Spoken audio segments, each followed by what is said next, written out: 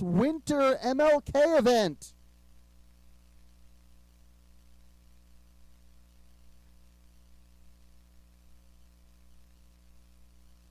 So we're going to start off with our antweight division. We have loading into the red side. I believe red side is Bladezilla. Is that correct? Yes. And then in the blue side is Death Rattle. Is that correct? Awesome. Okay. So it looks like both of these bots are Viper kits, if I'm not mistaken. Bladezilla has an overhead spinner,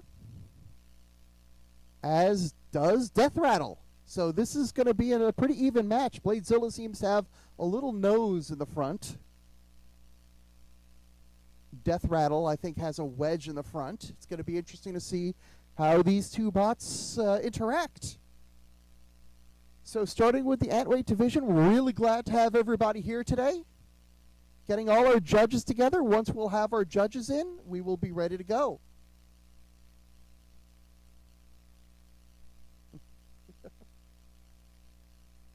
All right. Judges, are you ready? Do we have a referee? Referee is ready. Everyone is ready. Let's get this fight. Oh, let's try that again. Let's get this fight started. 3, 2, 1, fight!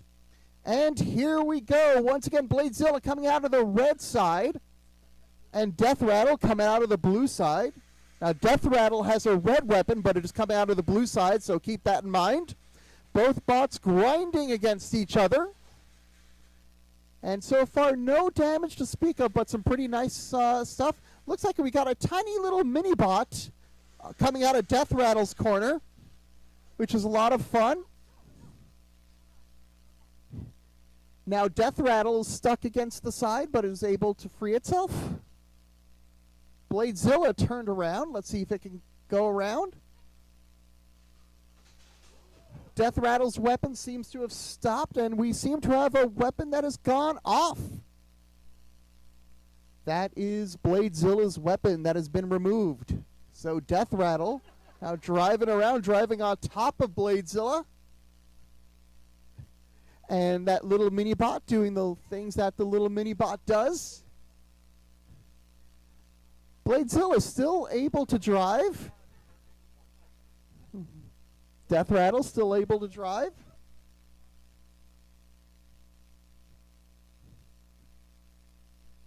So Death Rattle was the one that came out of the blue square. That's the one with the red spinner still intact. Bladezilla is the one with its weapon removed. Neither weapon is spinning, though, and there is 1 minute remaining in this fight. This is now a pushing match between these two Viper bots. Still pushing against each other. It looks like Death Rattle has a little bit more juice in its drive. But both bots still happy to push each other. 30 seconds left in this opening fight. MLK weekend here at G-Scrawl.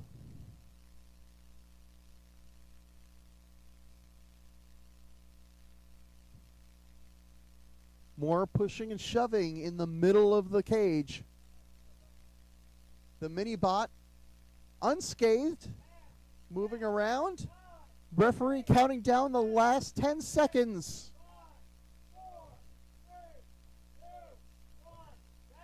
And that is it. Big hand for these two competitors. So the fight will now go to the judges. We're doing a weapons test right now. Functionality check, making sure.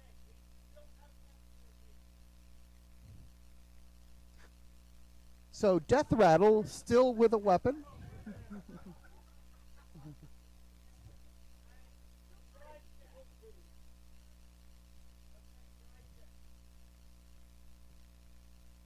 So the judges will now do a little bit of deliberating.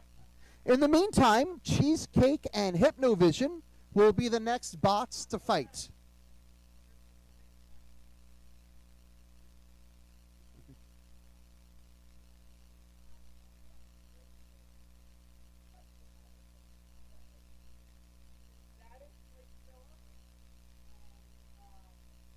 Death rattle.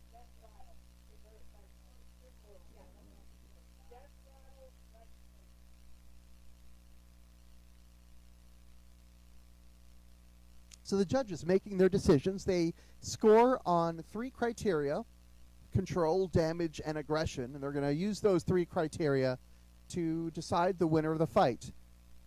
We're using standard double elimination brackets.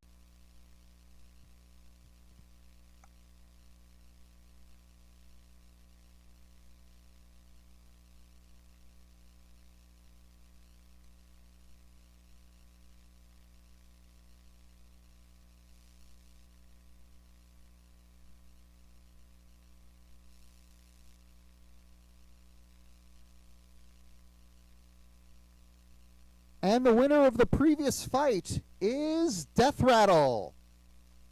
Death Rattle moves on to fight Lobot. Bladezilla will move on to the loser's bracket. So now we have Cheesecake versus Hypnovision. Judges, are you ready? Okay, just waiting on judges.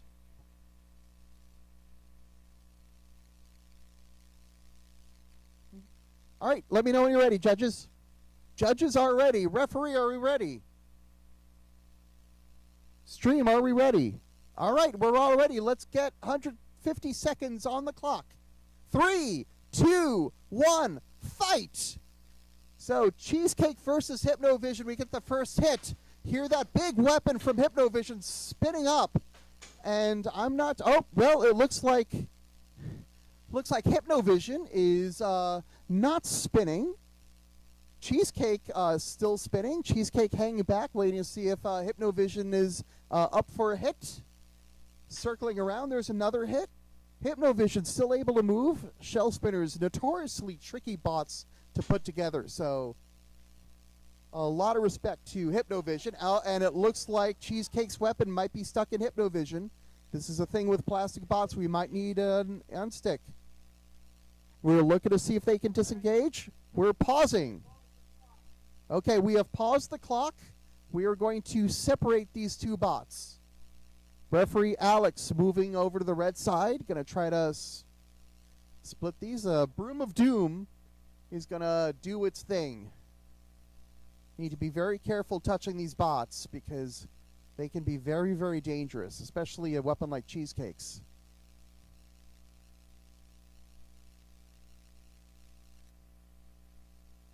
And there we go. We have it on stick. Thank you, Referee Alex.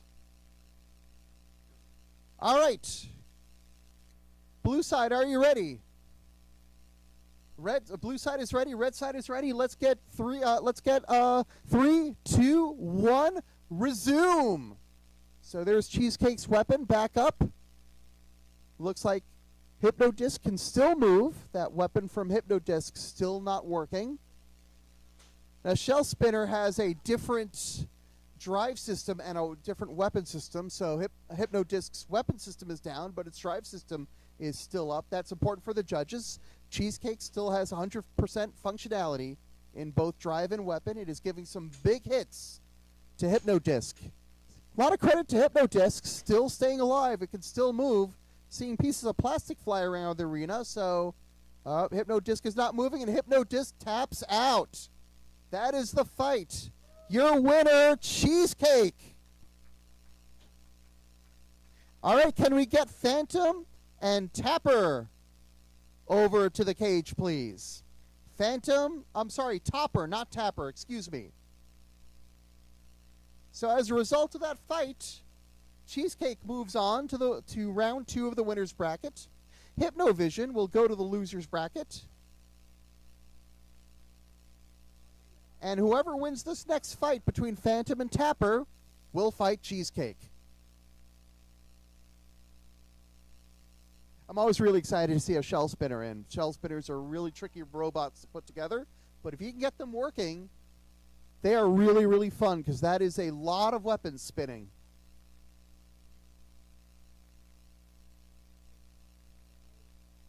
So this is the G-Scroll MLK weekend event. This is a qualifier for our finals.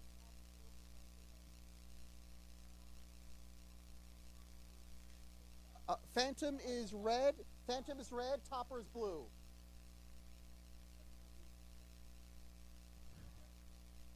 Yep. Yep. Yep. Phantom is red. Tapper's blue.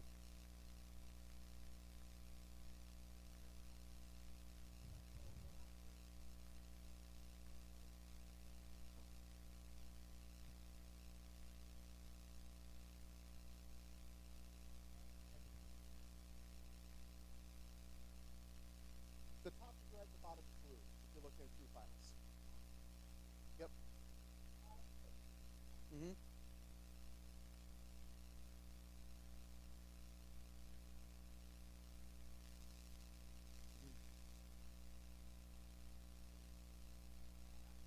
Do we have a topper? Okay. Let's have topper loaded. Well, topper should be loaded to the blue side.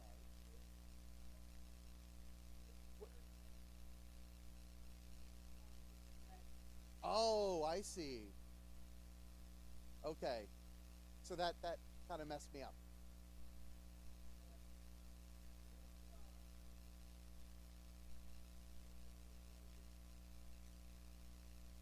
So we were still waiting for one of the bots.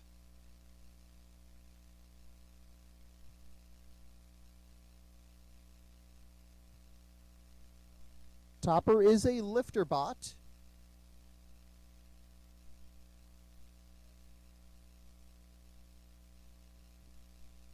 And Phantom we are waiting on. We actually can't really see it if you're watching from home, but we have two different buildings for the pits, and Phantom is in the other building. So we are working on getting Phantom from the other building into this building. They should be here shortly, though. In the meantime, on deck after this fight is Dulce de Lucha and Robot. So that will be the fight after this one. Dulce de Lucha, well-known, excellent driving robot.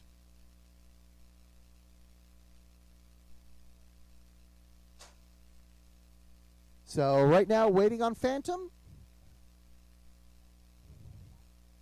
Tapper ready to fight. Whoever wins this fight will fight Cheesecake.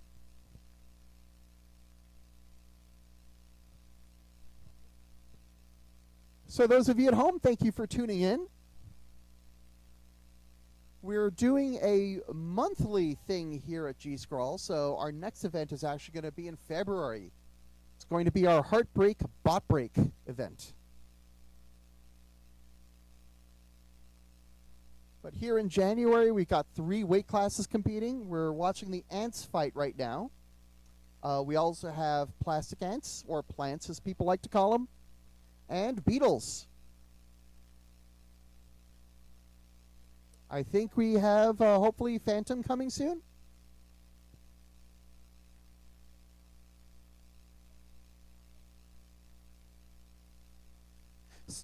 So we're going to swap. Tapper and Phantom is going to be on hold. The next fight is going to be Dulce de Lucha and Robot.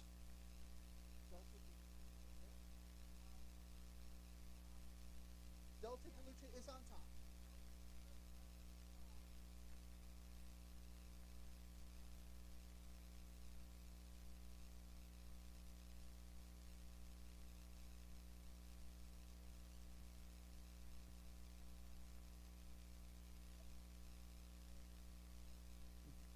So Dulce de Lucha, very well-known bot here at G-Scroll. Very, very good driver.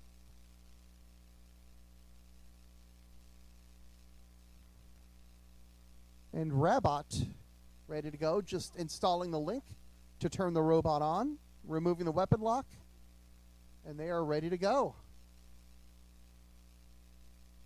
Robot looks like a diagonal spinner, not quite vertical, not quite horizontal.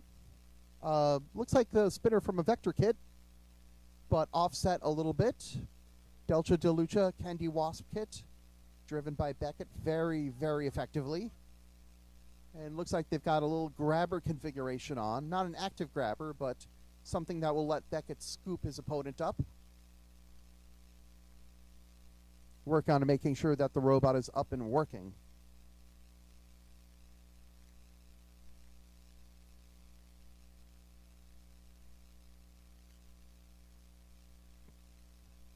Now, if you're watching at home, you can follow along on our True Finals brackets. You can summon the brackets, I believe, by typing !bracket in the chat, and that will give you the links to the brackets. A little bit of rain falling. Thankfully, we're indoors, but if you hear a little bit of tapping through the mic, that is the rain. So some of these bots may be coming in wet. Okay, so Dolce de Lucha, are you ready? They are ready. Rabot, are you ready? Rabot is ready. Press the button. Excellent. Judges, are you ready? Stream, are we ready? Okay, let's get this fight started. 150 seconds on the clock. 3, 2, 1, fight! Here we go. Dolce de Lucha, potatoes into the corner, but then gets it together in a nice box rush. Great charge, and Rabot is upside down. Can Rabot self-right? That's a big question for a lot of these bots. It looks like Rabot's weapon doesn't quite have the torque to turn around. Now it's going to be up to Beckett. Will Dolce de Lucha be able to flip Rabot right side up again? That's what Beckett's trying to do. Giving Rabot a little bit of a tour of the box right now. Rabot's still upside down, and Dolce de Lucha has stuck itself under there, but that bot is really powerful. It's got enough torque to free itself. You can see that Rabot's drive is working just fine. Its wheels are spinning. It just doesn't have a way to self-right when inverted. And once again, Dolce de Lucha unfortunately stuck in the corner, but once again has enough torque to pull itself out. And now Rabot up against the side. And referee is now calling for movement. And here's a count out. If Rabot cannot show movement. And that is the fight. Dolce de Lucha is your winner. Dolce de Lucha will move on to fight ipso facto. Rabot will move down to the losers bracket. So now we're going to get Phantom and Tapper back into the arena.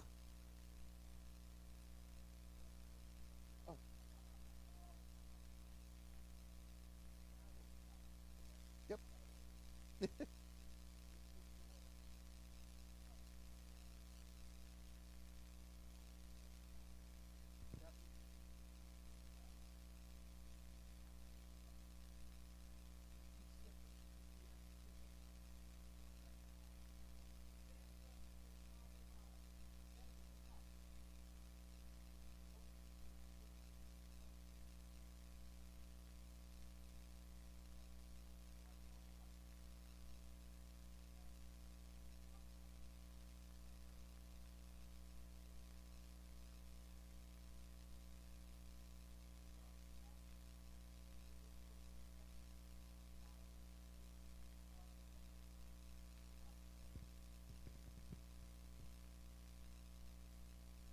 Some more rain coming down. We are in Ideal Farms right now.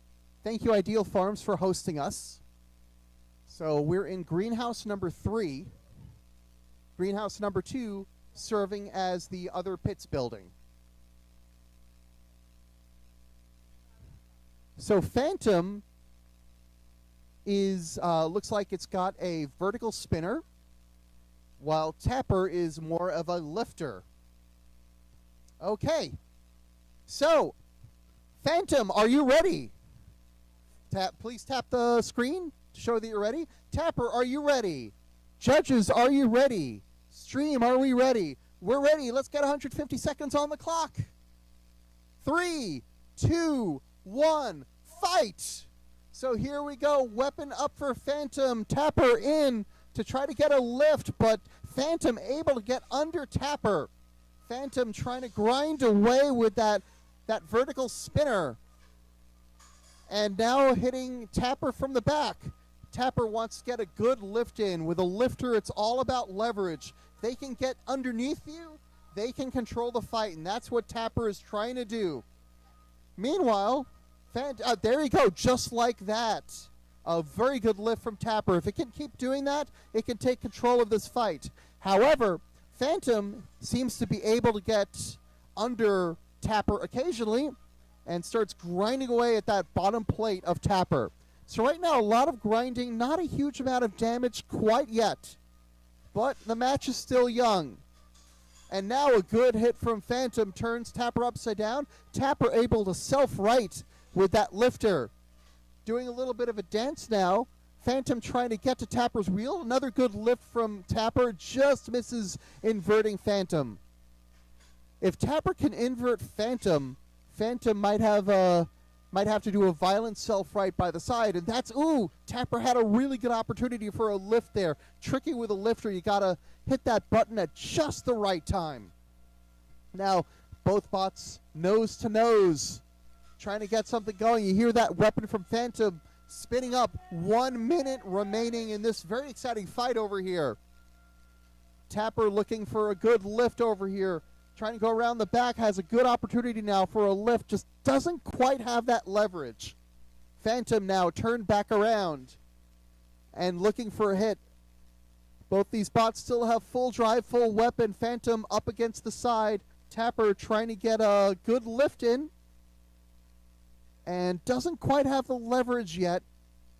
It looks like some of the damage that it's taken from Phantom has affected some of its leverage. That spatula up at the front is just chunked up just enough that it can't quite get under Phantom. And with that lifter, that's like so important. You've got to get that leverage underneath the opponent. 10 seconds remaining in this fight. And now Tapper inverted once again. Looks like they're going to end the fight on their heads. And that is the fight. This fight going the distance, the full 2.5 minutes. The judges are now going to make their decision. In the meantime, we need Striker Bite and Frostbite to the arena. If you're an ant and your bot name ends in bite, we need you. Getting a post-fight functionality check now from the referee. Judges figuring out, again, the judges score on 3 criteria. Damage, control, and aggression. Now we're seeing, making sure that both bots have weapons and both bots have drive.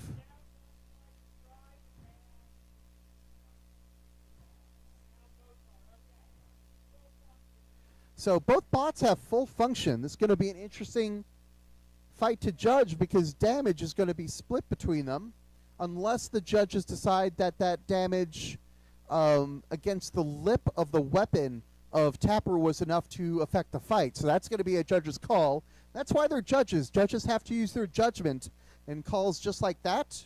They're also going to have to decide which bot had more control and which bot showed more aggression. Then they'll put all that into some numbers. We'll add up the numbers. Whichever bot got the most judges choosing them will win. So sometimes it's a unanimous decision, all 3 judges agreeing on the same bot. Sometimes it's a split decision with 2 judges going for one bot judge going for the other. But overall,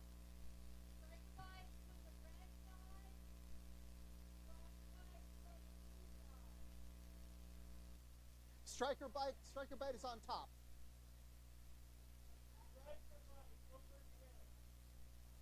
So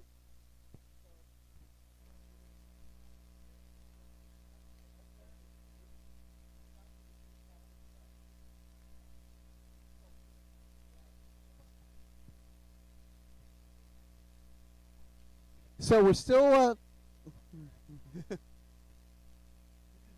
happens.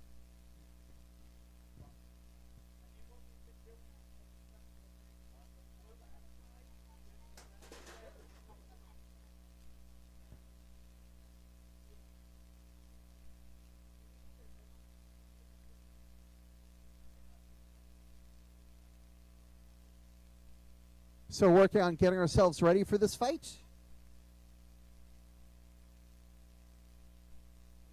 Looks like Frostbite is ready to go. Just waiting on Striker Bite.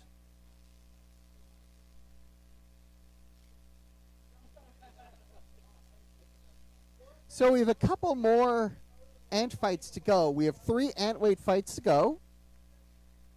And then we're going to move on to either our plastic ants or our beetles. And then we'll keep going. Beetles will be next, is what I'm hearing.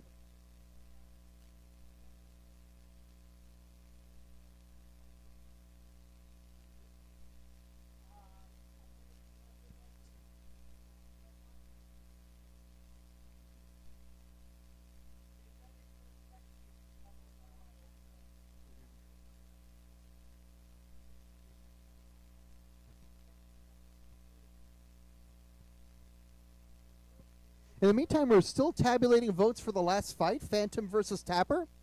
Once we finish that tabulation, whoever wins that fight will fight Cheesecake. Whoever loses that fight will fight Hypnovision.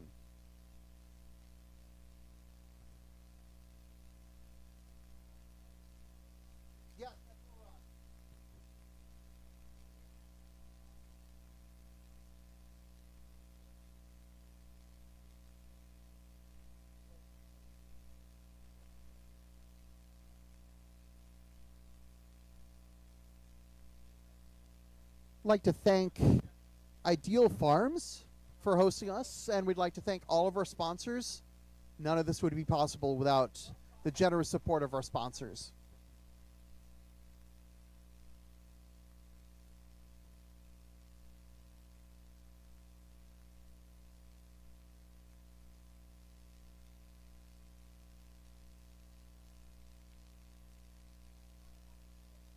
So we had some rain a little bit. The rain doesn't really matter too much for what we're doing, but sometimes it's a little strange to hear rain hitting you from all sides from this greenhouse.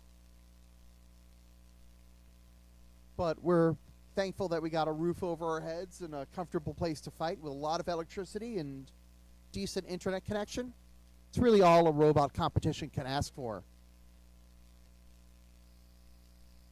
We have a winner in that last fight with Phantom versus Tapper.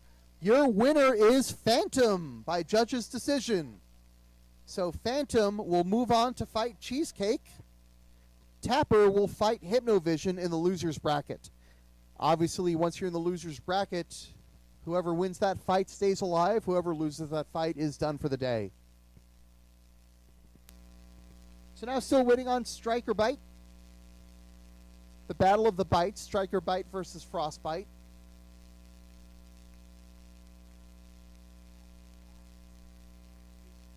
The winner of Striker Bite versus Frostbite will fight the winner of the next and last fight for the first round of the Ants winner's bracket. That's the winner of Robo Mouse versus... Okay, looks like we have a robot.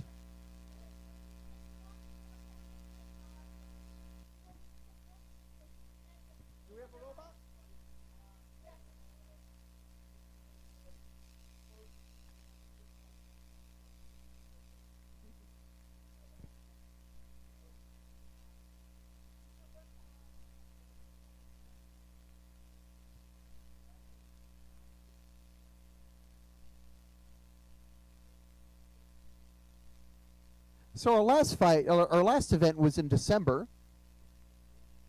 Had some really exciting fights, and we wound up with Fully Combat winning the Ant Weight division. We had Crash Fest winning the Beetle division, and we had Deatharang winning the Plastic Ants division. None of those bots are here today. We have a different set of bots. We have some overlap. Some bots are returning. But we're going to have 3 new winners this time around, which is going to be exciting. All right, running in is Striker Bite. So they are here, they are ready. They're going to take on Frostbite. Striker Bite is a lifter. Frostbite is a vertical spinner. So Striker Bite, a vector kit with a lifting module. Frostbite got a spinner and a little wedge nose to try to get under its opponent. That leverage for a vert is very important. All right, Striker Bite making sure their bot is ready to go.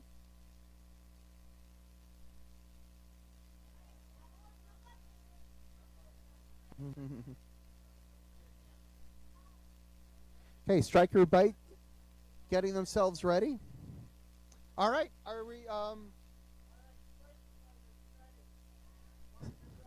Striker Bite is ready. Frostbite, are you ready? Mark yourselves as ready on the screen, please.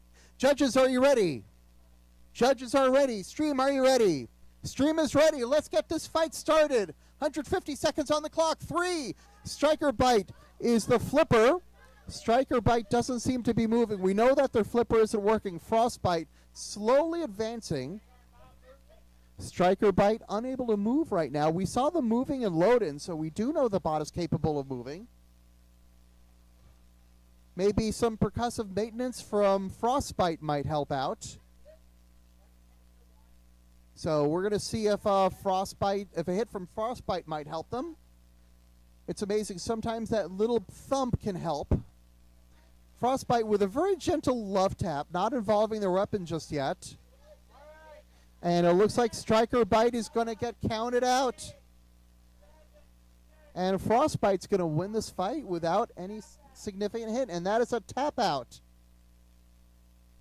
Striker Bite taps out. Frostbite takes this fight. So Frostbite will move on to the winner's bracket. Striker Bite still alive. They're going to fight the loser of the next fight. So we are now up to RoboMouse versus Bumblebee.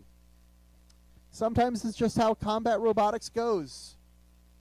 Sometimes your bot works great in the test box, works great when you load it in. Countdown starts, fight starts, and your bot doesn't move. This is just how it goes. Then you take it back to the pits and you figure out what went wrong, come back to fix it. Meanwhile, Frostbite with a fight where they took almost no damage. So they're going to make sure their batteries are charged and ready to go to fight the winner of this fight. So we're waiting on RoboMouse and Bumblebee. We got one competitor here. Both competitors here. Wonderful.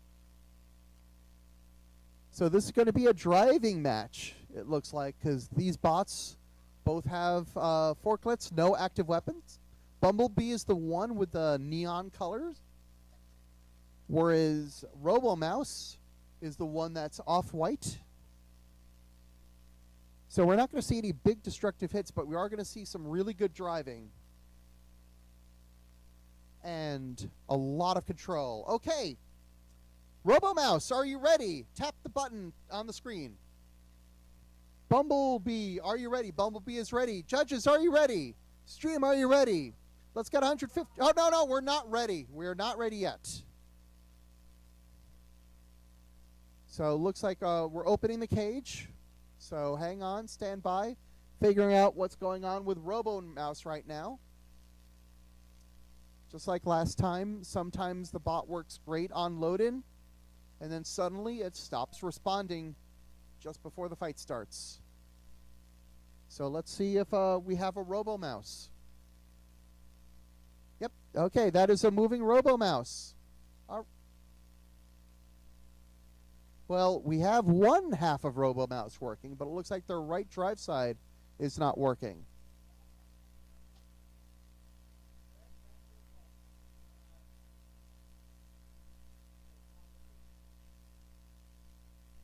Right drive side isn't working.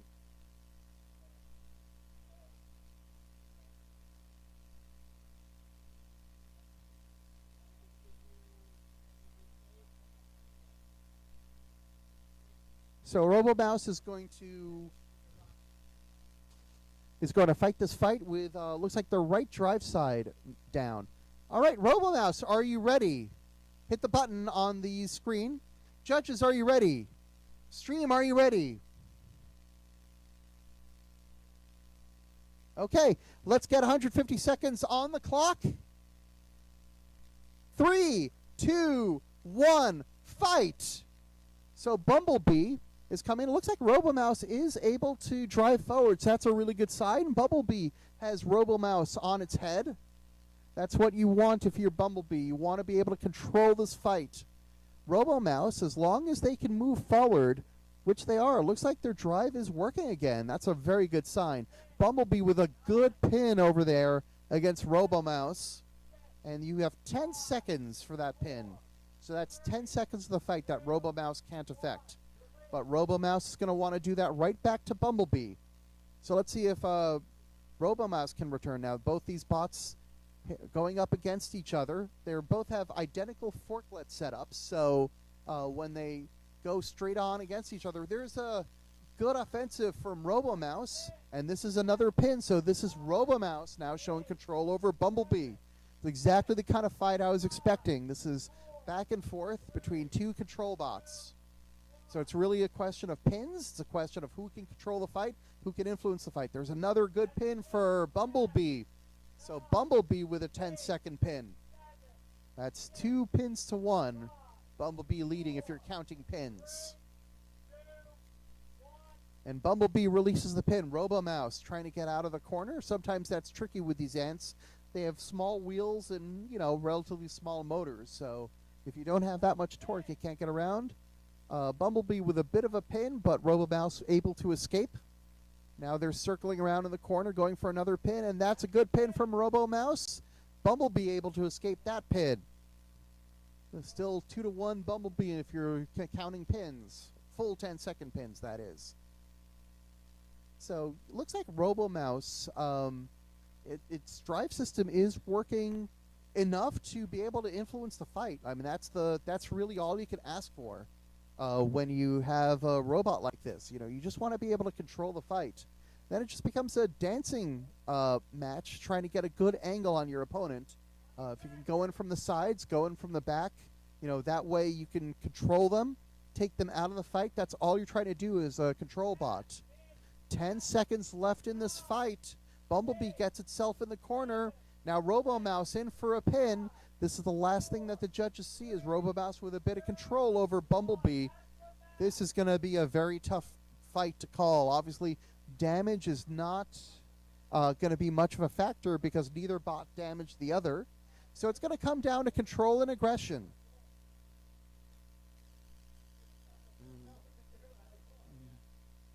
Looks like there's a little bit of RoboMouse that fell off, so maybe damage will be a factor in here after all. If a little bit of RoboMouse fell off, you know, that might be something that the judges will consider.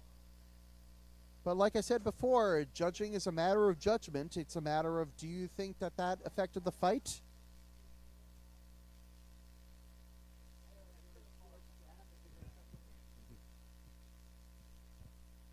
So the winner of this fight will fight Frostbite.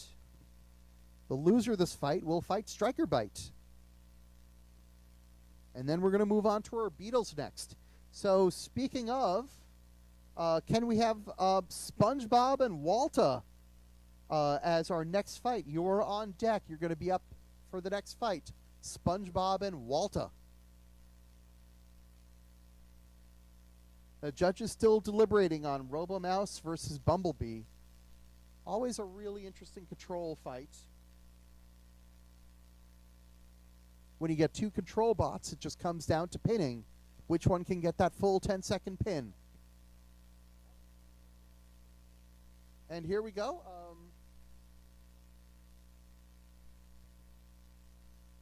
Shall I tabulate? Do you mind if I tabulate? Okay. Okay, the winner of the previous fight by unanimous decision is Bumblebee. So Bumblebee will move on to fight Frostbite.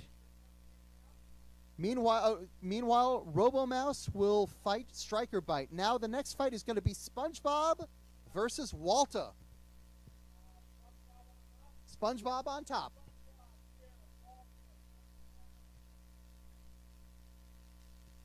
Now Walter, we have to pronounce Walter, not Walter. You're not going to pronounce that R, that rhotic R, as they call it. SpongeBob with a flipper. This is almost a Crash Fest-esque sand shovel flipper, except it's made out of metal instead of plastic.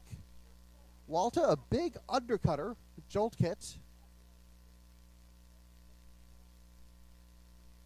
Both bots 2 wheels. That means focus on the weapon, most likely. All right, SpongeBob, are you ready? If you're ready, hit the button on the pad. There you go. Walter, are you ready? Walter is ready. Judges, are you ready? Judges are ready. Stream needs a moment. Stream needs... Beetle.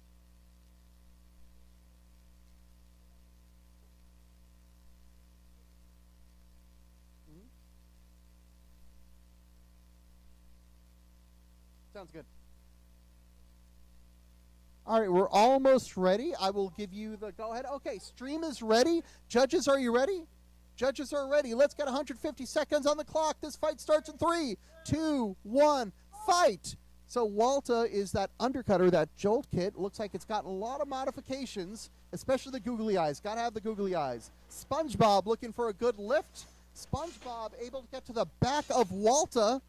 Walter turning around. Now, these are beetles now. They're not ants. These are 3-pound bots, not 1-pound bots. They are bigger, they are louder, they are meaner.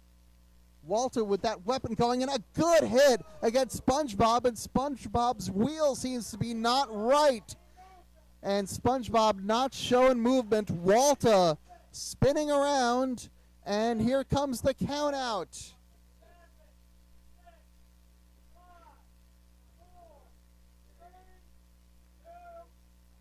And that is a knockout for Walter. Walter will move on to fight Prince. SpongeBob goes to the loser's bracket. Big fight, big hit. Just what we want to see. Okay, now we've got Annihilation and Revolver up next. Annihilation and Revolver are next. The winner of this fight will move on to fight the Fool.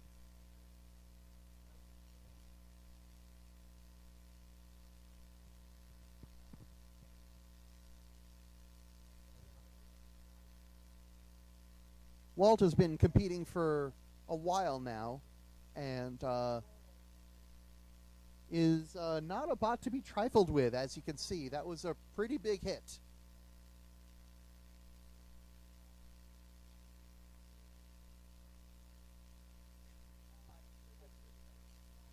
You're welcome.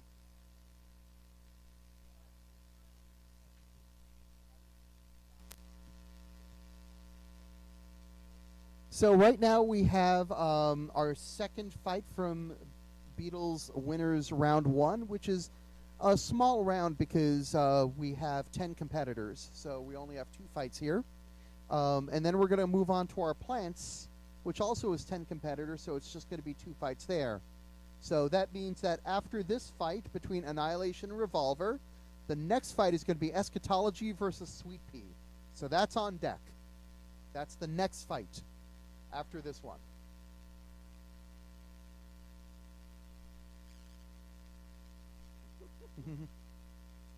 So Annihilation and Revolver loading in right now. Yep, Revolver is a rotator-esque bot, but as its design has evolved, it's evolved a little bit away from the rotator thing. Annihilation is that black and white bot in the corner. Okay. In the pork roll corner. Thank you, Alex. Okay, Annihilation, are you ready? If you're ready, hit the button. Awesome. Revolver, once you're ready, hit the button on your side. But Revolver, are you ready? Yes, Revolver is ready. Judges, are you ready? Judges are ready. Stream, are you ready? One moment. We need one. We're ready. Okay, let's get 150 seconds on the clock. So both bots spun up. Now you see Revolver turning around. That's because its weapon is contacting the ground, unfortunately. So instead of getting a clean spin, it's turning itself around. That could happen with an undercutter. Annihilation going for a hit, but hits our arena wall instead. It's going to want to see if it can get a good hit on Revolver. Almost had it. There's a little bit of a hit. Revolver not moving much. Now it's moving that weapon. I don't think they can spin up the weapon, but it spins the bot instead of spinning the weapon. And that's going to be a problem for Revolver. Big hit from Annihilation. That's a nice big beetle weight hit. And now Revolver a little bit stunned. Now they're moving a little bit. They can get that weapon. Another big hit, and that is a wheel gone from Revolver. Revolver now a one-wheeled bot. Annihilation with another big hit. Annihilation right now controlling this fight, lining up another hit. And now the referee asking for movement for Revolver. Revolver not moving. Time running out. There's a count out during the hit. And that is the fight. Your winner, Annihilation. So Annihilation will move on to fight the Fool. Revolver will go to the loser's bracket and go find out its opponent from round 2. So that is round 1 of the Beatles.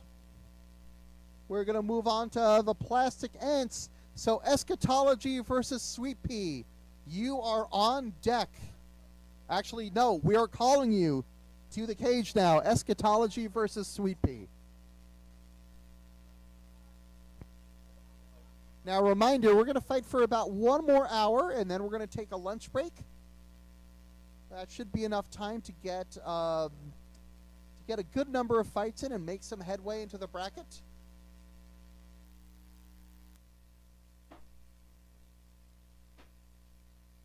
Now, our Plastic Ants division, any sort of Plastic Ants division in combat robotics, the bot has to be made almost entirely out of plastic. It's just the electronics and bits of the wheels can be made of something other than plastic. Certain forms of plastic are not allowed.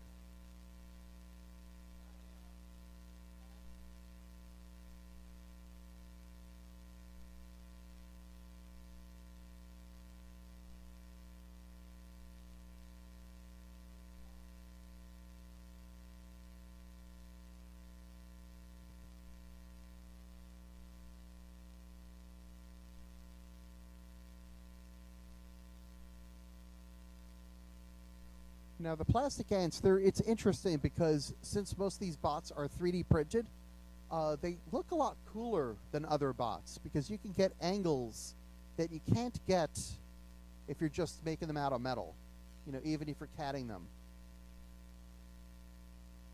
So Eschatology is the red bot. Sweet Pea is the gray and red bot with the vertical spinner.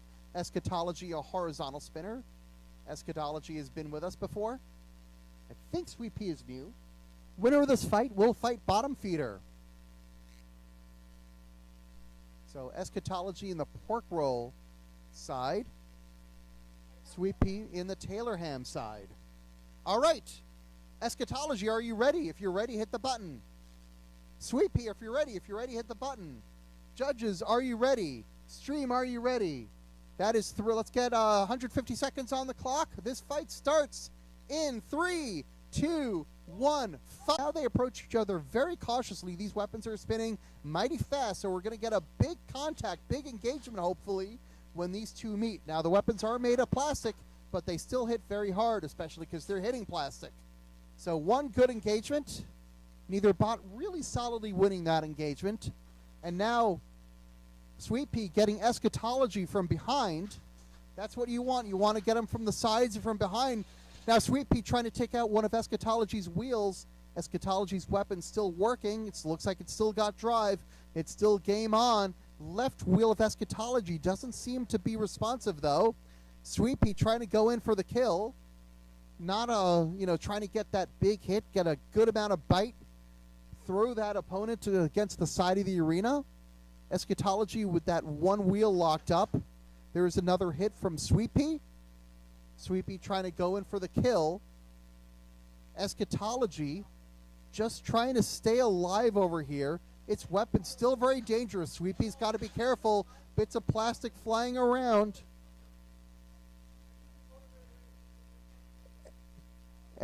Now, it looks like Sweet Pea's left drive is not working. So both of these bots are now down a wheel. It's a thing that happens with two-wheel drive bots. Focus on the weapon. But if you lose one wheel, you are going in circles. Still, these weapons are going at full bore, and you get lots of hits like that, and we got a bit of a problem over here with Sweet Pea's weapon has been dislodged. So now Sweet Pea does not have a weapon anymore. Eschatology still has a weapon, still has one wheel. And now Sweet Pea's upside down with, doesn't look like it's got a way to self-right.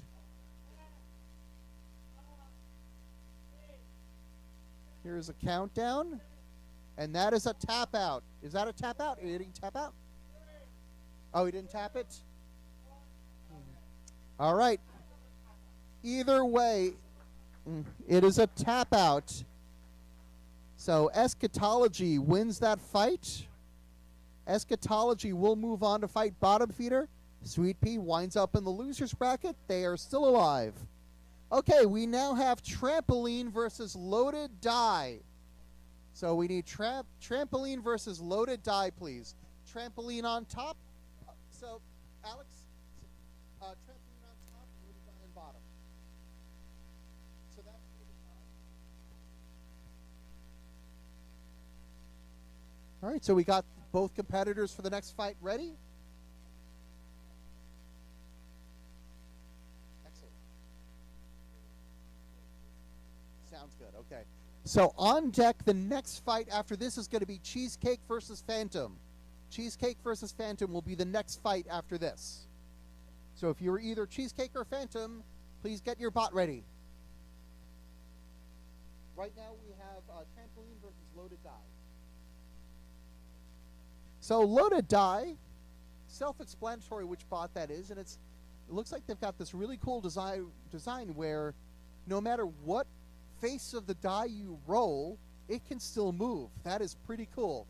I'm also impressed that they actually have the numbers of the die correct, because each face of the die should, when you add the opposite faces of the die, they should amount to 7. That is an important thing with dice.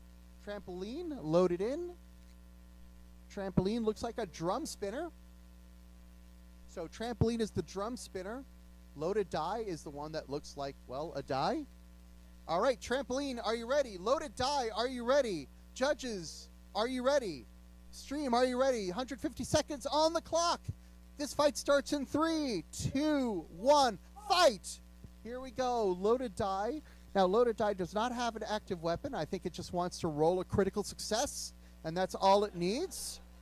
Meanwhile, Trampoline with that drum scraping a bit of the ground, but let's see if it's still got enough torque and bite to do something against the die. Die right now showing a value of 1. We'll see if that changes throughout the fight.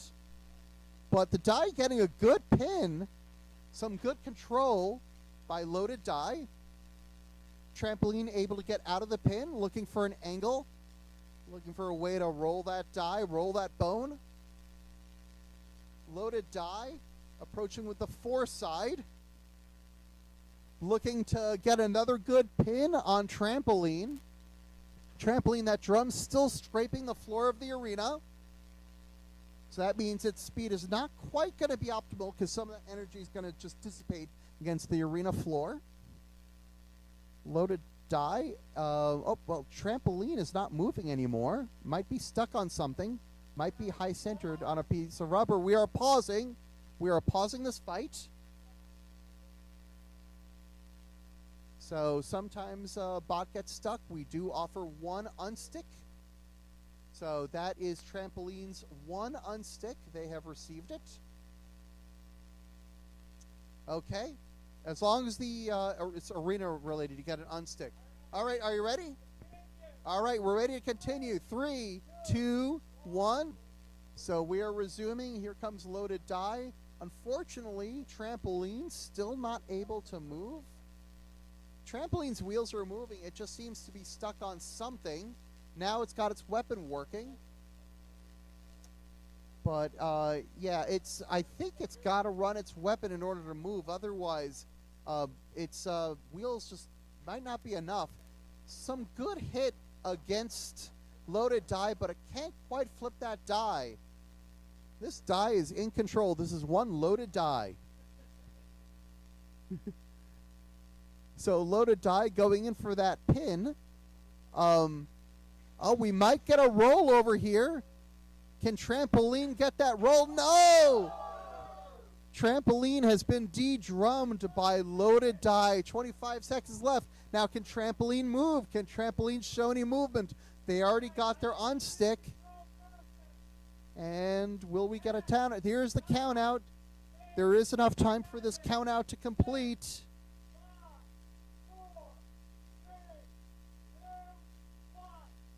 And your winner is Loaded Die. Loaded Die moves on to fight Block of Cheese. Trampoline will go to the loser's bracket.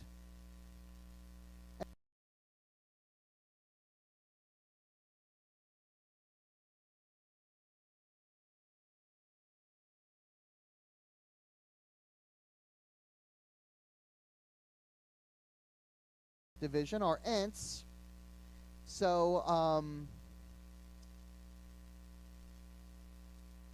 we're going to start with Cheesecake versus Phantom is going to be our next fight. This is going to be the second fight for both of these bots. Cheesecake defeated Hypnovision in its first fight, whereas Phantom defeated Tapper. So Cheesecake versus Phantom, and the next fight after that will be Ipso Facto versus Dolce de Lucha, and that should be a banger. So it looks like we've got Phantom. Yeah. We got Phantom coming in, we got Cheesecake coming in, and we got both our bots.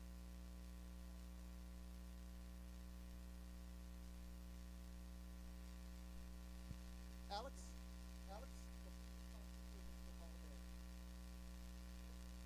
Yeah,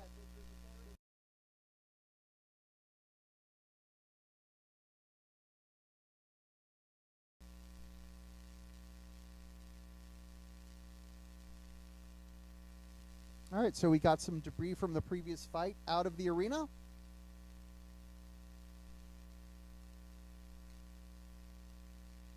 Now, Cheesecake is a well-known horizontal spinner. It has done some grievous damage to other bots at previous events. Phantom is I'm calling it a vert. I mean, I can see some people want to call it a drumette or a drisk even. Let's go with drisk. That is a pretty thick vertical spinner that Phantom has. Okay, Cheesecake, are you ready? If you're ready, hit the button. Phantom is ready. Judges, are you ready? Judges are ready. Stream, are you ready? Stream is ready. 150 seconds on the clock. Let's get this fight started in 3, 2, 1, fight! Okay, so Cheesecake up first. Cheesecake joins Phantom in a big hit, and that weapon doesn't look right on Phantom. So one hit from Cheesecake, and this fight is already affected.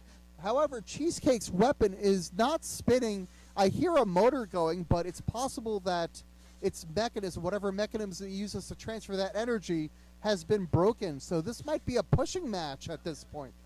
Oh, it's going? It's just blurred? Ah, Cheesecake's weapon is nice and happy. I think what I'm seeing is the bottom of Cheesecake's frame. It's got this little wedge thing, so Cheesecake's perfectly happy. So we have a tap out. Phantom wins. I'm sorry, no, Cheesecake wins. Cheesecake moves on. Cheesecake moves on. They'll fight the winner of Lobot versus Death Rattle. Phantom will move on to fight Rabot in the loser's bracket.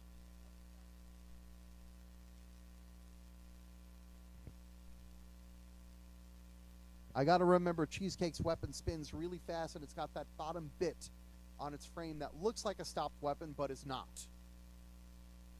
So the next fight is Ipso Facto versus Dolce de Lucha. Frostbite versus Bumblebee. You are on deck after this fight. So Ipso Facto versus Dolce de Lucha is the next fight, with Frostbite and Bumblebee up next.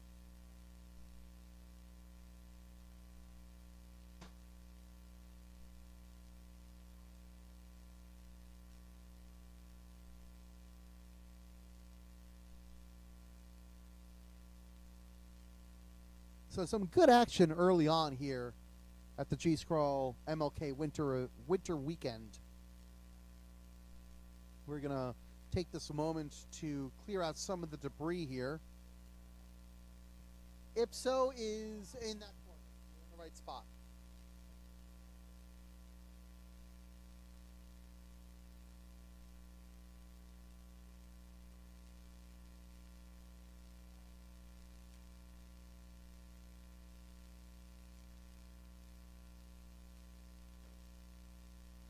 So we have an ipso facto, just waiting on Dulce. Dulce's right here. All right. Both of these bots are really well known. These are very frequent G-Scroll competitors. They are very, very competitive. It's going to be a good fight. It's going to be ipso facto, nautiloid kit, really good vertical spinner, nice wide body, very stable, versus Dulce de Lucha Candy Wasp kit that's very fast and very well driven. So, who's going to win this fight is anybody's guess.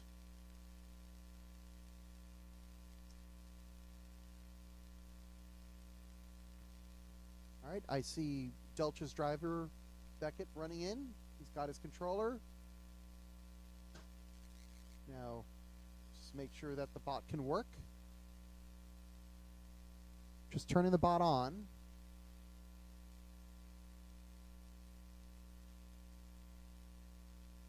Once we see that the bots are working, we can start this fight. All right. Ipso facto, are you ready? Just hit that button. Just hit the button on the screen. Dulce de Lucha, are you ready? Hit the button on the screen. Judges, are you ready? Stream, are you ready? Everybody's ready. Let's get 150 seconds on the clock. This fight starts in 3, 2, 1, fight.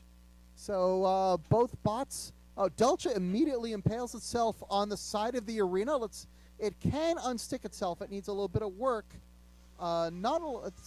Ipso facto declines to take that hit on Dulce de Lucha. Let's see what happens. But it does accept that hit. Does take that hit. Dulce going flying. Dulce now trying to figure out a way to get underneath ipso facto.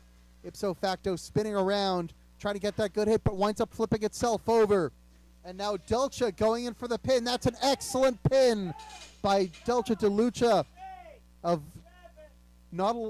Ipso facto is going to try to get itself unstuck. And that's a release over there. Does ipso facto, can its weapon still spin? If its weapon can spin, it can self-right just like that. There it goes, and now a hit. Didn't have its weapon going full bore, but was able to fling Dulce a little bit. Now Dulce taking ipso facto into the corner. And a good pin. You see ipso facto trying to get itself out of the pin. See all the torque from Dulce de Lucha keeping that pin in. Dulce releases. Some really good driving from Dulce over here. That point early in the fight where ipso facto had a clear line of sight to Dulce, but did not hit it.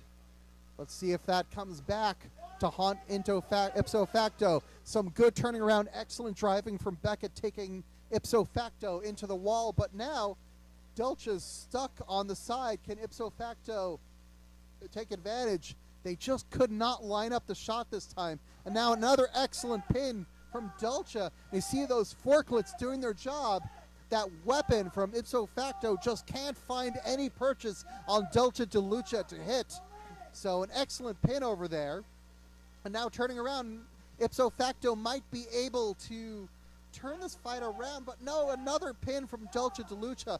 Excellent control from Dulce this fight, really showing how to take on a bot like this. Hasn't been able to complete that full pin. I think it's gotten a couple of full pins in. It's gotten some long 10 seconds left in this fight. Fascinating fight between these two bots. Ipso facto doing everything it can, but smothering, driving. And that is the fight. Excellent fight between these two, and it's going to go to the judges. So in terms of functionality, both bots seem to have all their functionality intact. It really came down to controls and hits. So in the meantime, we are Frostbite and Bumblebee will be the next fight after this. So the judges are discussing damage, what damage ipso facto took on its fight. They're also going to take a look at Dulce and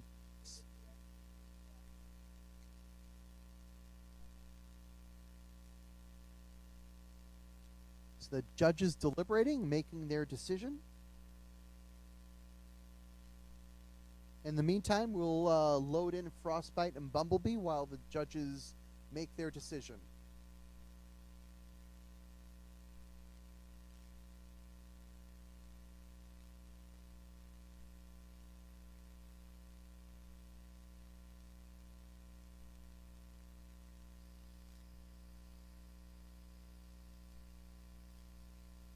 After Frostbite and Bumblebee, we will have Lobot and Death Rattle, and that will finish up round 2 of our Antweight weight class. Bumblebee is bottom. That is correct.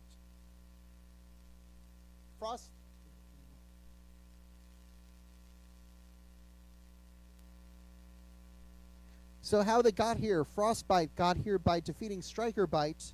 Bumblebee defeated Robomouse in a judge's decision.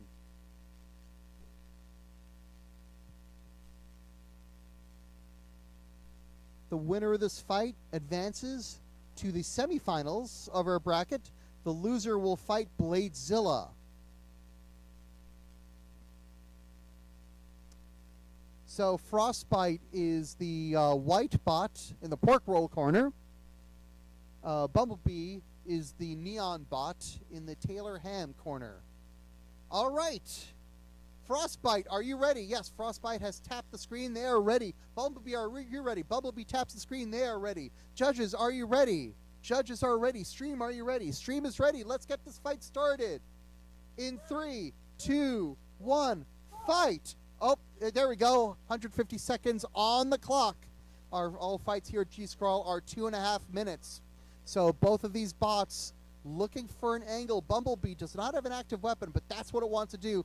It wants to get underneath Frostbite. Take Frostbite into the corner. Take Frostbite out of the fight just like that. That's a pin from Bumblebee. We've been seeing good pins from Bumblebee in its last fight. It seems to be picking up right where it's left off. Meanwhile, Frostbite's challenge is going to be to figure out a way to get under Bumblebee. So that's going to be tricky. That's why a lot of these bots have forks, because they can take those forks. Those forks can get underneath your opponent. Sometimes a wedge just isn't low enough to do that, especially if you're facing a really sharpened fork like you have with Bumblebee. So right now, ground game definitely seems to be going to Bumblebee. Frostbite looking for some way. If Frostbite can get to the back of Bumblebee, they might have a shot. They're going to need to take a running start at Bumblebee. But meanwhile, you can see Bumblebee taking a little bit more control, taking those control points. But now it's got itself lodged into the side of the arena. If it makes mistakes like that, Frostbite could potentially capitalize. But Bumblebee quickly gets itself out, and now once again gets itself underneath Frostbite. You know that the fight is going Bumblebee's way when it's wearing Frostbite like a hat, just like that. And that is another good pin. 1 minute left in this fight. Bumblebee with a really good pin, keeping Frostbite in the corner. That count you're hearing is a pin count, not a knockout count. You have 10 seconds to hold your pin. Bumblebee releases the pin, and now it puts Frostbite in another pin. That's just what fighting a control bot is like. They take you out of the fight. And it's really a question of how Frostbite can get that leverage. We have 30 seconds remaining in this fight. Bumblebee releasing. It's got to get if it wants to pin Frostbite again, it's got to get a new pin. That weapon from Frostbite just hasn't gotten any leverage on Bumblebee. Bumblebee is just so low. It's very hard. When you make a low bot like that, it's really tricky.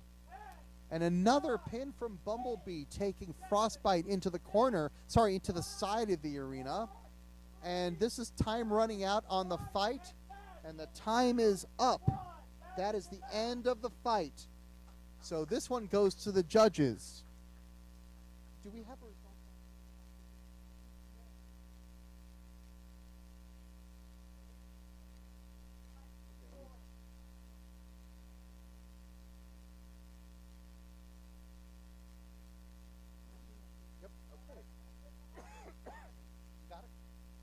So we have a winner in the previous fight, Ipso Facto versus Dulce DeLucia. The winner of that fight is Dulce DeLucia. So Dulce moves on to the semifinals. They're going to face the winner of this fight, which the judges are deliberating on now. Meanwhile, Ipso Facto, that was a tough fight. They go to the losers bracket. They're going to face the winner of Hypnovision versus Tapper.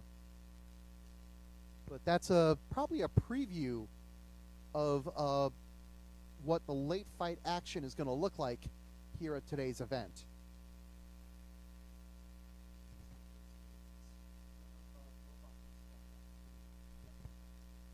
All right. Okay, so the winner of the fight you just saw, Frostbite versus Bumblebee, your winner is Bumblebee.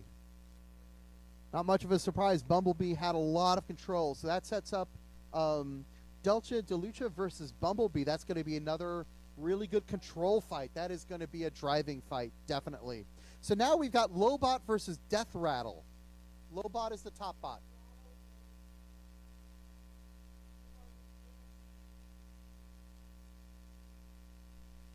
So this is Lobot's first fight. They got a bye. Ipso Facto had also gotten a bye, so their first fight is in round 2. Lobot versus Death Rattle. The winner fights Cheesecake. That's always a tricky, challenging fight, but you know, every one of these fights, winning is a privilege.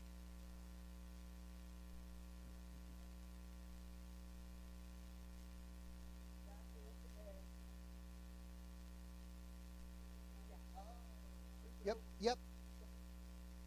That was in their last fight.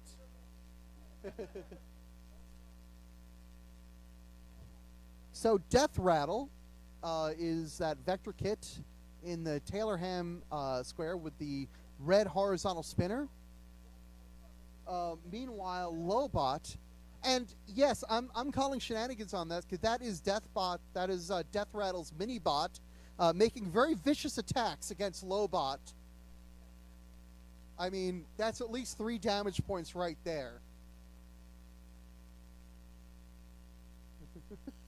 Okay, are we so let's start with Lobot. Lobot, are you ready? Hit the button. Death Rattle, are you ready? If you're ready, hit the button. Judges, are you ready? Stream, are we ready? Let's get this fight started. 150 seconds on the clock. 3, 2, 1, fight. So here we go. Lobot looking for not quite a box rush, just getting a sense of its driving. Remember, this is Lobot's first fight of the day. Death Rattle, this is Death Rattle's second fight of the day. They're looking to get a good, clean hit on Lobot. Lobot with that wedge, though, and it seems to be set up in a really good angle. So that's all that Death Rattle can hit is that wedge. Now that that weapon is spinning down on Death Rattle, can they get it? Well, yeah, they can get it moving again. So that weapon is going again on Death Rattle. Lobot, in the meantime, they don't have an active weapon. It's just that wedge, but very often, that is enough. Wedge-to-wedge action right now. 4 wheels of Lobot versus the 2 wheels of Death Rattle. Death Rattle holding its own, though, over here. Now Lobot able to push Death Rattle a little bit. Death Rattle's weapon. Oh, there we go. Death Rattle with a good pin getting underneath Lobot. And its weapon briefly went down. Now it's back up. They can get that weapon spinning while Lobot is turned around. They might be able to get some of Lobot's wheels. And that would certainly change this fight. You know, right now, both bots head-to-head. Lobot pushing Death Rattle in the corner. They have 10 seconds to hold that pin.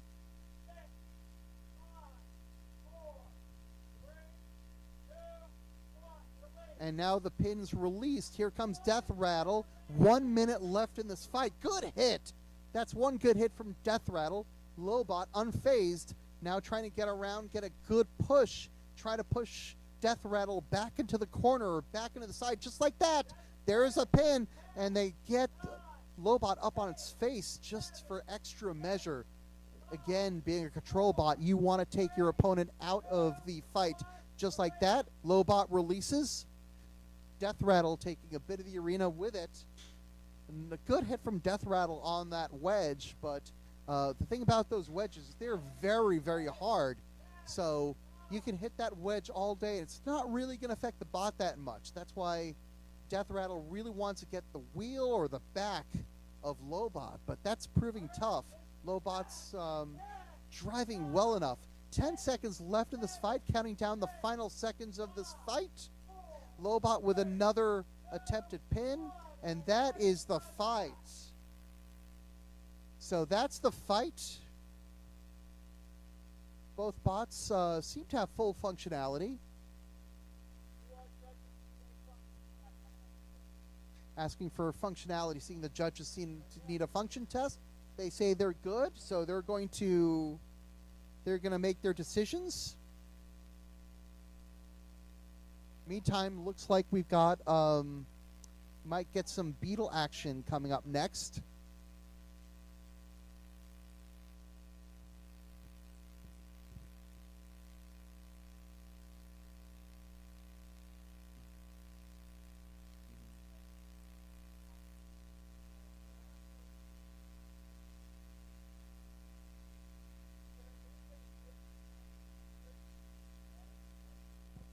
The judges are deliberating on the previous fight. Remember, Lobot versus Death Rattle, the winner will fight Cheesecake.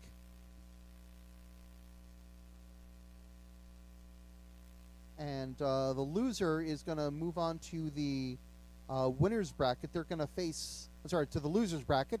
They're going to face the winner of Striker Bite versus RoboMouse.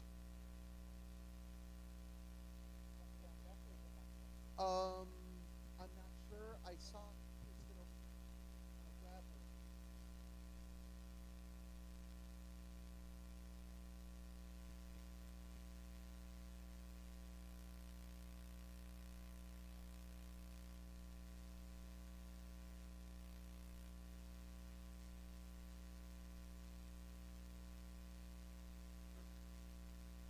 Okay, it looks like we've got Hypnovision versus Tapper right now.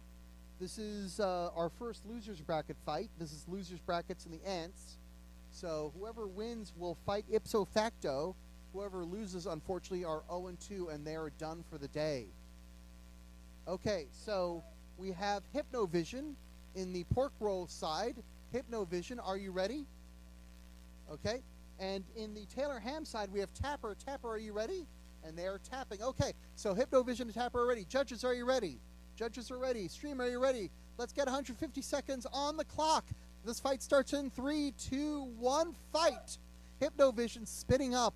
I love me a good shell spinner. So Hypnovision spinning up, and Tapper trying to get a lift, a good lift up against Hypnovision. There it goes. That's that kind of lift that they want. And now they've got a grab. They're pulling down on that, and now they're taking Hypnovision all around the arena. And now the pin's released. Now can Hypnovision spin? Those shell spinners are so tricky, but they're so cool when you can get them to work. Now Tapper is another good pin from Tapper. Tapper showing some good control in this fight so far. Hypnovision doesn't seem does it moving? It seems to be moving a little bit, but now it doesn't seem to be moving. Now it's moving again. And not only is it moving, that weapon is up again. That shell is spinning, and that's what you want with a shell spinner. Because once that shell's moving, you can't approach it from any direction without getting hit. That is the whole idea of a shell spinner. That and the body moves. What a good inversion from Tapper, and Hypnovision is upside down. No, they are tapping out. So Tapper wins. So Tapper will move on to fight ipso facto. Unfortunately, Hypnovision is done for the day, but like I said, I love me a good shell spinner, and hope to see more Hypnovision in the future.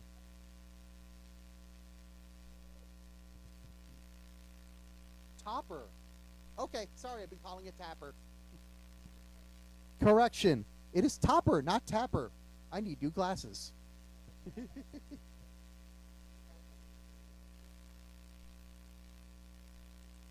Okay, awesome. Yes. So we have a winner in our previous fight, Lobot versus Death Rattle. Your winner is Lobot. Lobot will move on to fight cheesecake.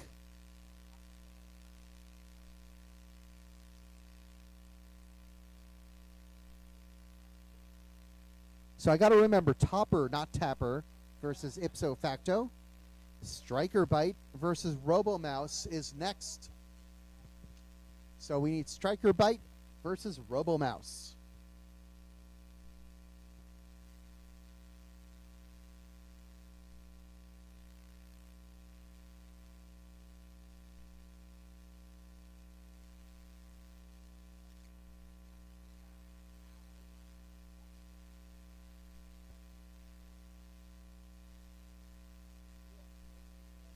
Oh, hello, Kelly.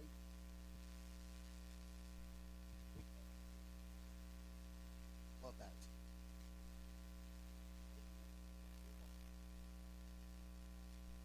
I can do that.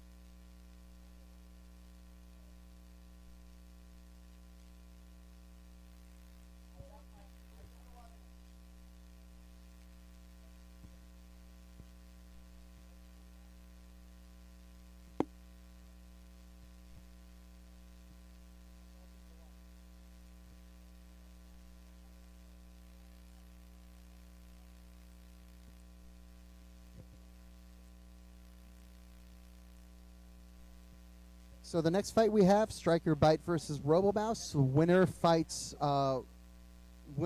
Death Rattle. And it is the loser's bracket fight, so unfortunately the loser will be 0-2 and their day will be done.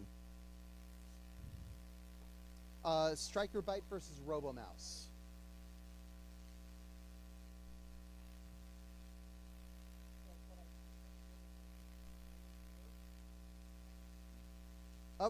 So RoboMouse is going to be the other side.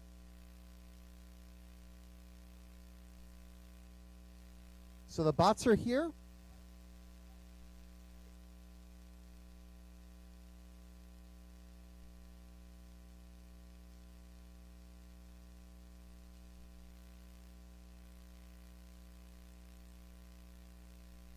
So Striker Bite is a lifter.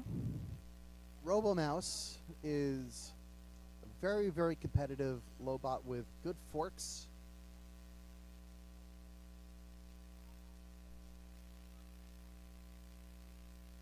Striker Bite had some issues with their weapon last fight, but hopefully they got them fixed in the pits. And this is just going to be a question of who can get under whom. The lower you can get, the better. This is going to be a limbo match. How low can you go?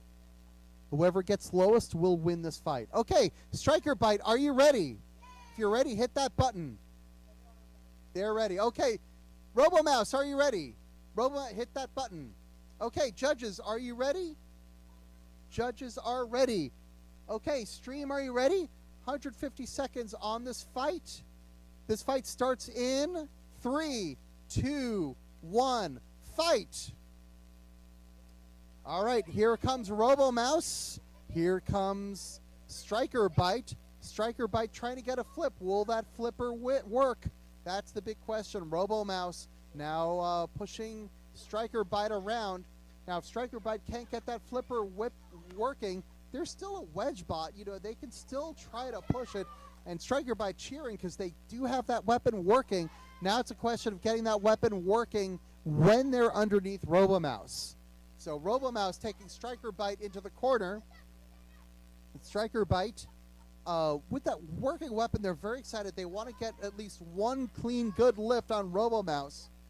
RoboMouse taking Striker Bite, trying to get Striker Bite into the corner. There they go. That's a good pin. So they can hold that pin for 10 seconds.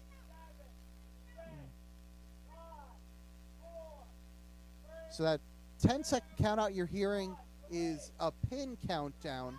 You have to release after 10 seconds. So Striker Bite trying everything they can to get under RoboMouse. This had a little bit of an opportunity there, but they seem to be stuck against the wall. Couldn't quite take it. And now another pin for RoboMouse. RoboMouse can hold that pin for 10 seconds. And that's that control we're looking for.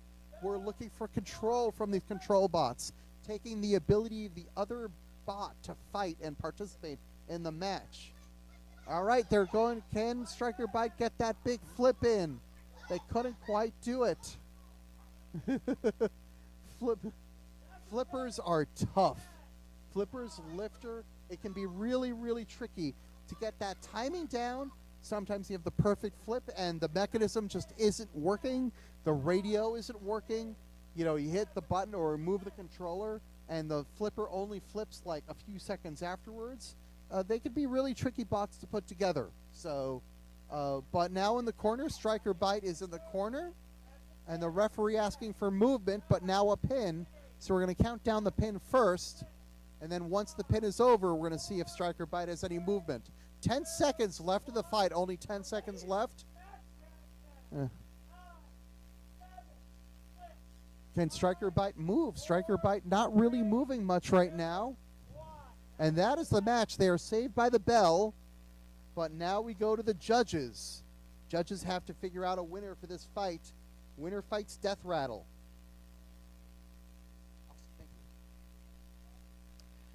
So after this fight, we're going to the Beatles. We're going to have Prince versus Walta. So Prince versus Walta is next.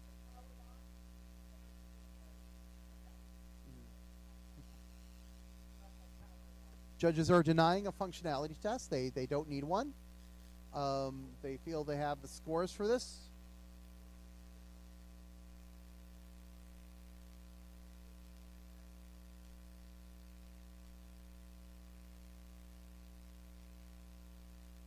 We're going to be taking a lunch break pretty soon. But we're going to try to get a few more fights in before that break. Waiting for the judges to make their decision. And we have a unanimous decision for RoboMouse. So congrats, RoboMouse. They are going to move to fight Death Rattle. Striker Bite, unfortunately, going 0-2. Their tournament is over. But thank you, Striker Bite. Building a lifter is always kind of tricky. Okay, we're going to move to our Beatles now. So we have Prince versus Walta. On deck is Marvin versus Kitsune. That's going to be a good fight. That means we're going to get a J double feature. Okay, so Prince is going to be this side. Walta's going to be that side.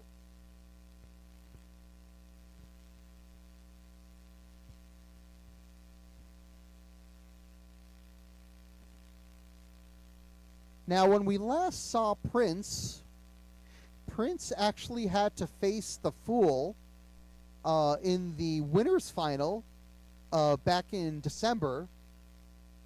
That is Jillian versus Lyndon fight. The Bot Barons, same team, fighting against each other. Prince won that fight. The Fool wound up going to the losers bracket and lost against Crash Fest. And then Crash Fest defeated Prince. So Prince wound up second. And now Prince trying to win this event. This is their first fight of the day. They got a bye in the first round. Okay, Prince, are you ready? Hit that button. Walta, are you ready? Walta is ready. Judges, are you ready? Judges are ready. Stream, are you ready? Let's get 150 seconds on the clock. This fight starts in 3, 2, 1, fight. So Prince, a vertical spinner. Walta, a jolt kit undercutter. Prince with that deep six division drizzle mentality. Big, big weapon. But right now the weapon going up against the arena. Same thing with Walta. Both bots seem to have it out for the arena right now.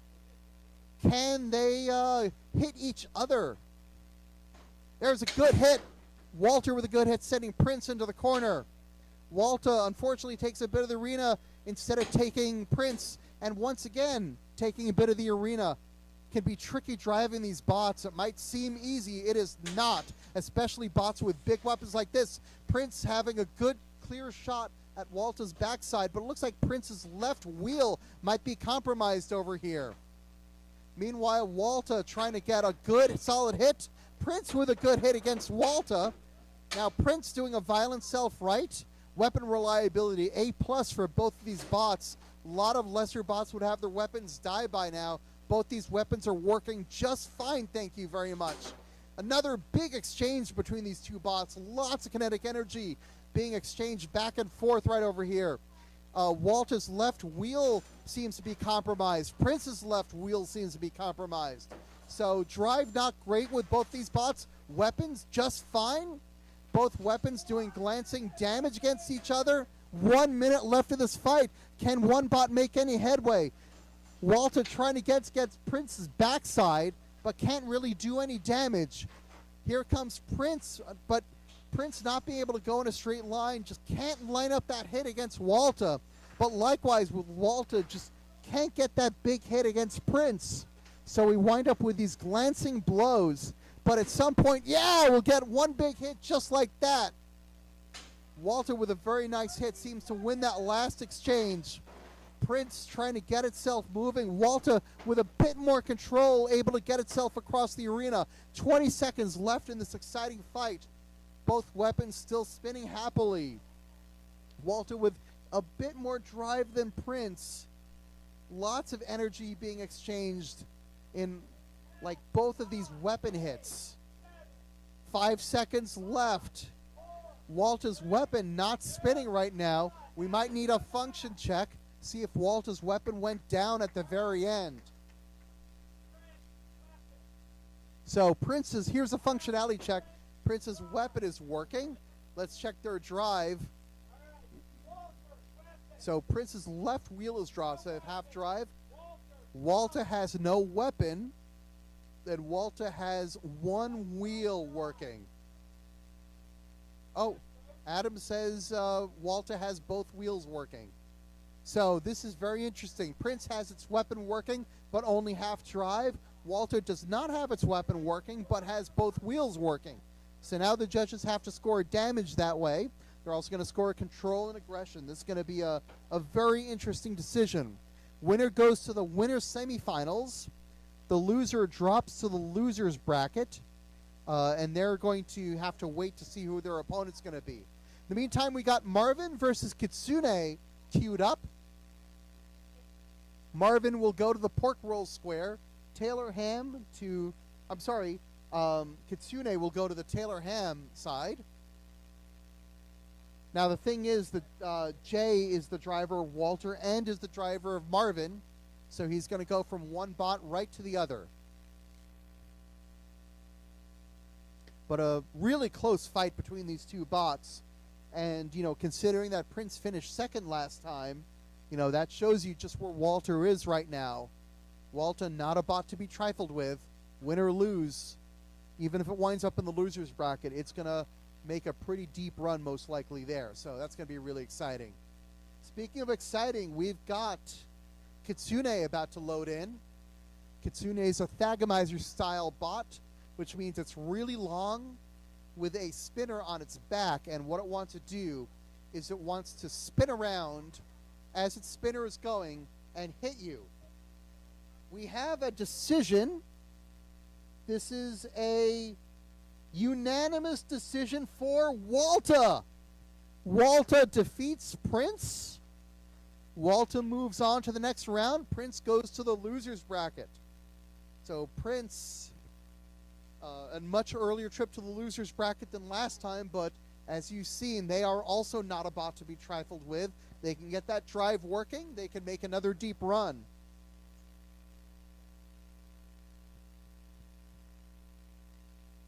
So now just waiting for Jay to grab Marvin. Remember, he had just driven Walter, so he's got to make that switch.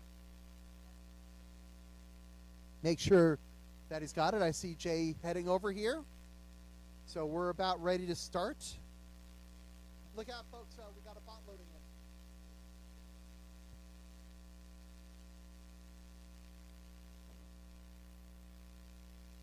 So Marvin, as you can see, is a drum spinner. Actually a beater bar. So it's going to go up against the Thagomizer style horizontal spinner of Kitsune. Both of these veteran builders, veteran bots. They know what they're doing. This is going to be a really fun match to watch. The winner of this fight will fight Walta. Except if Marvin wins, maybe they won't fight Walta. We'll see. Jay might decide to forfeit one of them. So, Jay wondering about whether he should win. All right, Jay, are you ready to fight? Marvin is ready. Kitsune, are you ready? Kitsune is ready. Judges, are you ready? Judges are ready. Stream, are you ready? Stream is ready. 150 seconds on the clock. Let's get this fight started. 3, 2, 1, fight! So here we go with a fight over here. And no contact just yet. Now a good swing from Kitsune. And both bots in the corner. Kitsune looking for that big swing and a hit. Marvin hanging him back. There's a good hit from Marvin, setting Kitsune into the side of the wall. And again, good two-hit combo from Marvin. Marvin upside down, though. Marvin spinning upside down. Kitsune doing a melty thing. Marvin stuck against the side. Can Marvin self-right? Oh, we're stopping the fight. We're going to pause, and we're going to get Marvin unstuck. So this is going to be Marvin's one unstick. You get one unstick if it's the arena that does the unstick, which it is in this case. This is a simple Broom of Doom operation. So now we're going to close up. Marvin, are you ready? Kitsune, are you ready? Let's get this match resumed in 3, 2, 1, fight! Here we go. One more time. Kitsune winds up going into the side of the arena. Marvin with a good hit lined up, but can't do much against that sloped wedge. That's why I want to design that wedge in there. But there's a good hit from Marvin. Kitsune spinning around doing the melty thing again. And there's a good hit from Kitsune. That's the kind of hit they want. They want to do that hit while spinning, get a little more torque into that hit. Marvin is upside down, so they're spinning down into Kitsune. Marvin now trying to get another big hit against Kitsune. Kitsune a little bit turning around, really relying on that melty move, that big spin. Another big hit and starting to get a little quiet in the arena. And that's a belt that I see on the side of the arena. I think that is Marvin's belt. So Marvin's spinner is not spinning, but Kitsune spinner is spinning just fine, thank you very much. 50 seconds left in this fight. Marvin, now a control bot, goes face first into Kitsune. Kitsune with a good hit. Now Kitsune, can it spin? Kitsune now in the corner.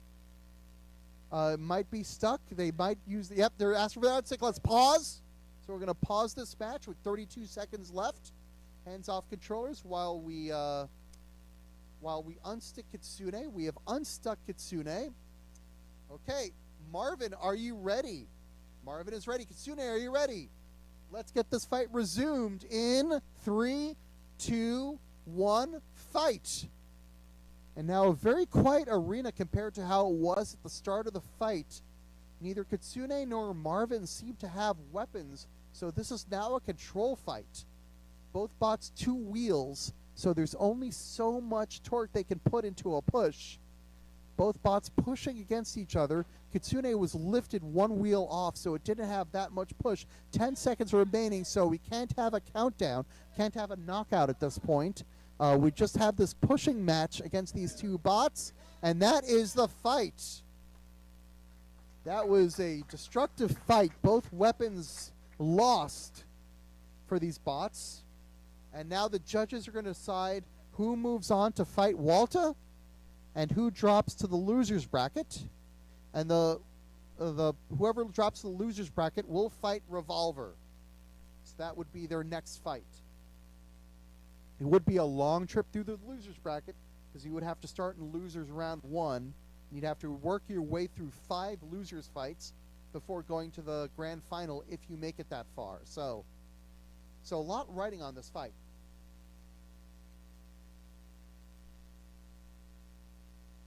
So our next fight is going to be, looks like it's going to be the Fool versus Annihilation is going to be the next fight. On deck after that is Daimacaris versus Mondo Bizarro. And then we have the most wonderful time of day, lunch. So 2 more fights and then lunch. So we're waiting on the Fool and Annihilation. That's going to be a very interesting fight. A lot of these beetles, they can really, really bring it. Really powerful bots. Very exciting bots.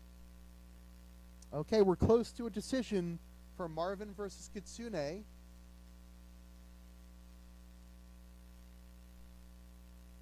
I will announce it as soon as I have it. The Fool is on this side. Annihilation is on that side.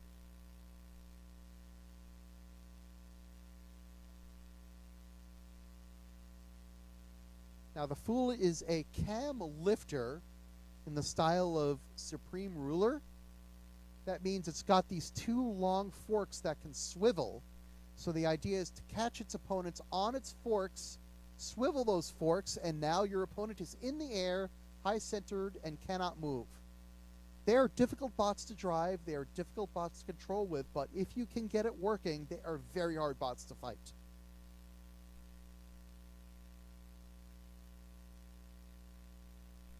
So Annihilation is going to be on that side.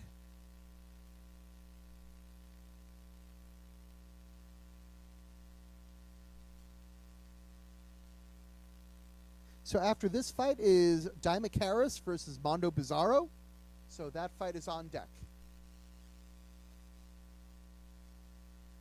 Here is Annihilation loading in.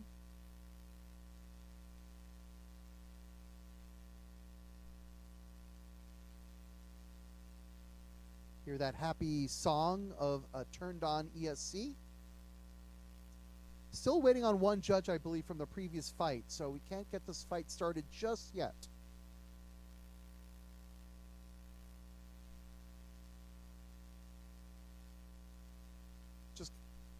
Just want to wait on judges, make sure we have judges ready, because we have one judge still working on the previous fight.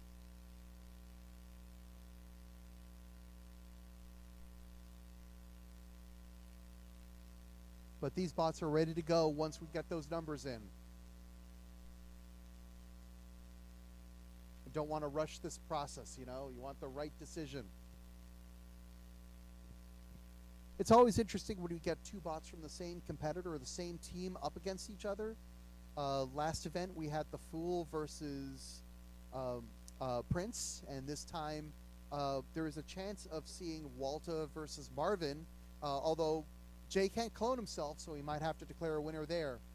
Okay, so do we have a winner of the previous fight? Okay, we are going to see the winner of the fight, Marvin versus Kitsune, is Marvin. So we will have Marvin versus Walta. Meanwhile, Kitsune will fight Revolver in the loser's bracket. It also means we are ready to start this next fight. So, the Fool, are you ready? Hit the button if you're ready. All right, Annihilation, are you ready? Annihilation is ready. Judges, are you ready? So, stream, are you ready? 150 seconds on the clock. Let's get this fight started in 3, 2, 1, fight! So, Annihilation with that big, big vertical spinner. But there's that cam lifter lifting Annihilation. Annihilation won't be able to do anything during those 10 seconds. Now that cam lifter releases, and of course the Fool has to give Annihilation enough room to move around. Now is Annihilation's left drive system working? Right now they seem to be crab walking a little bit, and here comes another, there's another good pin, and there goes that cam lifter once again. You see it swiveling and keeping Annihilation from moving. But Annihilation stuck against the wall right now. Can Annihilation move? Do they need an unstick? Meanwhile, the Fool seems to be moving just fine right now. There's some movement from Annihilation. It's got its weapon going, but its weapon not able to get any purchase against the Fool. Those forks really doing their job, really doing what they need to, keeping Annihilation at bay. And yes, those forks twist. And that's some more good control bot fighting from the Fool. You know, these cam bots, tough to drive, but if you can get them, if you can drive well with them, you can really, really control these fights. And also impressive job so far by the Fool not getting itself stuck on the side of the arena. When you got low forks like that, it's very easy to get stuck, you know, in a seam or something. but the Fool able to keep itself driving. It's got excellent control, especially for a two-wheeled bot. It's able to zip around the arena really nicely. Another nice pin just now, and once again taking Annihilation in the corner and pinning them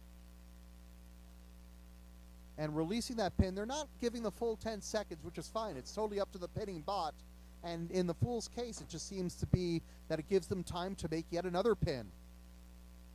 The Fool in full control right now. Annihilation not really able to get much purchase on the Fool. Less than 30 seconds left of this fight. Annihilation now up against the wall, facing the wall. The Fool just swoops in behind them, activates those lifters, and Annihilation is off the ground again. Can't do anything when your wheels are not touching the ground. 10 seconds remaining in this fight. And another good pin from the Fool. And this fight is going to the judges. Excellent fight. Very well driven from the Fool. So the judges are going to deliberate. The winner of this fight will fight the winner of the next match, Dimakaris versus Mondo Bizarro. The loser of this fight is going to go to the loser's bracket, and they're going to await their opponent.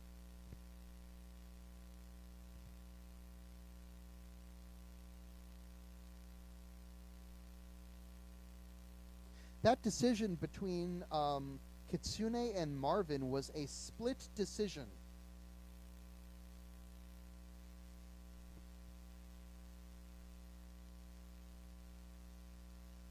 This one may not be a split decision. So we have a unanimous decision for the Fool. No big surprise there. The Fool defeats Annihilation. The Fool will move on to fight the winner of Dimakaris versus Mondo Bizarro, which we are seeing right now.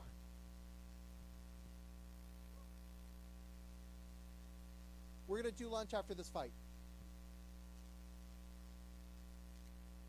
So the winner of this fight fights the Fool. The loser of this fight will fight SpongeBob in the loser's bracket. And the winner of that loser's fight will fight Annihilation. Meanwhile, also in the loser's bracket, we have Kitsune versus Revolver. The winner of that fight will fight Prince. This is Mondo Bizarro's first fight of the day. They got a bye. So this is round 2 of the Beatles winners bracket. No, we got one more fight, then we got lunch, because we're finishing this round of the Beatle bracket. Okay, do we have a ref? Yes, we do. Okay, so Dimakaris, are you ready? Dimakaris is ready. Mondo Bizarro, are you ready? Mondo Bizarro is ready. Judges, are you ready? Judges are ready. Stream, are you ready? 150 seconds on the clock. This fight starts. 3, 2, 1, fight! So here we go. Good box rush from Dimakaris. Mondo very easily, nimbly dodges that. A good hit from Dimakaris. Mondo with that hub motor drum. That's a big hit from Dimakaris. Big airtime for Mondo. Mondo is a veteran bot. Brandon's been bringing this to events for years. It is a tough bot. It's going to take more than that to defeat Mondo. Mondo looking for that big hit. Dimakaris, same thing. Both these bots with big vertical spinners. Now Mondo's spinner is a hub motor, so it doesn't need any belts or anything like that. The motor is inside the drum. Meanwhile, Dimakaris got that big double spinner in front. And right now, Dimakaris seems to be winning the exchanges against Mondo. A lot of this seems to be going to 4 wheels. Dimakaris is a 4-wheel bot. Mondo is a 2-wheel bot. And that extra control seems to be helping Dimakaris, but I might be speaking too soon. Dimakaris' right side seems to be down, and this is an opportunity for Mondo, but Mondo is upside down right now, so that drum is spinning down in the wrong direction, so it's not going to get the bite that it normally would. Also, Mondo's drive side, looks like that would be its left drive side. It's inverted right now, so it seems to be the right drive side, but it's actually the left drive side is down. So both bots have one drive side down.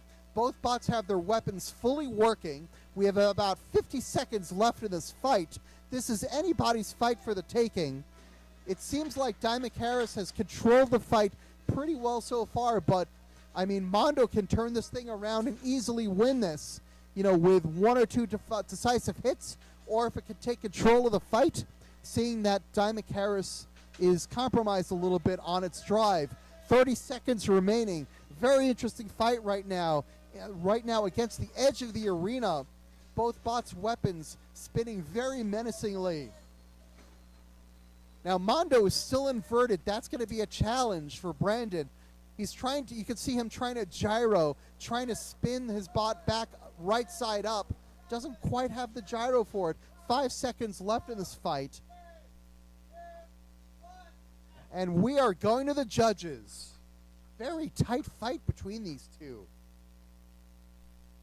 Two very good bots throwing each other all over the arena. I wonder how the judges are going to score it. It's going to be interesting to see. So the winner of this fights the Fool. Meanwhile, Jay has to decide what he wants to do with Walter versus Marvin. Send one of those bots to the losers bracket, or who knows, maybe he'll hand a controller to a friend and actually fight the two bots. We'll see.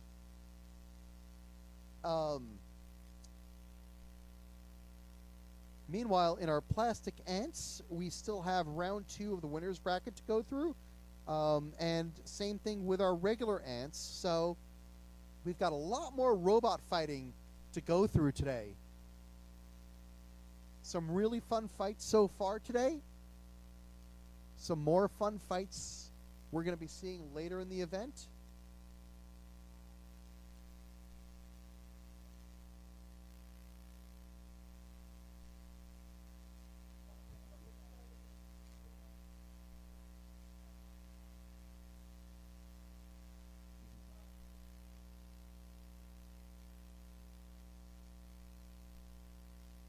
So I'm just going to wait for this judge's decision, and then I will announce it.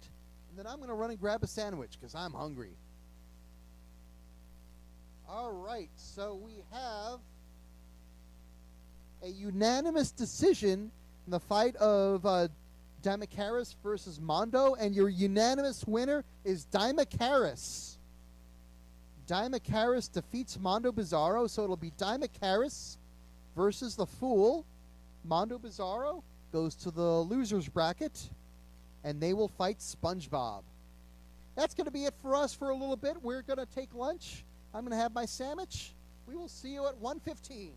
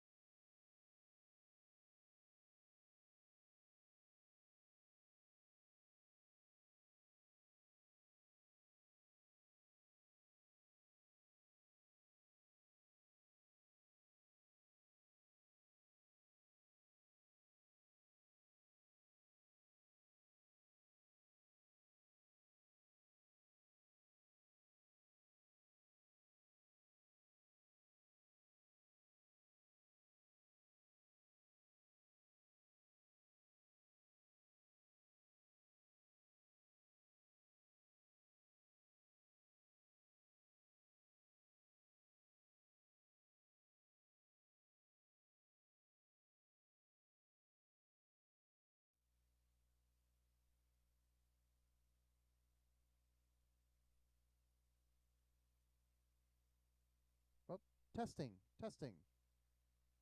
Awesome. Do you want to record it again?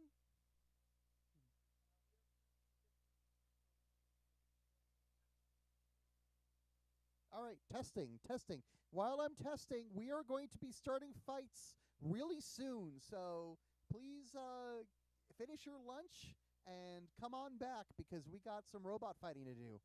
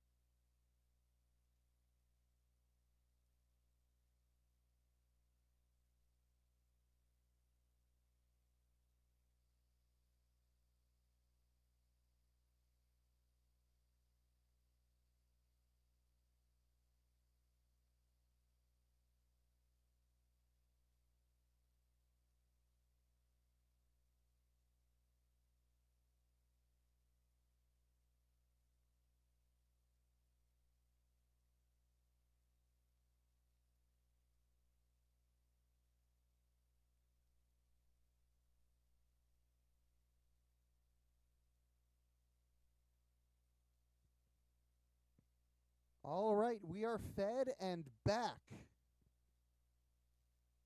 Are we ready to fight some robots? Woo! All right. Loading in, we have MC Hermie versus Ruby's Rage.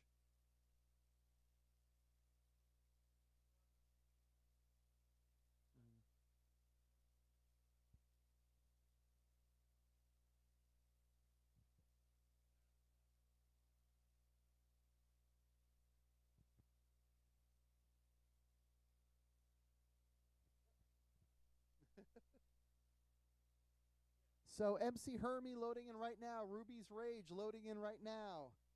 This is our plastic ant division. Once again, all these bots are almost completely made out of plastic. Obviously, electronics can't be made out of plastic, and wheels don't have to be made out of plastic, but everything else made out of plastic. I am attached to my chair. That's pretty awesome. There we go. Awesome. All right, so we have a referee, right? All right, so we have a ref, right? Awesome. Judges, are you ready? Okay. MC Hermie, are you ready? Hit the button. Ruby's Rage, are you ready? Hit the button. Judges are ready. Stream is ready. Let's get this fight started and resume this tournament. Match begins in 3, 2, 1, fight. Okay, MC Hermie is the vertical spinner. Ruby's Rage is the grabber, who is starting with the lifter up. And Ruby's Rage right away with a good pin. MC Hermie all spun up. Ruby's Rage goes right into MC Hermie. Big hit. MC Hermie is now inverted. Ruby's Rage taking MC Hermie into the side. Some excellent driving from Ruby's Rage. MC Hermie turning around, delivering another hit, but Ruby's Rage spins MC Hermie upside down. MC Hermie now back on its feet, trying to turn around and trying to get a good hit. Some really good control right now from Ruby's Rage. MC Hermie looking for a good hit right over here. That's a pretty decent hit, but and a bit of that is a bit of Ruby's Rage that just flew off. But a good pin from Ruby's Rage. Let's see if she can keep on with controlling this fight, even with a bit of her lifter missing. See, that top of her lifter is gone. But MC Hermie is stuck in the corner. Now Ruby's Rage is inverted, but she's able to self-right. Now she's got the lifter down. She's been fighting the whole fight with her lifter up. Another big hit. And looks like Ruby's Rage is inverted now, but she's self-rights with that lifter. Now, good hit from MC Hermie, and Ruby's Rage has lost a wheel. So this is a fight of attrition right now. Ruby's Rage slowly losing bits, but still controlling the fight. Both bots upside down. Ruby's Rage able to self-right. And MC Hermie doing the thing. On its face, can it self-right?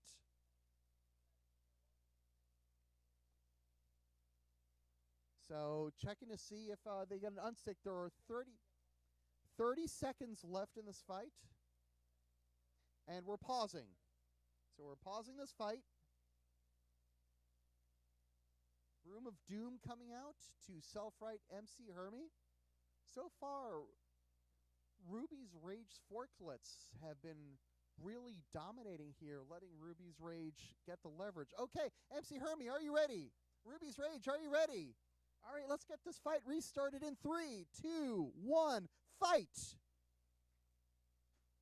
So some good contact right away. Ruby's Rage getting underneath, but I think she lost another wheel. So Ruby's Rage is down 2 wheels. She's down to her back wheels. It looks like she can move just fine, but she's now a 2-wheel bot instead of a 4-wheel bot. Still showing lots of control.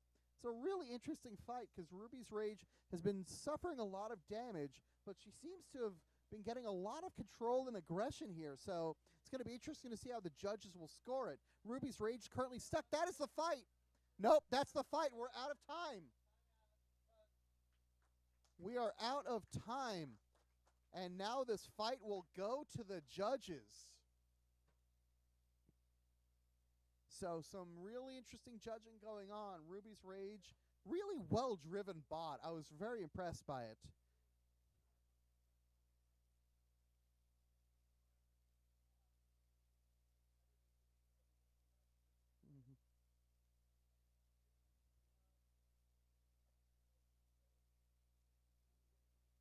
That was a really well-driven fight on both competitors.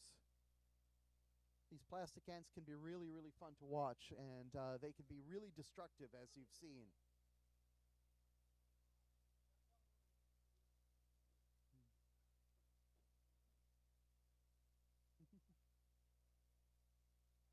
Ruby's Rage collecting all their wheels. They'll get that bot back together in the pits. This is a winner's bracket fight, so whoever loses will still continue to fight in the loser's bracket. The winner of the fight is going to face the winner of Bottom Feeder and Eschatology, which is going to happen really, really soon. Just waiting for the results of this fight. It should be.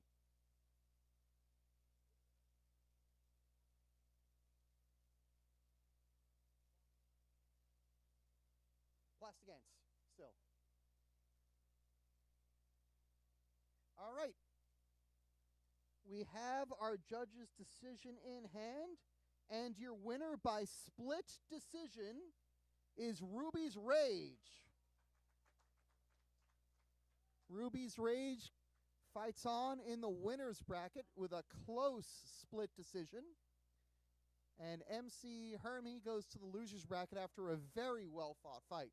Okay, we are now looking for Bottom Feeder and Eschatology. We can have Bottom Feeder and Eschatology report to the cage.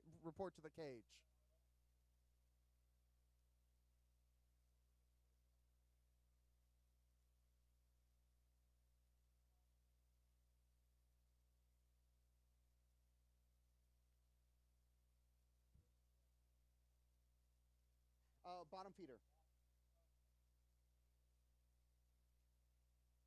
So while we're waiting for Bottom Feeder and Eschatology to arrive, that last judge's decision was a split decision. That means that we have 3 judges, and the winner of the fight is whoever has the most judges voting for them. So in that fight, Ruby's Rage had 2 judges voting for Ruby's Rage, 1 judge going with MC Hermie. It was a very, very close decision.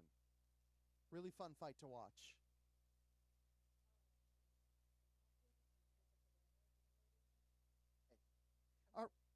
And then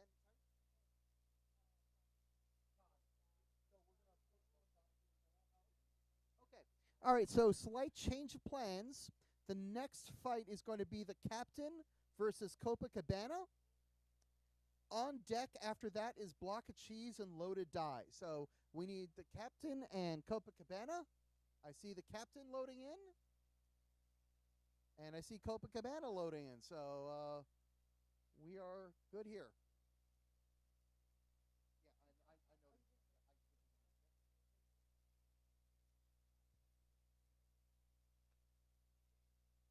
So the Captain, longtime Plastic Ant competitor, very, very good record.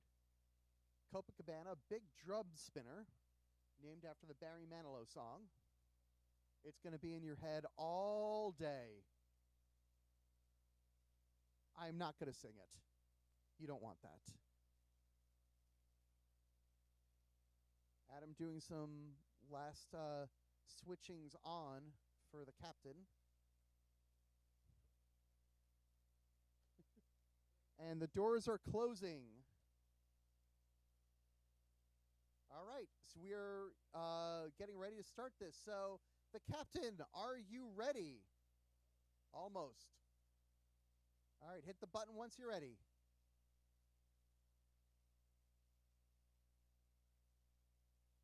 Copacabana, are you ready? Judges, are you ready? Stream, are you ready? Let's get this fight started in, let's see, 3, 2, 1, fight. And a good spin up from both bots. Box rush from the Captain right into Copacabana. So they got first damage. And is the wheel, if there's the drum of Copacabana straight? I think it still is. It's just, I'm just looking at a tooth right now. But Copacabana not moving, stuck against the side. They are able to move a little bit now, but it looks like their movement isn't so hot. Is that a tap out? That is a tap out. Your winner, the Captain.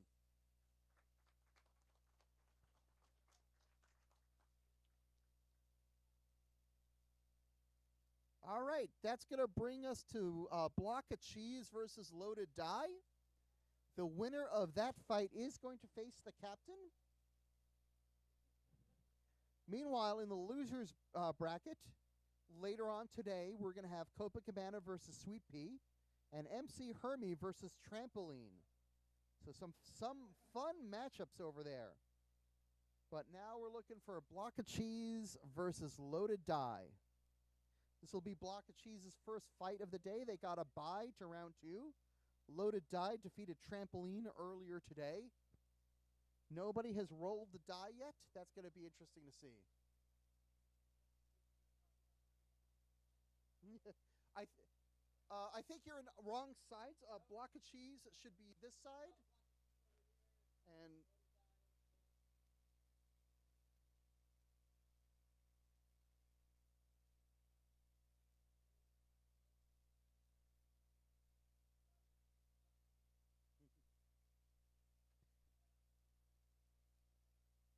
so we will see if Block of Cheese can roll the die, which Trampoline was unable to do last time. Loaded Die, a control bot that has wheels on every surface, so I don't believe there's any way it can do the thing. Block of Cheese is a horizontal spinner. It's fought a lot at G-Scroll, done really well. All right, Block of Cheese, are you ready? Block of Cheese is ready. Loaded Die, are you ready? Loaded Die is ready to roll. Judges, are you ready? Judges are ready. Stream, are you ready? Stream is ready. 150 seconds on the clock. 3, 2, 1, fight. Both bots approaching each other, and that's a nice hit from Block of Cheese. Another nice hit. So Block of Cheese right away getting some good hits on our random friend, our ivory friend over here. Now, Loaded Die doesn't have an active weapon, so it's just going to try to push you into the corner. But some really good hits from Block of Cheese. Some wobbling there. I can see bits of wheel coming off. Almost a roll there. Not quite. We're still got a 1 for Loaded Die. That's the wheel coming off, and that might affect if Block of Cheese can get Loaded Die onto a certain die face. It's going to have 1 less wheel to roll around. When there's a roll, that's a 3. We got a 3. Anybody with a 3 scores over here. And now bits of the 1 face coming off. That's another wheel coming off. We see some electronics. I don't think we see a battery, and that's a tap out.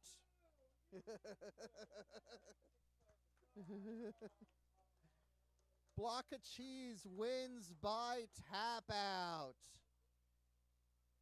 So Block of Cheese will face the captain in a humdinger of a fight. Loaded Die will await the winner of Copacabana versus Sweet Pea. All right, now we're looking for Bottom Feeder versus Eschatology. This will be the last fight of round 2 winners bracket of the Plastic Ants, and we're going to move on to a different weight class after this.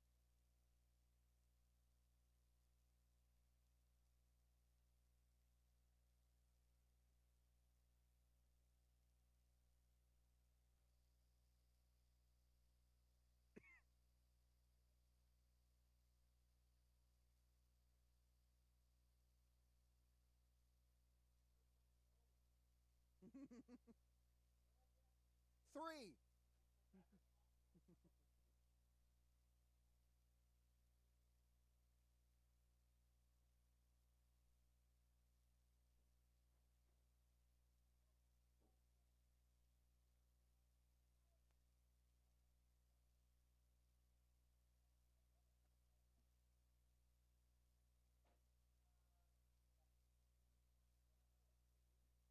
Loaded Die getting all of its pieces out of the arena. And we're waiting for the next fight to load in. I think I see Bottom Feeder.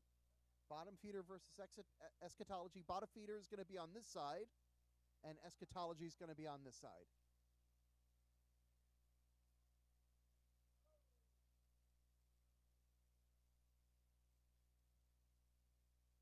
The winner of this fight fights Ruby's Rage in the winner's semifinals of the Plastic Ants. So we are making progress in these brackets.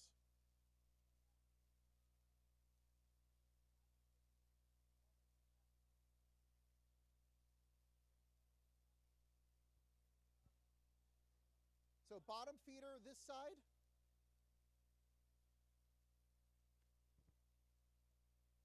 Now this is bottom feeder's first fight of the day. They got a bye. Eschatology defeated Sweet Pea earlier today in a very tight fight. Both bots delivering a lot of hits in that fight. But bottom feeder has fought at a lot of G-Scrolls already and has done quite well.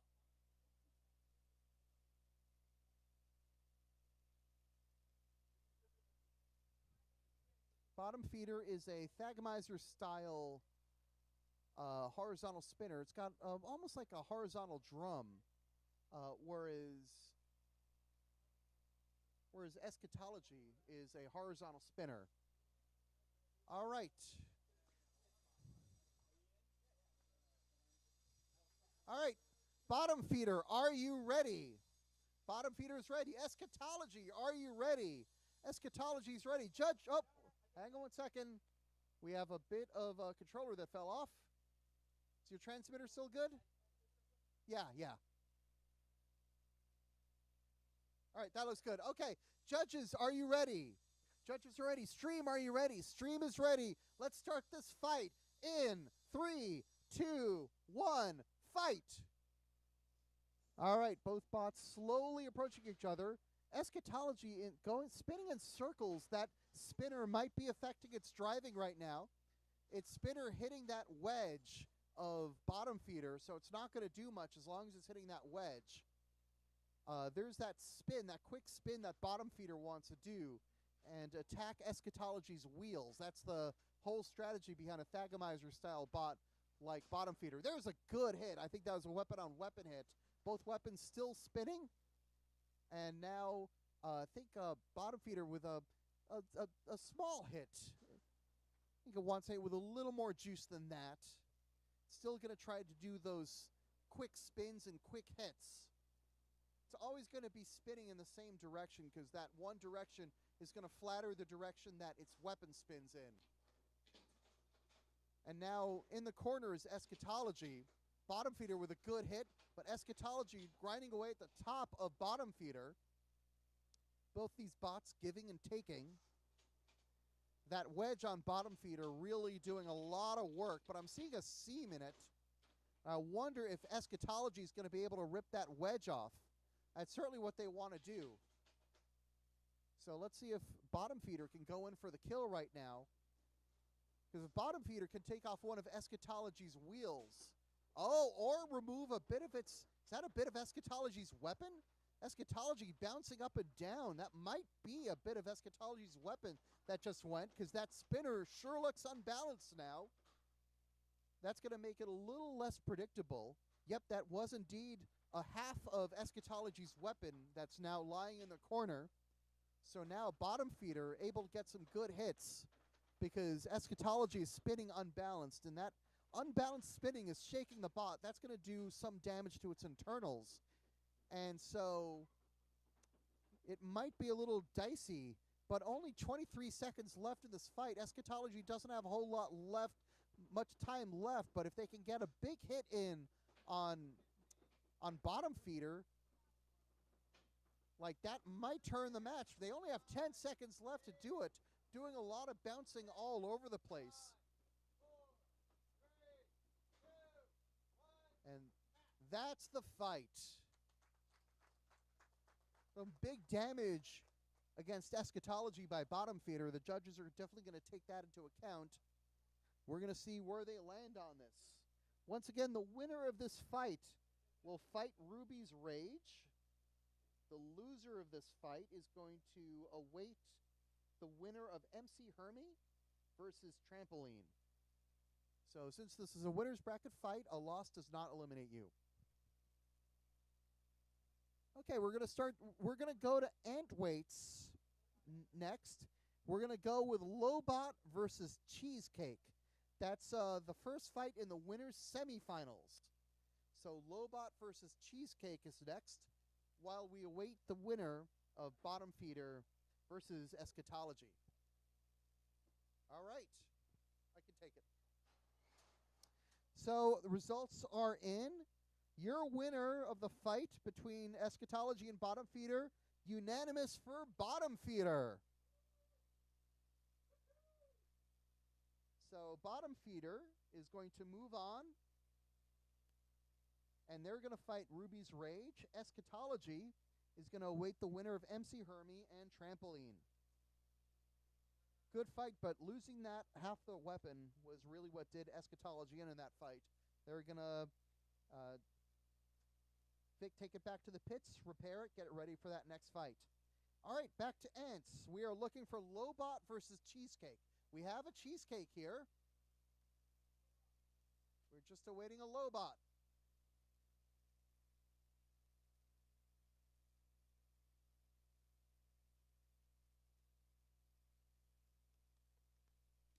So we're going from plastic ants to ants. Don't really want to say garden variety ants, but these are ants. So these can be made out of any material, unlike plastic ants, which have to be made out of plastic. Oh, we're going to Dulce. Okay, slight change of plans. We're going to go to Dulce de Lucha versus Bumblebee. So this is the second fight in our winter semifinals for the ants. This is a big fight because whoever wins this goes to the winners finals, not the grand finals. You're still one step away from. We're now 2 steps away from the grand finals. So win this, go to the winners finals. Win that, go to the grand finals. So at this point, then bots, the two fights here, each of these 4 bots is 3 fights from winning our ant weight division.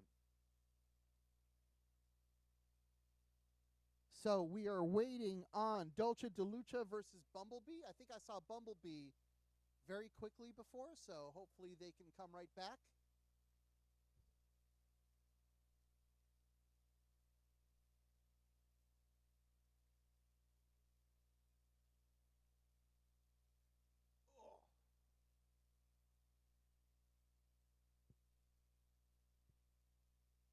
And obviously the winner of Lobot versus Cheesecake is going to fight the winner of Dulce de Lucha versus Bumblebee in the winner's final with a slot in the grand final on the line. At this point, whoever loses is going to be placed pretty deep in the loser's bracket, so there's a bit of an advantage there because you're able to skip rounds in the loser's bracket. Okay, so that is Dulce de Lucha. You're in the correct side, so you can load in there. Yep. And Bumblebee is loading in as well. We're going to be ready to fight. This is going to be a very control-oriented fight. Neither of these bots have active weapons, but they are very fast. Very fast 4-wheel drive bots. So there's going to be a lot of pitting, a lot of fast turning, a lot of driving. 2 very good drivers. It's going to be really interesting to see where they go.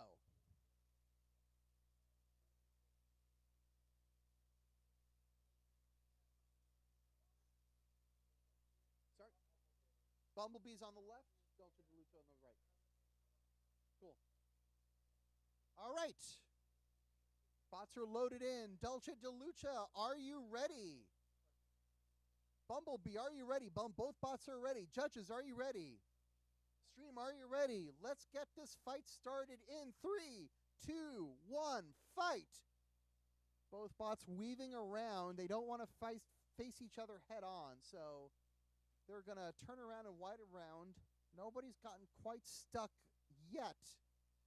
Bumblebee's come close, but they're keeping their distance. Now a good pin as they both engage, turn around, try to get an advantage here. A little bit of a dance here. They disengage. And now re-engage with Dulce de Lucha getting the better of that exchange. That looks like a pin. Yep, not quite yet. Now it's a pin. And now the ref will count up the pin. Counting to 10, you can hold a pin for 10 seconds. That is 10 seconds that Bumblebee cannot engage in the fight. And that's what you want as a control bot. You want to control the fight, take the other bot out of the fight. That is the whole idea. So Bumblebee would like to do that right back to Dulce de Lucha, but Dulce is, oh, there it goes. That is a good pin. Wearing the other bot as a hat is an excellent way to take them out of the fight. Now Dulce cannot drive while it's sitting on top of the other bot with its wheels in the air. Good head-to-head collision there. Both of these bots have had one long pin. So far the fight seems fairly even. Now another dance, neither bot getting the better, but now there's a pin. Beckett really good at those active pins, just continuing to drive into his opponent while his opponent tries to get away.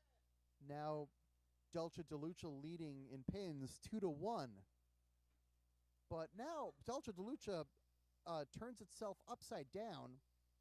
Bumblebee thinking might have an advantage here, but now Dulce is back on its feet again. Very tricky driving against either of these bots.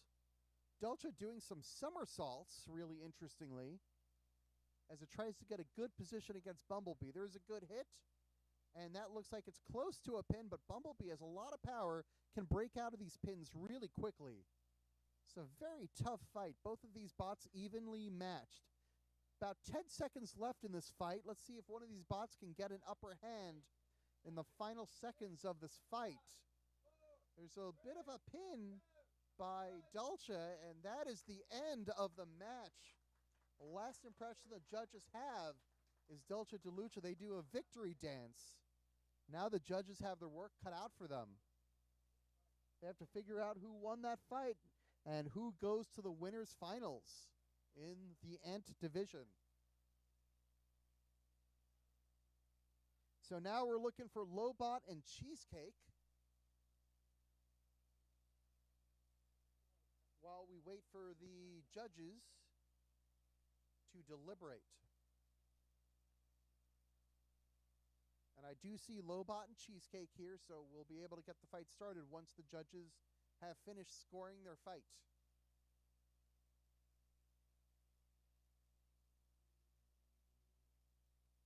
All right, thank you. Wait, there's only two. We got one more, right? There we go.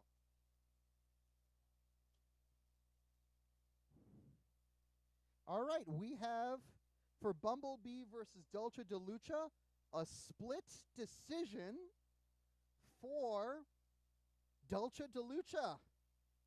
So Dulce will advance. Very close fight, very tough to score. Don't envy the judges on that one. So Dulce advances. And meanwhile, Bumblebee will await the winner. They're going all the way to the losers quarterfinals. All right, so we got bots loaded in. Lobot, are you ready? Lobot is ready. Cheesecake, are you ready? Not quite yet.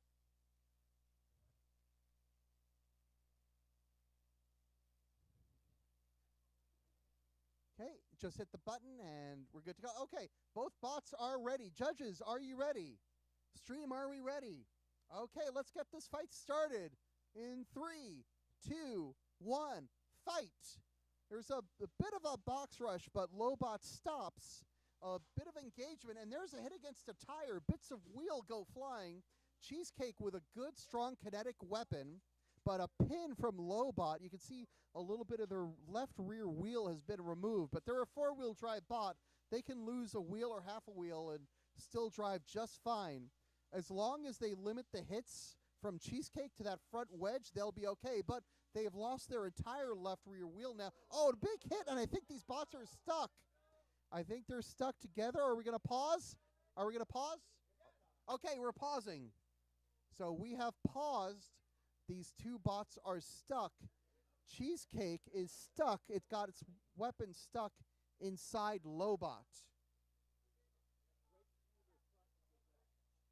Yeah, so it is.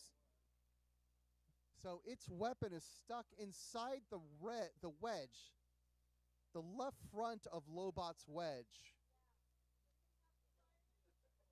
This is going to be an intense unstick.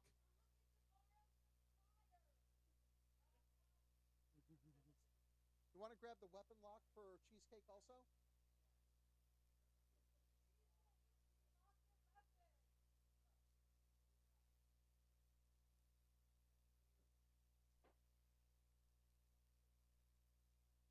there's only one weapon. Yeah. So we're going to lock Cheesecake's weapon just to make sure that when we do this unstick, we reduce the possibility of something going weird. We like Alex. We want him to keep his hands. There we go. Excellent unstick. Thank you, Alex.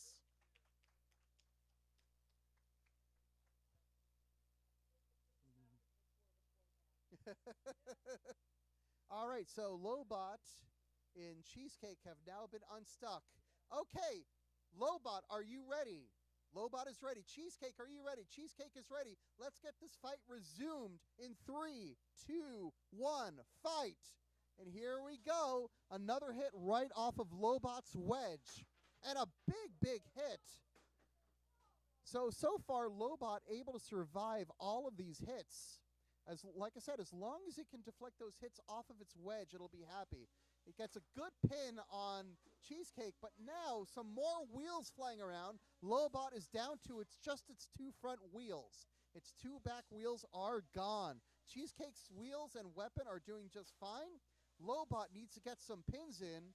That front wedge of Lobot is starting to get chunked up a bit, and now Cheesecake's starting to get to work on Lobot's 3rd wheel.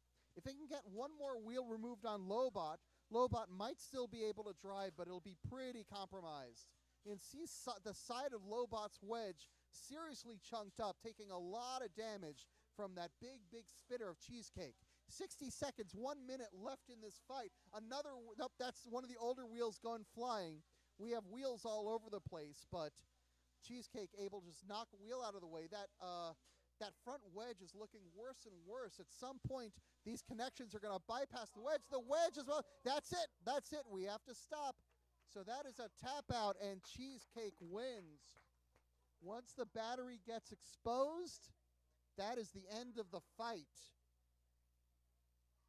So Cheesecake advances to fight Dulce de Luce in what's going to be a cracker of a fight. Lobot goes to the losers quarterfinals. They're going to have a lot of time to repair their bot, and they're going to face either Frostbite, Bladezilla, Ipso Facto, or Topper.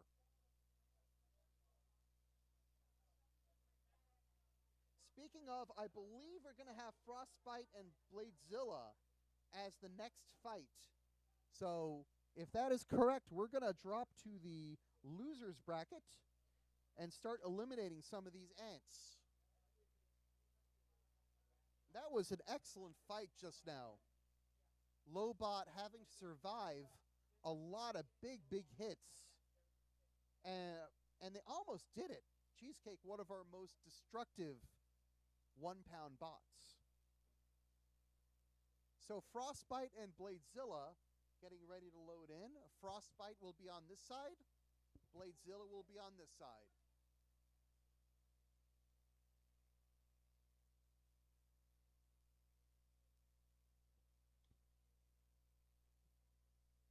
Going to do a little bit of cage maintenance. There was a lot of tire debris from that last fight, and we don't want a bot getting high-centered on that. Especially with these ants that tend to have a little less ground clearance than our other bots. So Frostbite is getting loaded into the pork roll side of the arena, and Bladezilla getting loaded in to the Taylor ham side. Both of these bots are horizontal spinners. Frostbite looks like a painted Viper kit with that Viper spinner. And I think Bladezilla is also a Viper kit. So kit versus kit, but these are 2 kinetic kits, so that's going to be interesting to see. All right, Frostbite, are you ready? Frostbite is ready. Bladezilla, are you ready? Bladezilla, are you ready? Bladezilla is ready. Excellent. Frostbite is on the right. Bladezilla is on the left. Okay, judges, are you ready? Judges are ready. Stream is ready. Let's get this fight started in 3, 2, 1, fight! Both weapons up and going. Both bots trying to get a feel for their driving. Let's see how the geometry works with 2 bots of similar design. Those 2 weapons going at each other.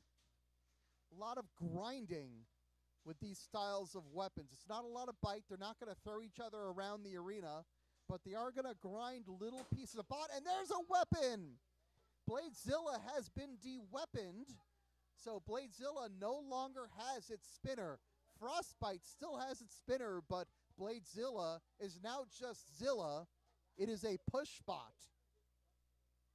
Both of these bots just standard Viper kit, so 2 wheels. So Bladezilla has probably an equivalent amount of pushing power. It's got some special geometry. They made a custom little nose, that little wedge fork in the front. But Frostbite, that little fork is able to keep Frostbite away. And that geometry is important because otherwise Frostbite can start working at the top of Bladezilla. So Frostbite trying to do just that, maybe try to get in to one of Bladezilla's wheels just like that. So Frostbite started to go for Bladezilla's wheels. That's a good way of starting to establish control over this fight. Get your opponent moving a little worse. What Bladezilla wants to do is push Frostbite into an edge or a corner and start establishing control. So that's the stakes over there, but with the tires chunked up a bit on Bladezilla, that weapon on Frostbite's still going, but I think Frostbite's left wheel is jammed up now. That's an opportunity for Bladezilla, but I think Bladezilla's right wheel is jammed up. So we have 2 bots and 2 wheels, I believe, 2 functioning wheels.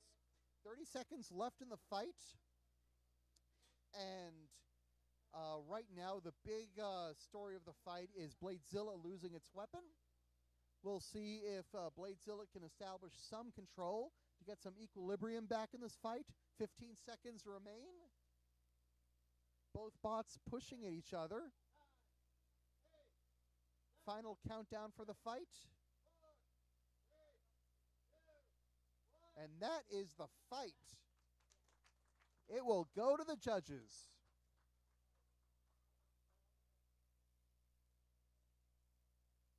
So Frostbite and Bladezilla, the winner of this fight is going to fight either ipso facto or topper. Loser of this fight will be eliminated because this is a loser's bracket fight. And it's in the hands of the judges now. They're going to decide which bot gets eliminated and which bot moves on.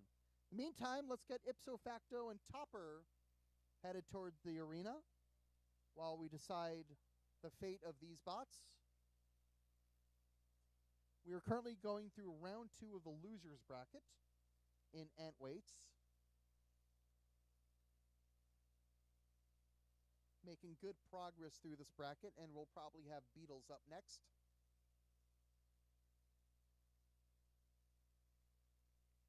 Some really good fights, entertaining fights that we've been seeing so far.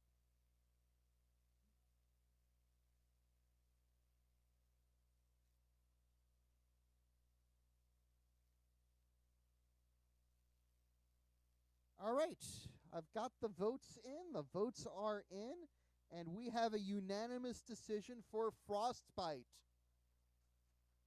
So Frostbite will advance. They will face the winner of either ipso facto or topper. So let's get ipso facto and topper into the arena. I see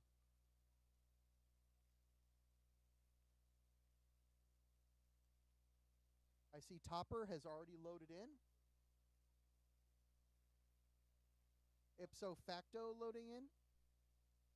Ipso facto, a nautiloid kit. Topper is a lifter.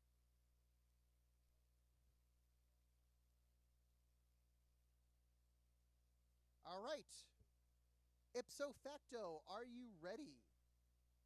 Just doing some last second tests on the bot. Uh-oh.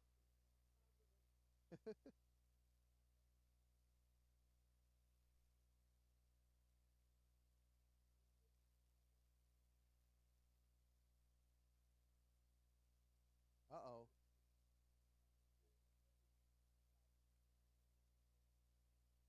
Okay, ipso facto is ready. Ipso facto is ready. Topper, are you ready? Topper is ready. Judges, are you ready? Judges are ready. Stream, are you ready? Stream is ready. Let's get this fight started in 3, 2, 1, fight. So ipso facto is having some movement issues at the start of the fight. It can spin around, doesn't seem to be able to move, translate going forward. So Topper's going to try to get a good lift in, but ipso facto with a hit. Let's see if Topper can get a lift in and maybe flip ipso facto upside down. That's what they're trying to do. Ipso facto's movement severely compromised right now, but they have leverage right now. Ipso facto able to get underneath Topper, and Topper took a little bit of damage to its bottom plate. It looks like it can still lift. Oh, and there's another hit to the bottom of Topper. So you can see a little bit of some scratching on the bottom on Topper's bottom plate. And now ipso facto going to work on Topper's wheels. Topper trying to self-right.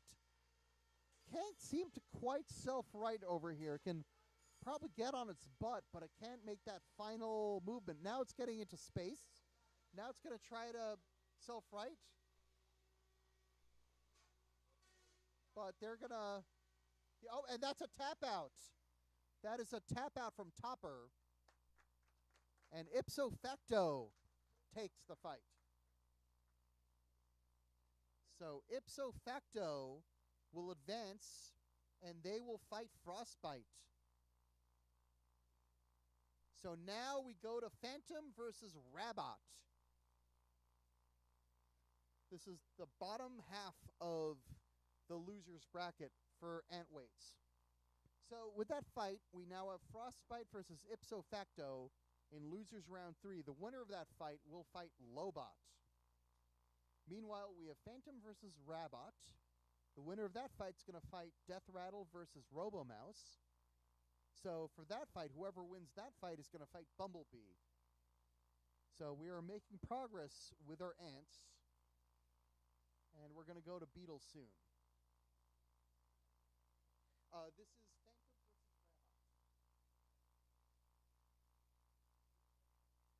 Rabot. So Phantom loading in right now. Rabot, I see them heading over to their side.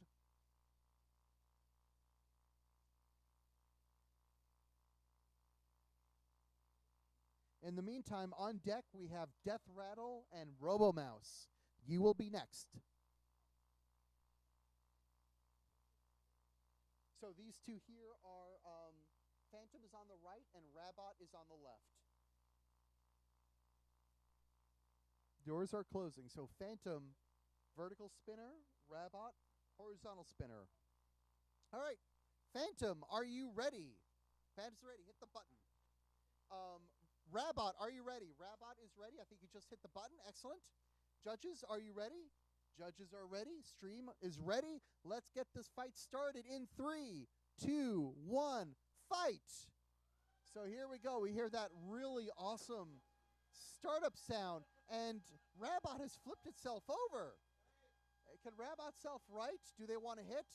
Phantom offering to hit Rabot to self-right them. Rabot accepts the offer, so now Phantom is going to try to self-right Rabot. Doesn't have a lot of bite in that weapon. That weapon is more for grinding, and it's grinding pieces of Rabot away. Rabot now on its weapon, and that's a tap out. Phantom wins by tap out. So Phantom advances and will face the winner of Death Rattle and Robomouse. Speaking of, let us get Death Rattle and Robomouse in the arena. That looks like a finger tech switch. Yeah, that's a finger tech switch. You plug that in to turn it off. That means there's a bot that's not off somewhere. Yeah. That is Death Rattle. That is, you are on that side. You're on the correct side.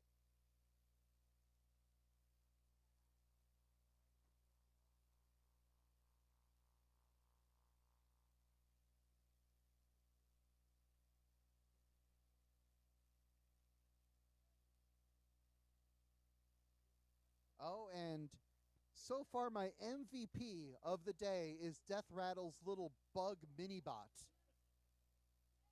capable of doing such massive damage. Look at that thing go.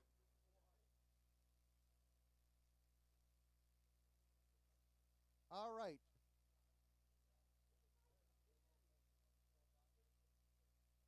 Okay, just making sure that both bots are ready to go.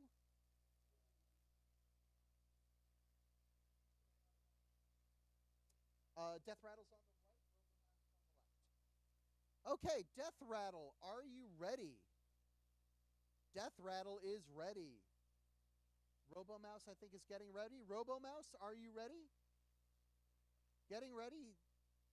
Okay, just doing his Twitch test now.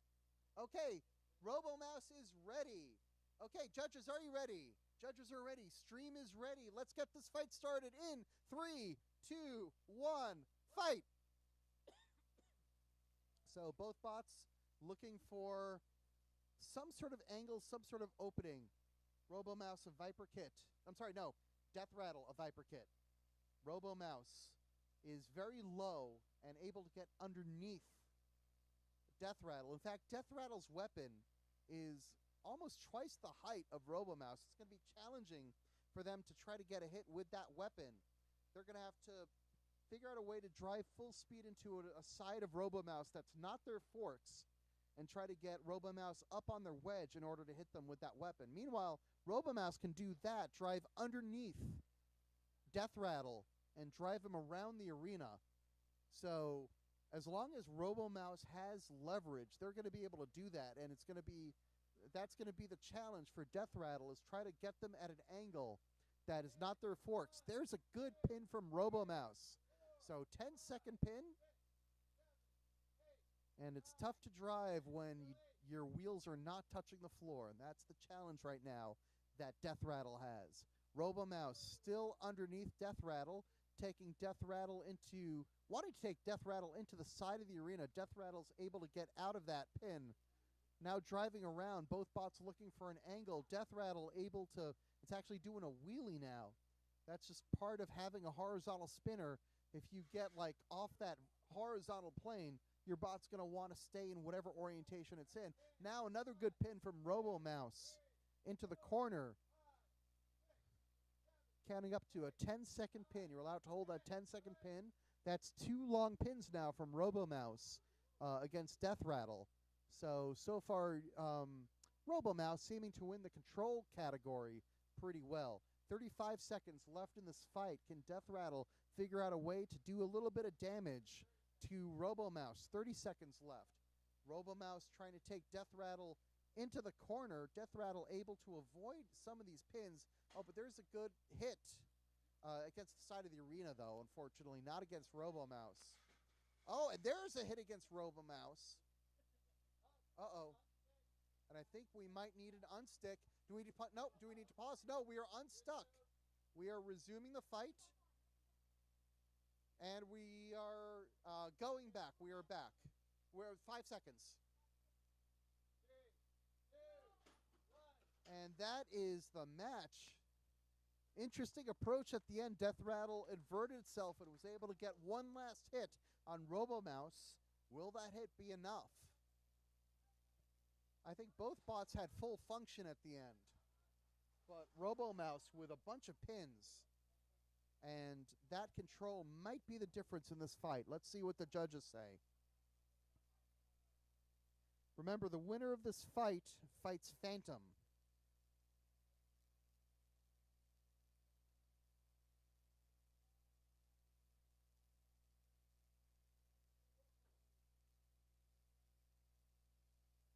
All right, the judges' decisions are in.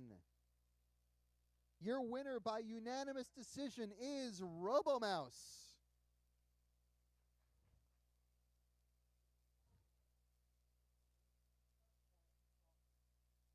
Awesome, thanks.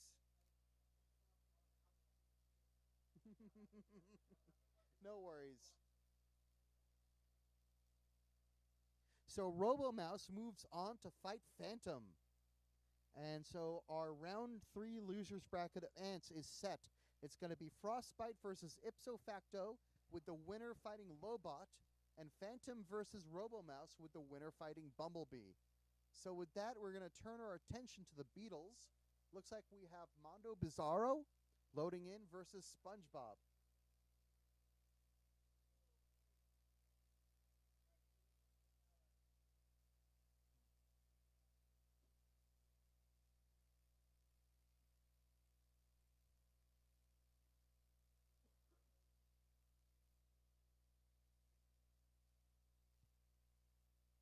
So after this fight, Mondo Bizarro versus SpongeBob, the next fight is going to be Kitsune versus Revolver. So you're on deck, Kitsune versus Revolver. We're in the Beatles right now, losers bracket round 1. So this is winner go home. The winner of this fight will fight Annihilation in round 2.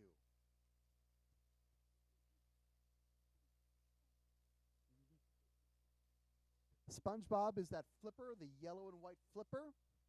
Mondo Bizarro, longtime hub motor drum spinner. All right. Just getting their Twitch tests in, making sure everything is set. Okay. Drive and weapon for Mondo are working. I saw drive and weapon working before. Mondo Bizarro, are you ready? Mondo's ready. SpongeBob, are you ready? Under the Sea, ready. Judges, are you ready? Stream is ready. Let's get this fight started in 3, 2, 1, fight. Both bots approaching each other cautiously. Mondo's weapon is off. Perhaps out of respect for the underwater one. See if SpongeBob can get a flip here with that tongue flipper. The tongue flipper doing a little bit of flipping.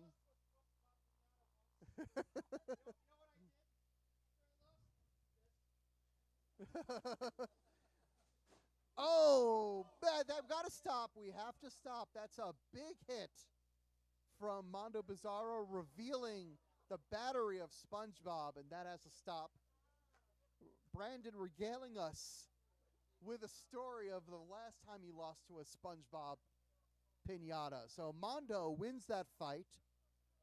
Mondo goes on to fight Annihilation. That will bring Kitsune and Revolver on deck.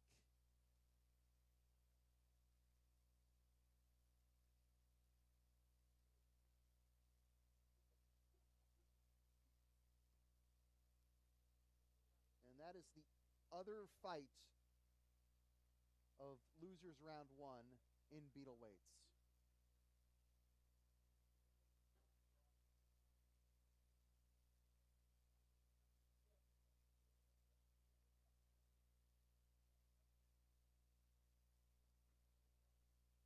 So I see a Revolver. Actually, Revolver should be on the other side.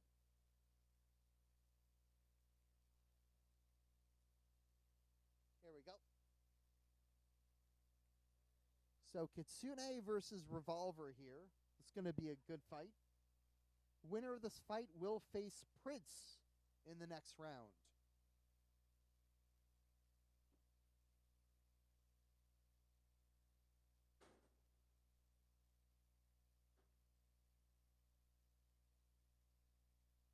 How they got here, Revolver lost to Annihilation, and Kitsune lost a close fight to Marvin. All right. Twitch tests. Let's see, make sure everybody can move their bots and their weapons are going. All right. Kitsune, are you ready? All right. Revolver, are you ready? Hit the button. Awesome. Judges, are you ready? Stream is ready. Let's get this started in 3, 2, 1, fight! Kitsune moving around. Looks like Revolver still is the issue of its spinner turning the whole bot around. But now it's able to get a good movement, unfortunately, straight into the arena wall.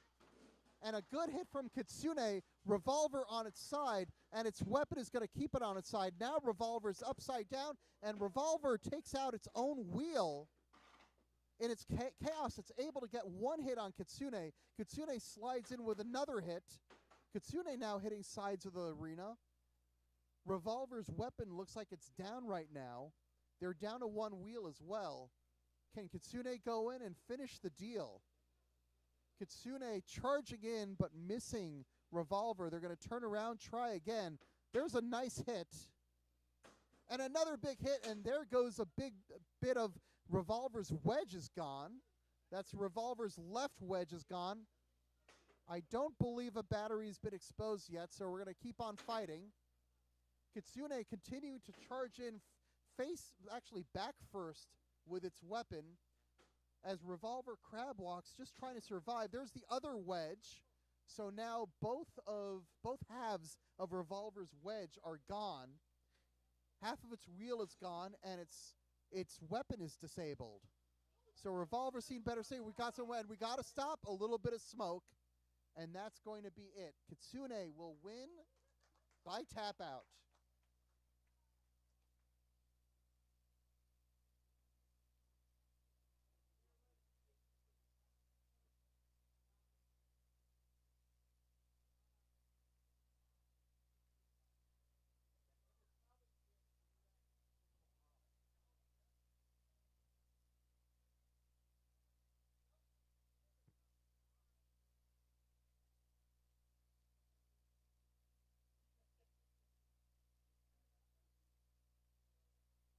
All right, so Kitsune will face Prince, and that is it for our Beatles, at least for the round one losers bracket. Now let's see where we're going to go next.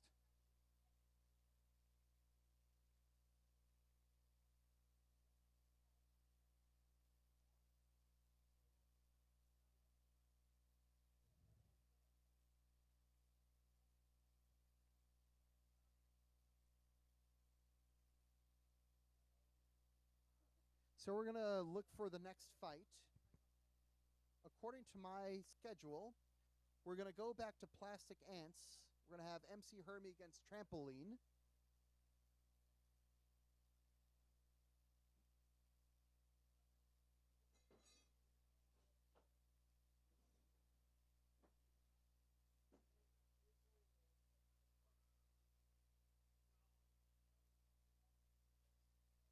Yep, MC Hermie versus Trampoline is going to be our next fight in the Plastic Ants.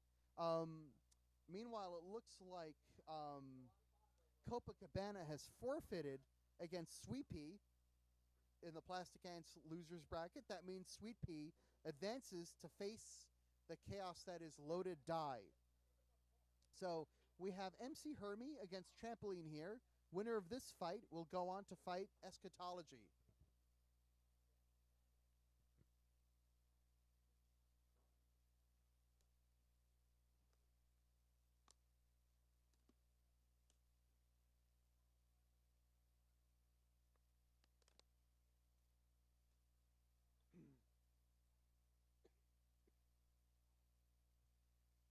Okay, still looking for MC Hermie versus Trampoline. There's MC Hermie.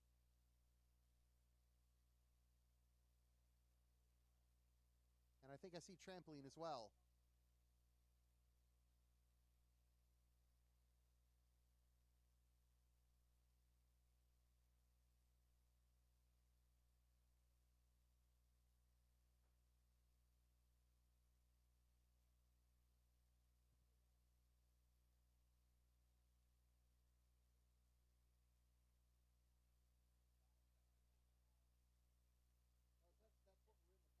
because the other fight we have. So we can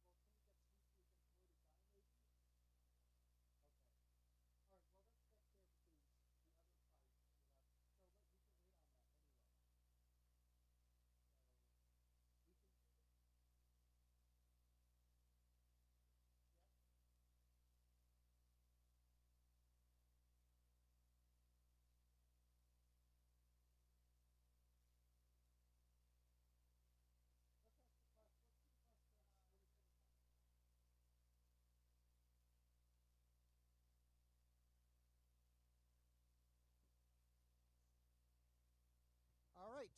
So these bots are loaded in and closing up. I think Trampoline is either about to do its Twitch test. Yep, it's doing its Twitch test now. All right. You're just doing Twitch tests now? Okay. MC Hermie, are you ready? MC Hermie is not ready.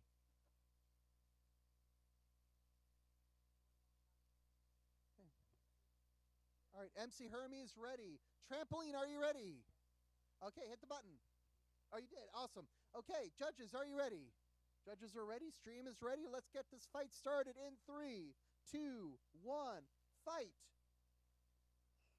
Bots advancing towards each other. Trampoline's drum still dragging. There's a good hit from MC Hermie and another one.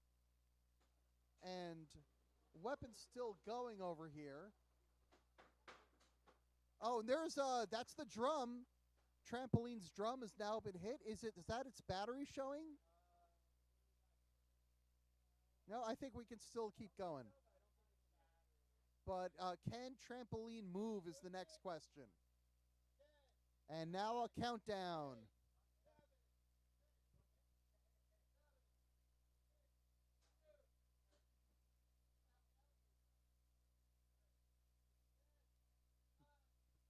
So a couple of hits. Trampoline asked for a hit to see if percussive maintenance would work. It didn't work. MC Hermie is going to take this one. MC Hermie defeats Trampoline by knockout. So that means MC Hermie will go on to fight Eschatology in the second round of the losers bracket. So next we're going to move on to the winners semifinals of the Plastic Ants. We're looking for Bottom Feeder versus Ruby's Rage.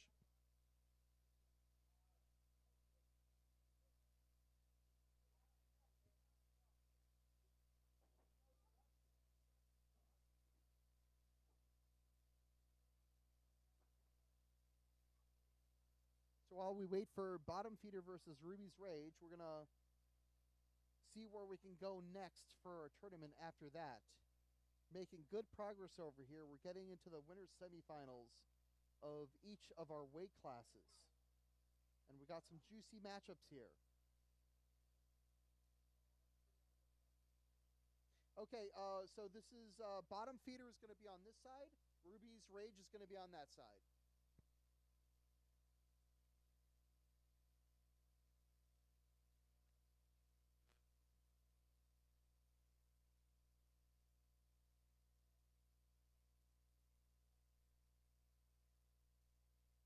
So Ruby's Rage loading in now. Ruby's Rage took a lot of damage in his last fight, but gutted out a really impressive win against MC Hermie. MC Hermie did a lot of damage, but Ruby's Rage was able to control the fight and showed a lot of aggression. It was very impressive. Just shows you got to keep on fighting until the fight is over.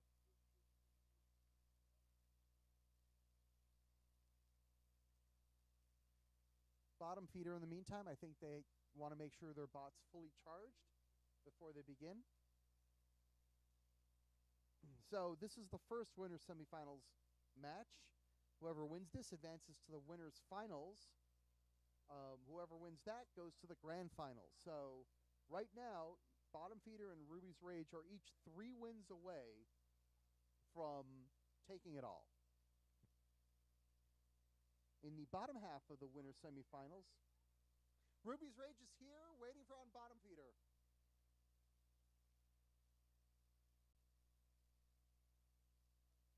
So the other fight is Block of Cheese versus the Captain. So whoever wins this fight will fight the winner of that fight.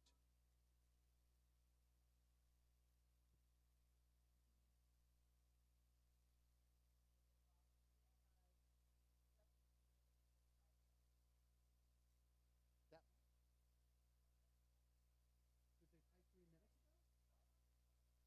They didn't fight 3 minutes ago. Oh, I see.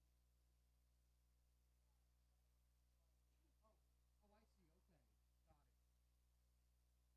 Got it. So we're going to unload Ruby's Rage, and we're going to go to Beatles. Got it. You can talk to Jay and see what he wants to do with Walter versus Marvin. You might forfeit one of them. Got it. So we've got Kitsune versus Prince over here.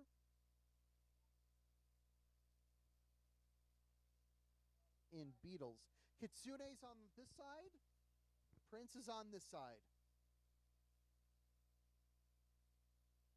This is going to be a very kinetic fight. Lots of destruction. Both of these bots have very serious weapons. Kitsune with its Thagomizer style spin horizontal weapon.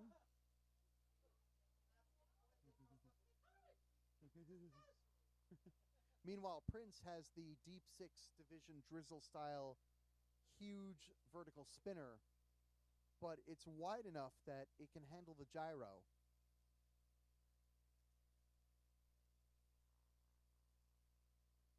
So two very interesting bots. Kitsune is designed to take out wheels, but the Jester has some really well-protected wheels beyond what looks like some UHMW. So, let's see who's going to take this. Kitsune, are you ready? Kitsune is ready. And Prince, are you ready? Prince is ready. Judges, are you ready? Judges are ready. Stream is ready. Let's get this big fight going. 3, 2, 1, fight! Here we go. Box rush from Kitsune. Both weapons fully spun up. Kitsune with a hit to the base of Prince. And now again to the back of Prince. Prince has not been able to make much contact yet. There's a big hit against Kitsune. And taking out a chunk of the floor as well. Now another big hit against Kitsune. Kitsune striking the side of the arena. Another big hit over there. Both these bots giving good hit to the top plate of Kitsune now. Kitsune is spun up in more ways than one. Both bots spinning at full speed. Let's see if they can get another big hit here. Oh, there's a wheel of Kitsune that comes off. And now Prince taking Kitsune to the side, and now it bounces off. Good reliability from Prince, surviving a lot of these hits. Kitsune down a wheel, but its weapon is still going. Nope, its weapon is stopped. So Kitsune down a wheel, down a weapon. Prince has turned off their weapon. I don't know if their weapon is working. I see it switching, but their weapon may be down also. We have just over a minute left. Both weapons down. Kitsune down a wheel, and now Prince is upside down, and this is a problem. They can't self-right without that weapon, and that weapon seems to be down. So unstick requested, so we're going to pause.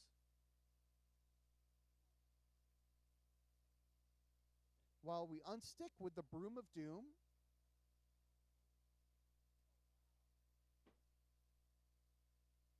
So referee support reporting some odor in there. Both bots pretty toasty. Okay, Kitsune, are you ready? Prince, are you ready? All right, let's get this fight resumed in 3, 2, 1, fight. So once again, both weapons are down. Kitsune has full drive.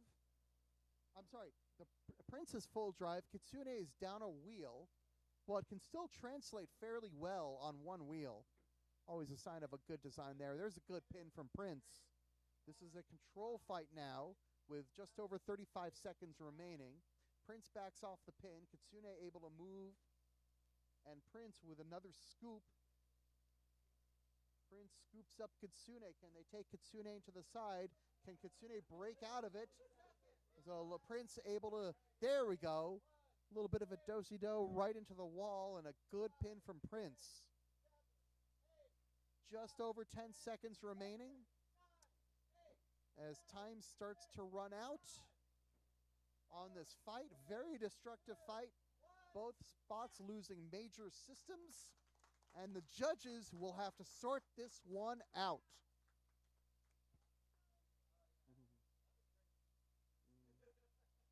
A messy match, a smelly match, a very good match. And the judges will figure out who takes it and advances to the winner's final. So this is a winner's fight. Because of that, Sorry, this is a loser's fight. Whoever loses goes to the loser's quarterfinals. I'm sorry, whoever loses is eliminated. Whoever wins goes to the loser's quarterfinals. They're going to face a bot that drops out of the winner's bracket. Mondo, Bizarre, and Annihilation are going to be up next while the judges deliberate as we make our way through the loser side of the Beatles bracket. We have a result, and your winner by unanimous decision is Prince. So Prince defeats Kitsune. Kitsune's day is done. Some good fighting from Kitsune, though, as always. They never disappoint. So Prince advances.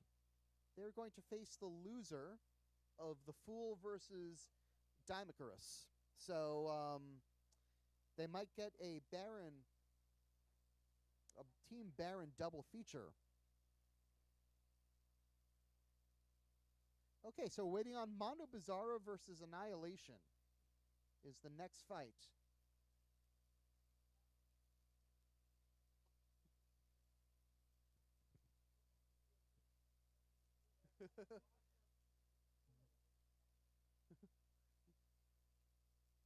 Talking about just how much the arena suffered in that fight. Lots of bits of the arena got taken out, especially a big gouge in the floor that Prince took out.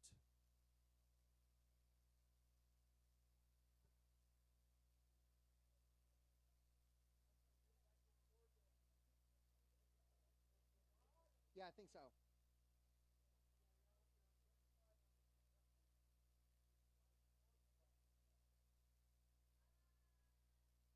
So whoever wins this fight is going to face the loser of Walter versus Marvin.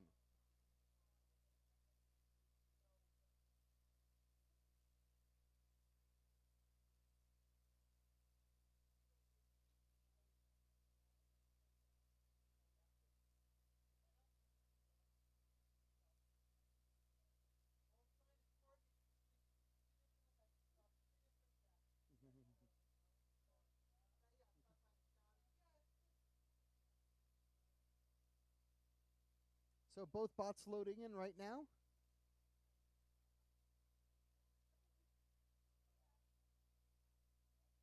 Hearing the happy sound of an ESC being turned on.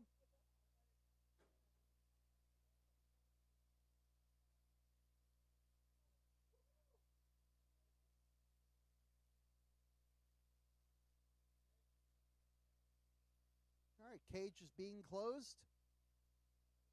Going to see some Twitch tests.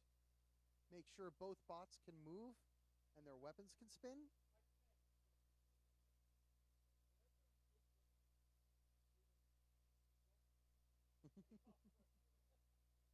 Okay, Mondo Bizarro, are you ready? Mondo is ready. Annihilation, are you ready? Annihilation is ready.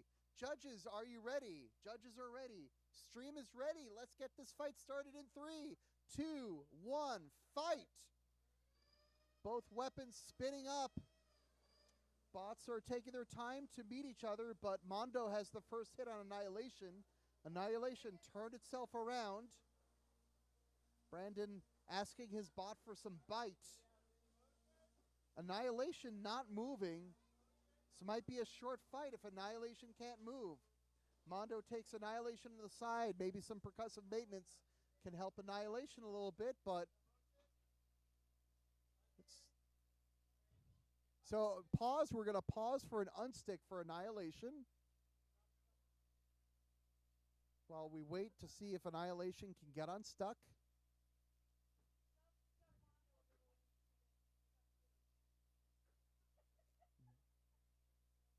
I think that's both unsticks then. So both bots using their unsticks here.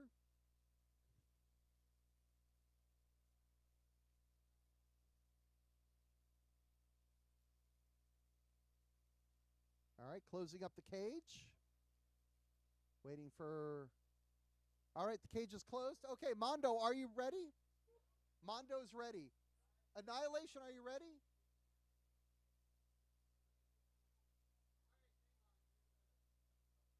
Okay, we got another problem, so we got to stand by.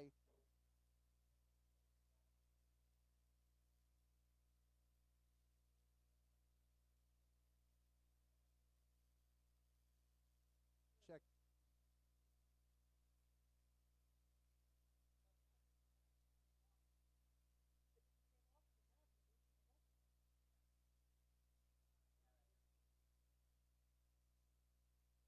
Okay, so what's the ruling?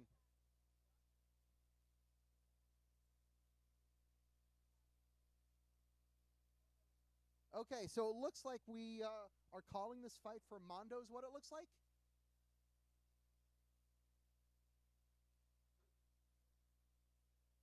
Okay, so what happened is it looks like Mondo immobilized Annihilation. Annihilation turned off during the fight, and that means it's a win for Mondo Bizarro.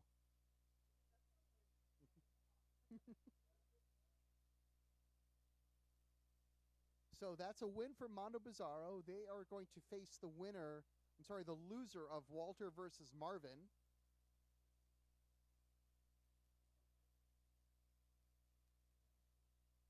And now we're going to await our next fight. I think we're now going to go to Bottom Feeder versus Ruby's Rage. Mondo Bizarro just won. So Bottom Feeder versus Ruby's Rage? Okay, Bottom Feeder versus Ruby's Rage. We are now moving on to Plastic Ants. This is the winner's semifinal, which means after this we will have Block of Cheese versus the Captain. That's the fight that's on deck, is Block of Cheese versus Captain. But right now it is Bottom Feeder versus Ruby's Rage. And I see both bots loading in. That's a good sign.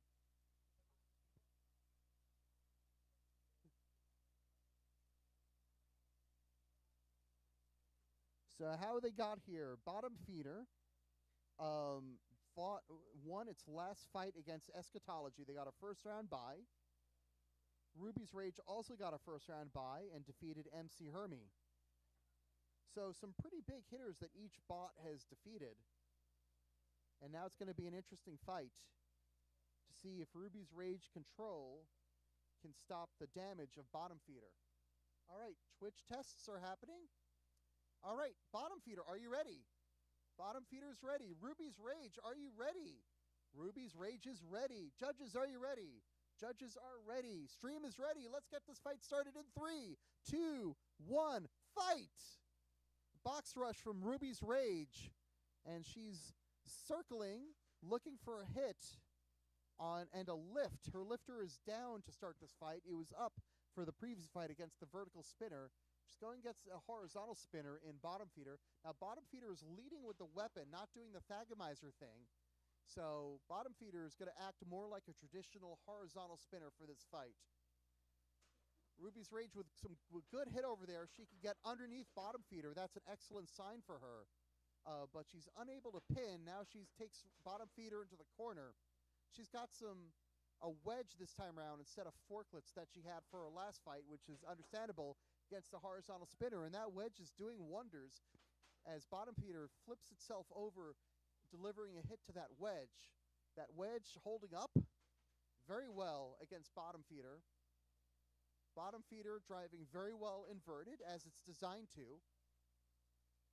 And now trying to get a hit on anything that isn't the wedge on Ruby's Rage. Ruby's Rage currently turned around, so suffering some hits, but so far functionality seems to be okay. Just over a minute remaining in this fight. Very, very close between these two.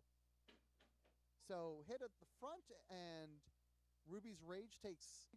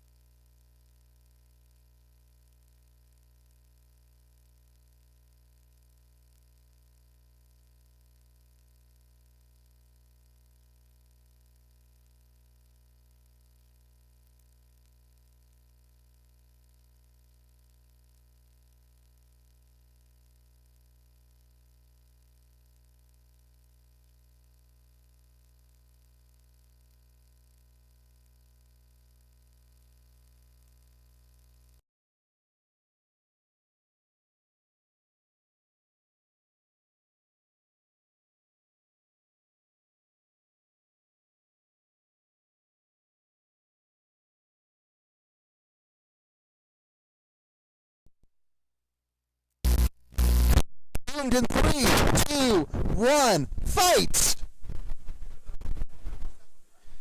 All right, Sweepy going in for the hit against Loaded Die.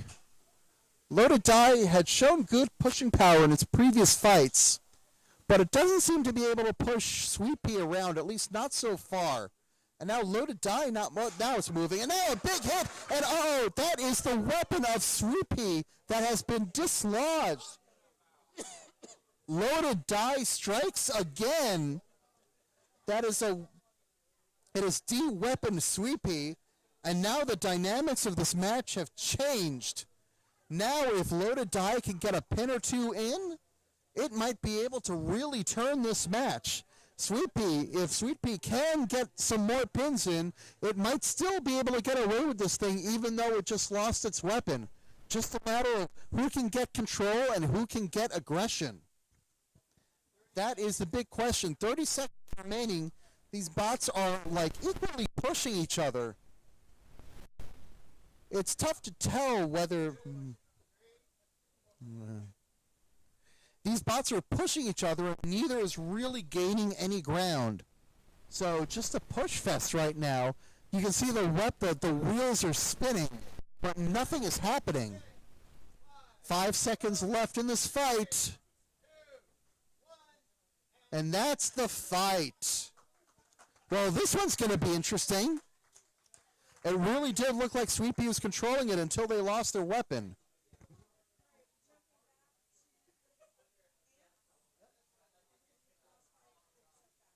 Okay, so while our judge's decision is pending, can we get Frostbite and ipso facto to the cage? Excellent, thank you. Frostbite will be here, ipso facto will be there.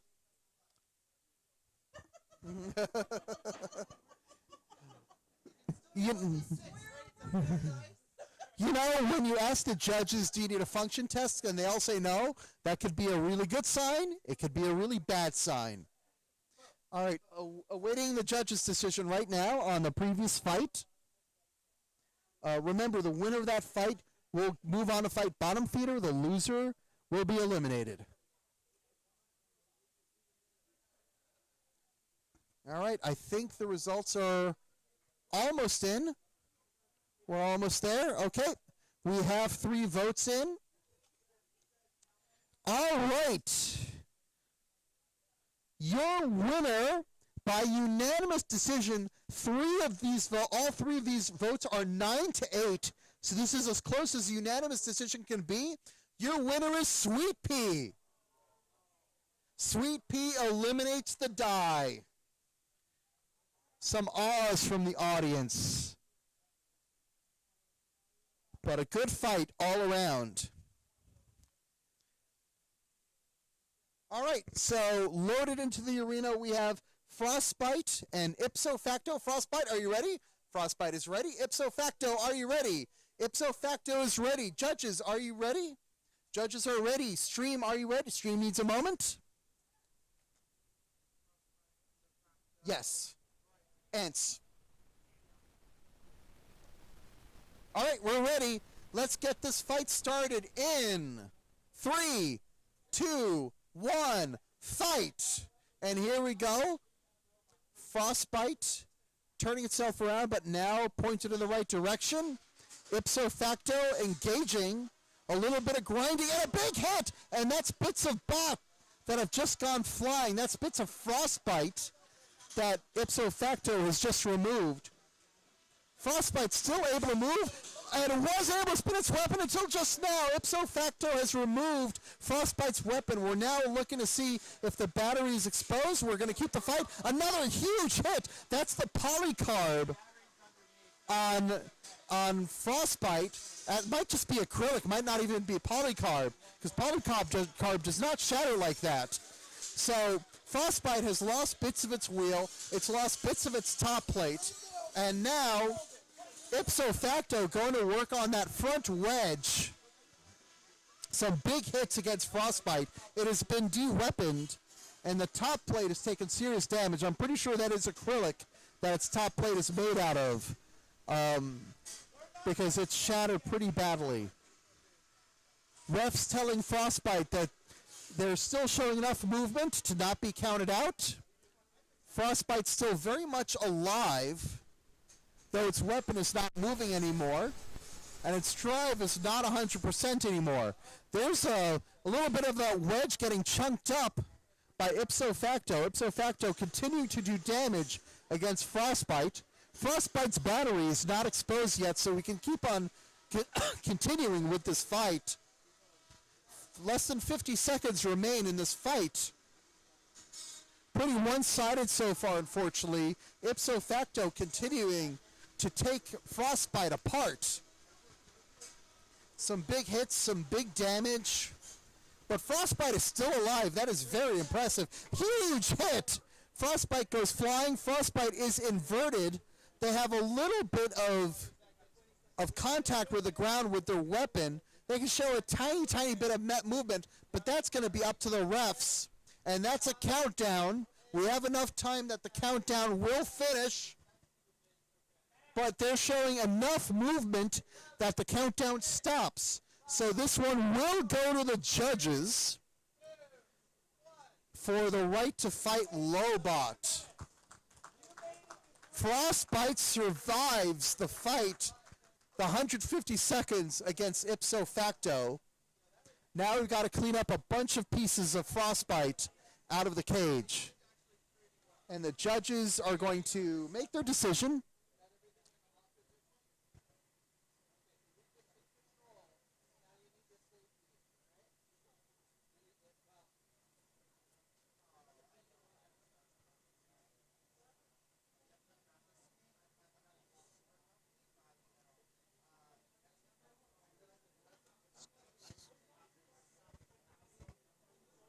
So remember, the winner of this fight fights Lobot in the losers quarterfinals.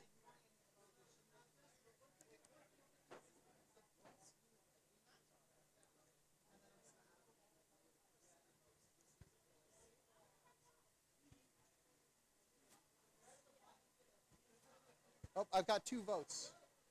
Do we have a third vote? There we go.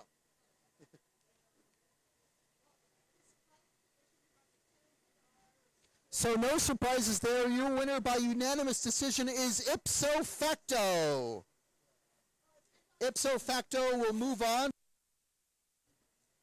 Frostbite with a fun showing and surviving the full time against a destructive bot like ipso facto is impressive.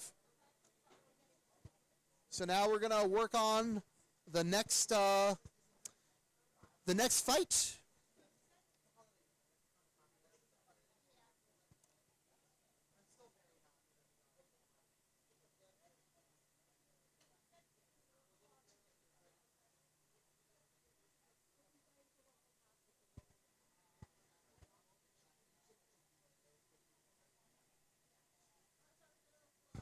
I'm going to clean up the cage, remove any extra debris that was in the cage.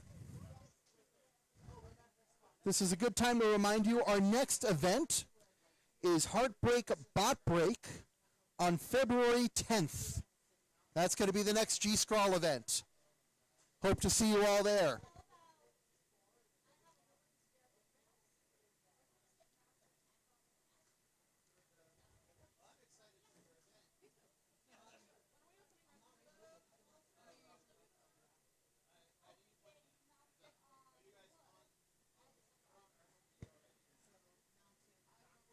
We'll take a short break while we wait for the next fight.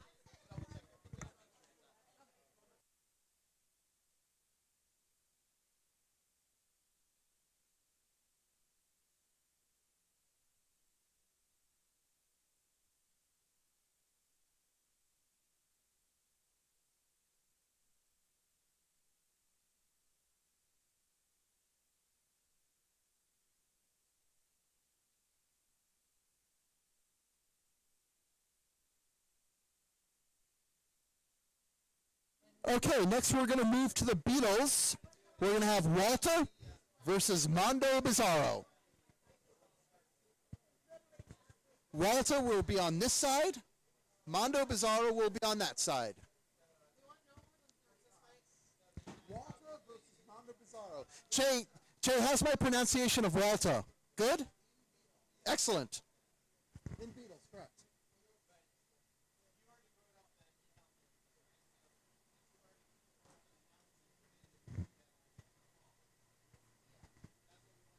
Got to get that rhotic R. So how they got here? Walter won its first two fights. First fight against SpongeBob. Second fight against Prince.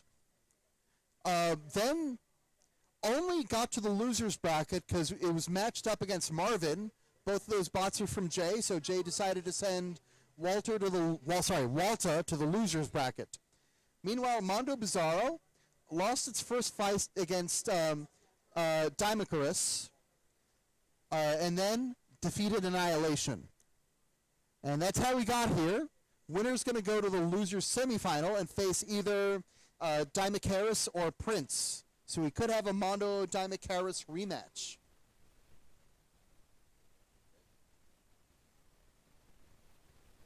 Closing up the cage now. We're going to do Twitch tests next. Dimachorus and Prince is on deck. So if you're from Dimachorus or Prince, please make sure you're ready after this fight. All right. Walter, are you ready? Walter is ready. Mondo, are you ready? Mondo is ready. Judges, are you ready? Judges are ready. Stream is ready. Let's get this fight started in 3, 2, 1, fight. Both bots approaching each other. Big hit from Walter. Huge hit from Mondo. Walter flies up against the side of the cage. Both bots resetting. Walter showing its butt, maybe trying to do the tombstone thing, turning around. Mondo not able to get good enough purchase. Some chance of Walter going from the audience. Now Mondo with a good hit, bits of bot going flying. Another hit, Walter winding up in the corner. I think Walter's left drive might be suffering a little bit right now. But both its drives are happy. Mondo's now stuck up against the arena side wall. Might need an unstick. Okay, we're asking for an unstick. We are paused with 103 seconds left. We're going to get a nice unstick. You see a little bit of damage to the wheel guards of Mondo. Walter hits pretty hard. You lost your what? Oh, he lost an eye. Okay, Walter, are you ready? Minus the eye. All right, Mondo, are you ready? Let's get this match resumed in 3, 2, 1, fight. So Jay pointed out to me that Walter's lost a googly eye, but more importantly, its weapon is not spinning up, it seems. Big hit from Mondo. Can Walter get that weapon working? Yeah, it's spinning up now. Another big hit, another bit of bot flying, some small pieces, some sparks flying, but the important thing is Walter's weapon is back. However, it's not moving. Is Walter stuck? Does Walter need an unstick? Mondo has used its unstick. All right, we're pausing. Oh, no, he's moving. We don't need to pause the fight. Walter's moving. Not very fast, but moving. Mondo's weapon is stopped. I think Brandon might be giving a rest, maybe? Yep, he is. He's confirmed that. Walter's weapon is not moving.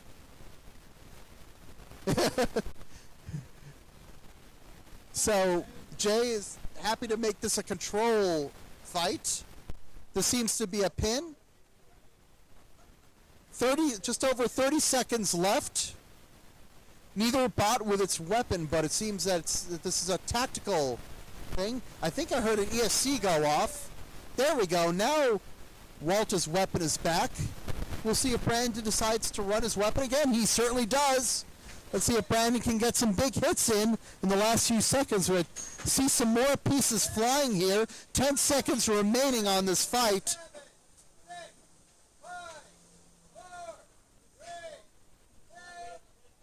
And that is the fight. So the bot's working intermittently. We might want some function tests here.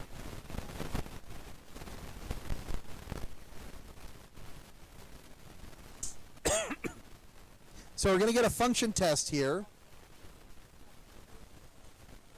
Mondo's weapon seems fine. And Walter's weapon seems fine. So it's going to be a very interesting judge's decision. The weapons were in and out, but they have finished in, and that's the important thing. After this fight, we're going to move to plastic ants. We're going to do MC Hermie versus eschatology. MC Hermie on this side, eschatology on that side.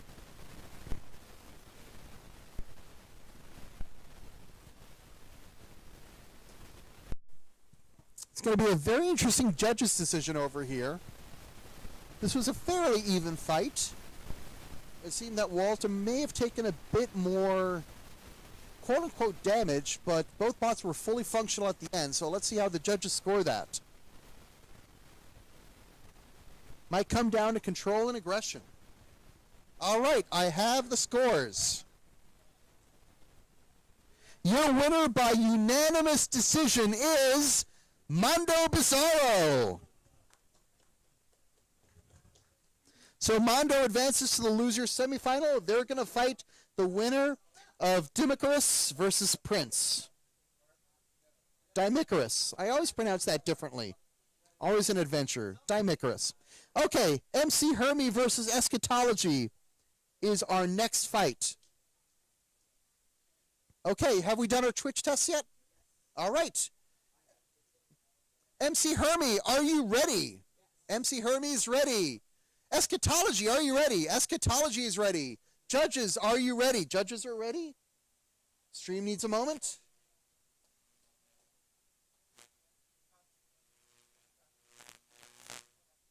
All right, we're ready to start. Let's fight in... What? We're hang on, stand by. All right, let's start this fight in 3, 2, 1, fight! All right, Eschatology going into the side. They're going to want to be in the middle of the arena. Keep that weapon spun. There's a bit of Eschatology that just went flying. They lost half their weapon in their last fight, so it's going to be interesting to see if their weapon is going to stay on. Now, MC Hermie on its head, it is inverted right now, so its weapon is spinning upside down. Let's see if they can self-right. They certainly do, and get a hit against Eschatology for good measure. Both bots against the side of the arena, but both weapons fully spun up. Eschatology looking for an angle. MC Hermie showing its wedge. Eschatology can't do much against that wedge. MC Hermie now attacking with that weapon. Eschatology in the air. It has to turn off its weapon to self-right. There's a big hit from MC Hermie.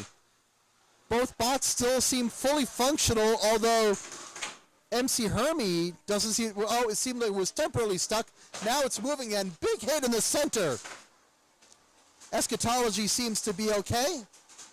We keep fighting. MC Hermie inverted again. Can MC Hermie self-right? It can move. Might be missing drive on one side, though. Can Eschatology move? All right. Yeah, we're both are... Everybody's going. There's no count out. 49 seconds left in this fight.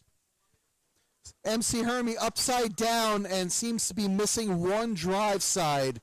Eschatology seems to be fully functional. Seems to have taken some cosmetic damage.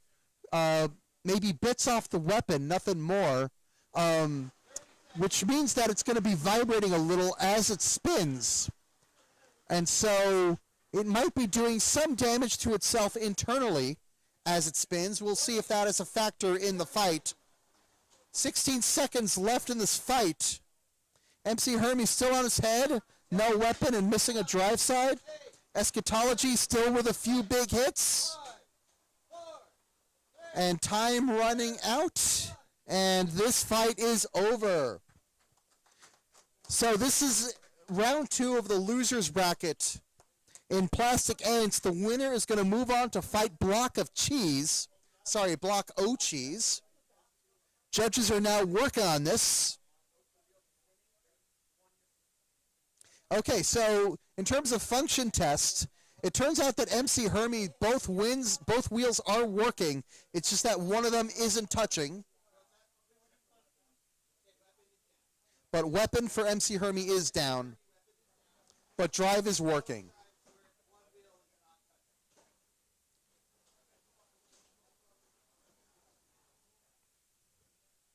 So the judges are deliberating now that they've got their function test in.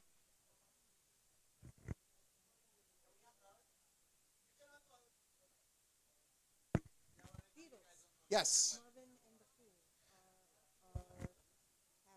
Okay. Awesome. Okay, so the next fight we're going to have after this is a biggie. The winner's final of the Beatles. That's going to be Marvin versus the Fool. The winner advances to the grand final. So this is a big, big fight. After Marvin versus the Fool, we have Dimicarus versus Prince. That's going to be a big fight, with the winner advancing to fight Mondo Bizarro. We are making good progress. All right, the decision is in. Okay, we have a decision. A split decision is Eschatology. Eschatology will advance to fight Block O Cheese. MC Hermie won one judge's vote, but is eliminated.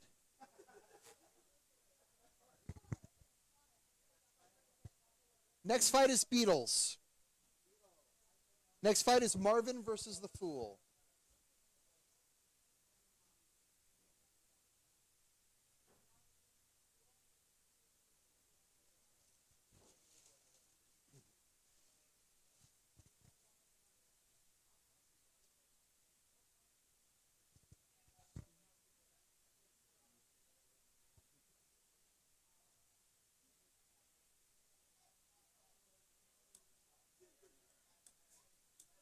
So this is the winner's final of the Beatles. Whoever wins this fight moves on to the grand finals. So each of these bots is 2 wins away from winning the competition.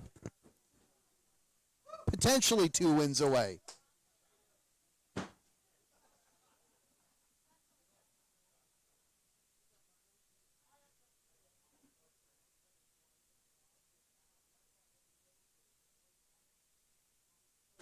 All right, bots are in. We're going to do our Twitch tests next.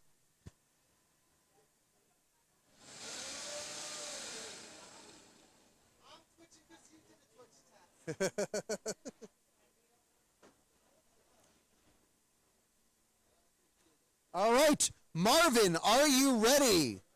Marvin's ready. The Fool, are you ready? The Fool is ready. Judges, are you ready? Judges are ready. Stream is ready. Let's get this fight started in 3, 2, 1, fight! Marvin with that loud, loud weapon, but immediately beached on those forks. The Fool with those cam lifter forks, taking Marvin out of the fight for the full 10 seconds. So that's one big pin from the Fool. Marvin gets a bit of a hit, but winds up on the forks, gets himself off, and there's another pin. But Marvin is might be able to get off. Yes. The Fool decided to take Marvin for a ride, so wasn't able to get the full 10 seconds out, but is showing some impressive control. Marvin has to figure out how to do damage to the Fool while not getting stuck on those forks. And that is the whole challenge of finding a good cam lifter like the Fool. Marvin, one of the louder weapons here. And there's a good hit against the Fool. That's exactly what Jay wants to do. Get some good hits like that, reestablish control. There's one fork underneath Marvin, and there's another lift, but Jay gets himself off it, gets another hit on the Fool. Lyndon trying to get himself under Marvin. And there's a good pin and a lift. So Marvin pinned, and we've got just over a minute left in this fight. Back and forth over here. No appreciable damage on the Fool yet. There's a nice hit. Marvin briefly turned upside down, now right side up. There's another good hit on the Fool's fork. And another pin. Those cam lifters really doing their thing. They have not shown much damage from Marvin's attacks on it. Marvin's been hitting the Fool pretty hard, but the Fool is a really well-built robot. It's going to take a lot of hits to hurt it. 30 seconds left in this fight. Another big pin from the Fool, and another big lift. You can see Marvin up about an inch off the ground. Now Marvin's trying to take it back to the Fool. Good hit. The Fool is upside down. This is Marvin's chance if they can take advantage. There's a nice big hit on the Fool, but the Fool getting a big lift in on Marvin again. A bunch of big lifts just as time runs out of this fight, and that is it. The fight is over. So we will go to the judges to decide who goes to the grand finals.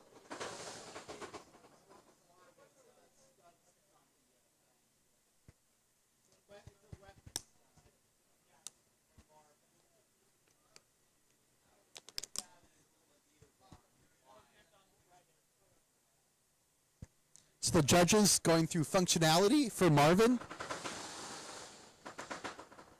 You can see that beater bar dragging a little bit on the floor, bouncing off the floor a little bit.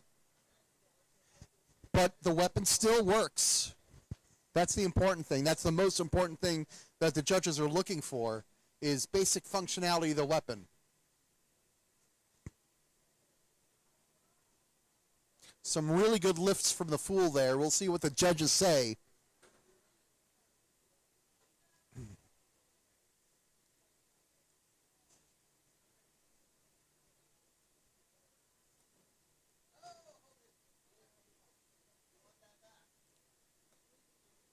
All right, we have a decision,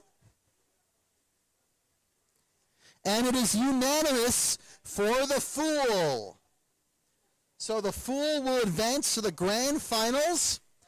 Marvin drives the last fight of the losers bracket, and they're going to face either Mondo Bizarro, Dimicrus, or Prince. Speaking of that, we're going to settle this one right now. The other half of Bot Barons, Jillian is loading in Prince. Both Prince and the Fool going deep in 2 straight competitions here at G-Scrawl.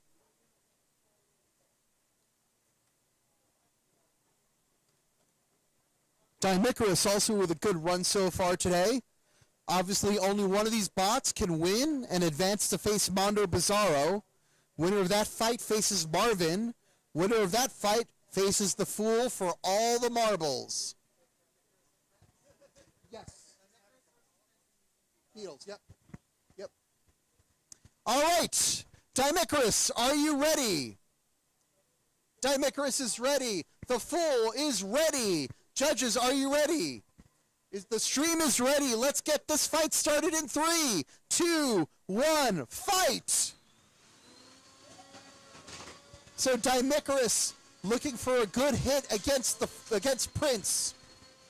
Prince able to evade those first hits and get a good hit on Dimicrus, turning them upside down. Dimicrus is now inverted.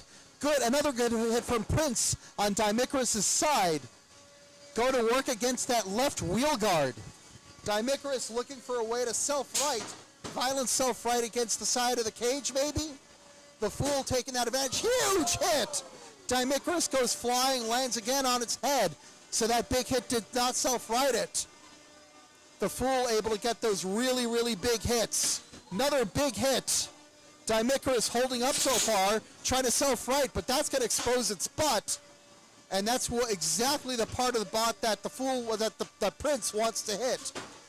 Now the Prince sends itself. The Prince gets a little unbalanced and does a wheelie.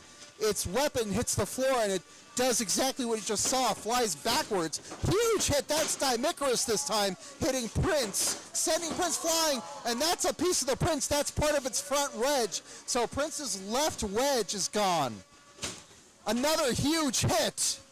These bots just going back and forth. The Prince looking a little stunned, and I'm not sure its weapon is a weapon. Tap out. That is a tap out. Dimicarus defeats the Prince.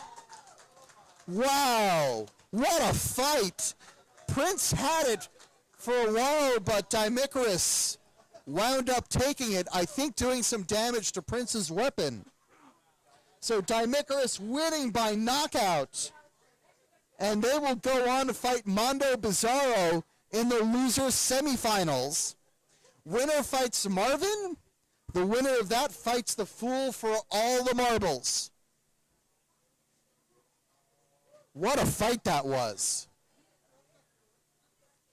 Some huge hits, especially towards the end. And yep, we've got that toasted robot smell right now. You can tell it was an intense fight.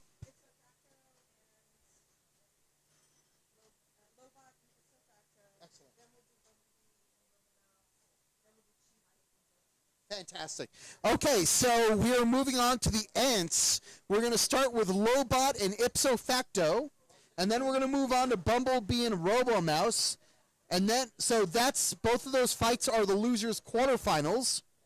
And then we're going to do the winners final for the Ents. That's going to be Cheesecake versus Dolce de Lucha. That's not the grand final, but the winner of that fight makes it into the grand final for Ents. So we are working our way through Ents. So first we're going to have Lobot on this side and Ipso Facto on that side. We're pretty deep in the bracket right now. Whoever wins this fight will fight the winner of Bumblebee versus Robomouse. So whoever wins this fight, you're fighting someone low. 3 out of 4 of the bots left in the losers bracket are low. But Ipso Facto has pretty good leverage. The weapon's mounted fairly low.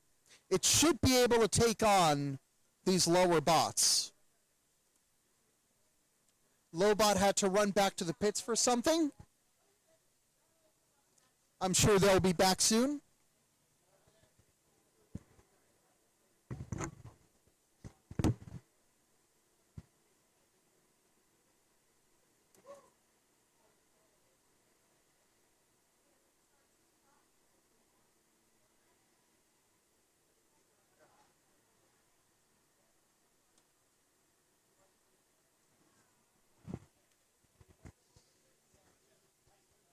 All right, Lobot is back. Royal Lowness. So now we're going to do some Twitch tests. Make sure these bots can move.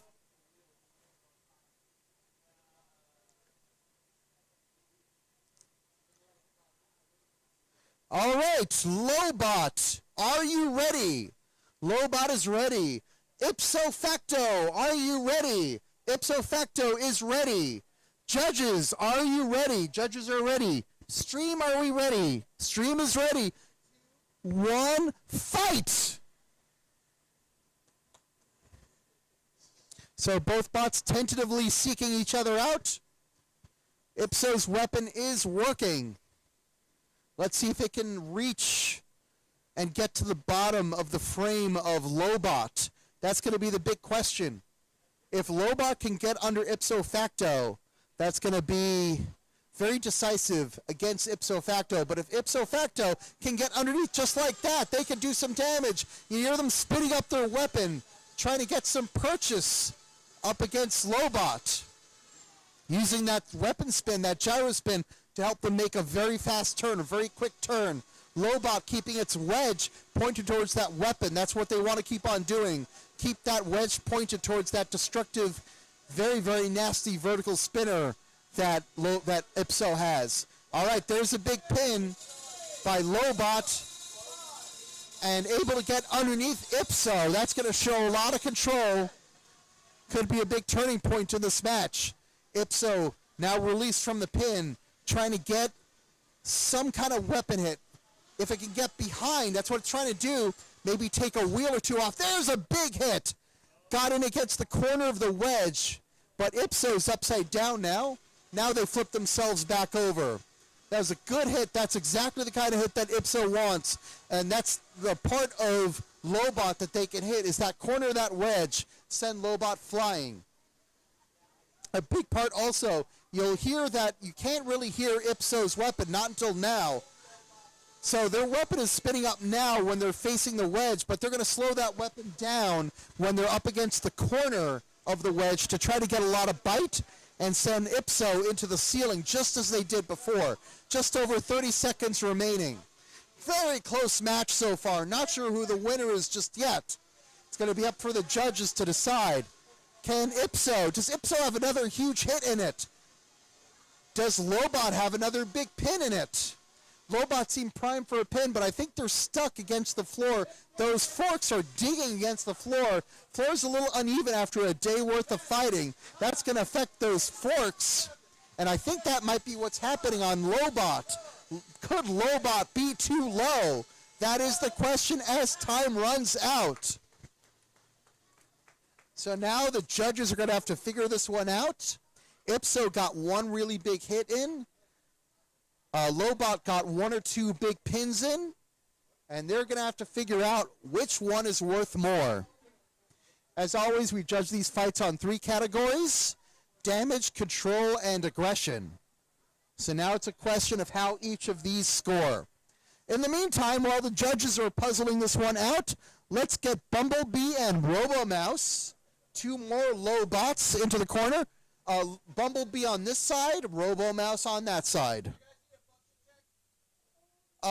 Judges, do you need a function check? No, judges are fine.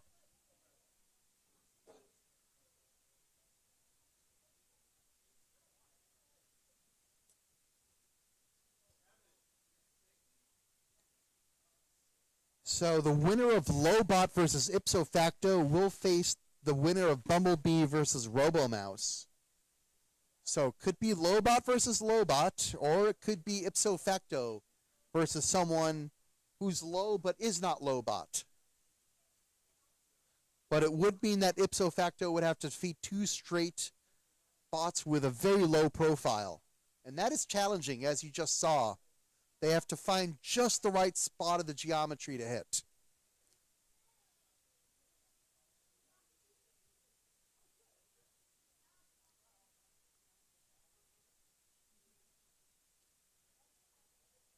Judges still deliberating. This is, as we get later in the competition, the judges' decisions get more tense and more impactful.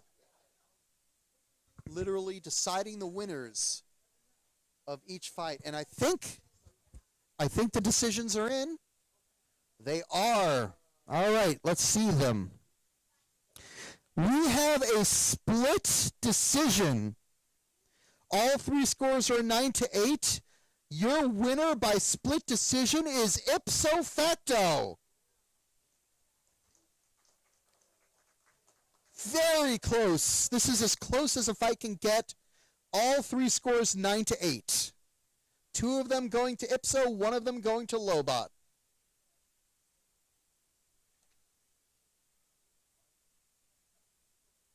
So Ipso moves on. Lobot eliminated by the narrowest of margins. Very good tournament for Lobot.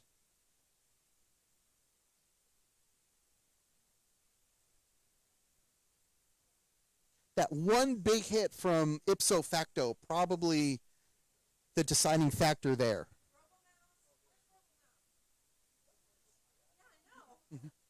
All right, so now we're looking for a Robo-Mouse so we can have our next fight.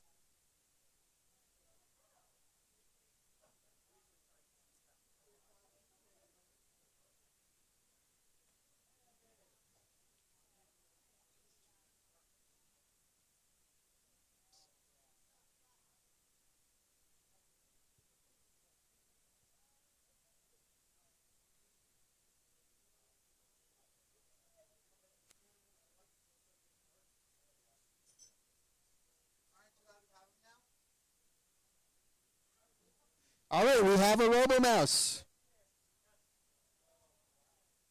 So now we're going to load in. Get this fight started. This is going to be a controlled fight. Yes.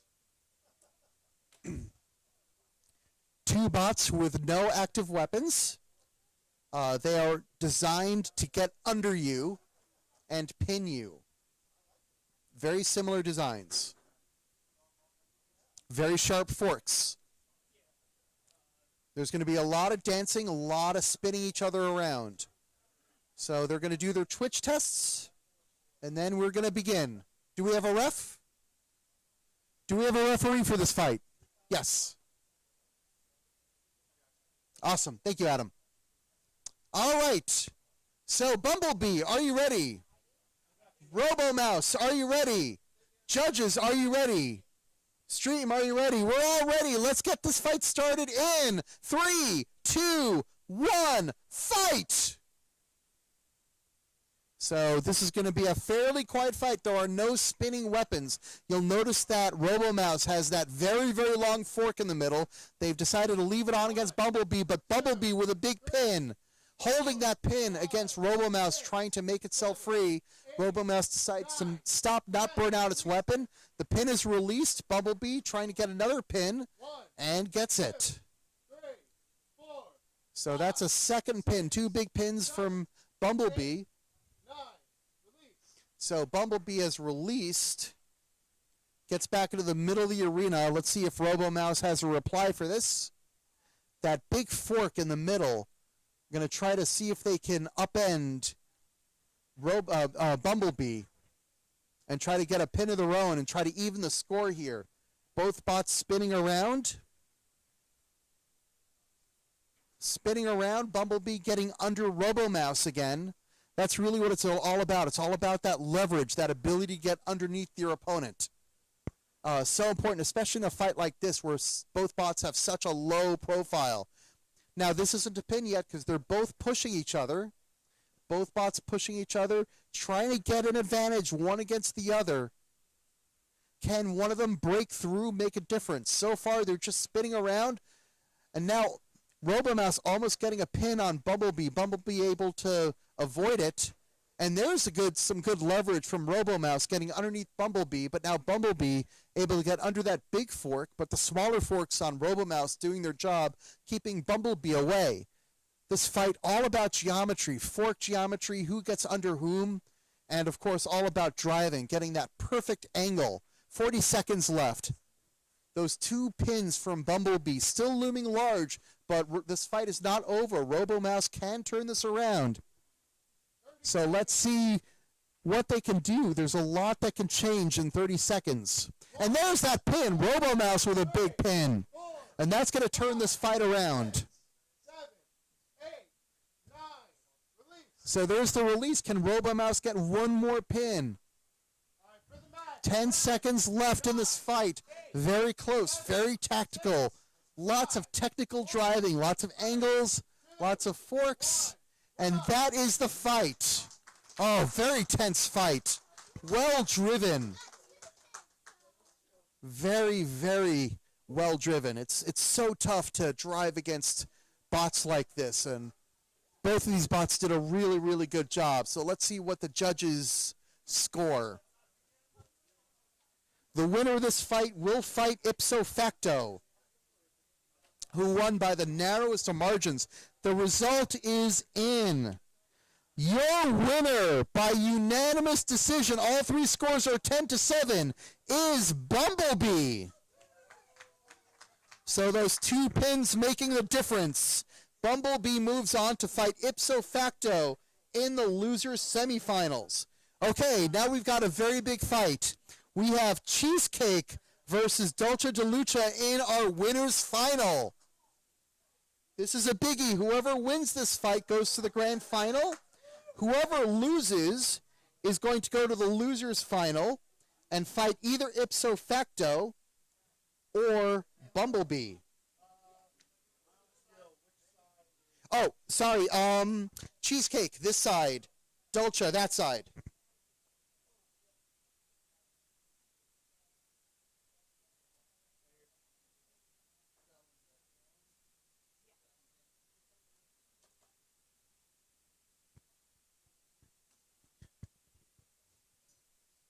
All right, Cheesecake turning on right now. Cheesecake has had a dominant run so far, 3-0, with impressive wins against Hypnovision, Phantom, and Lobot.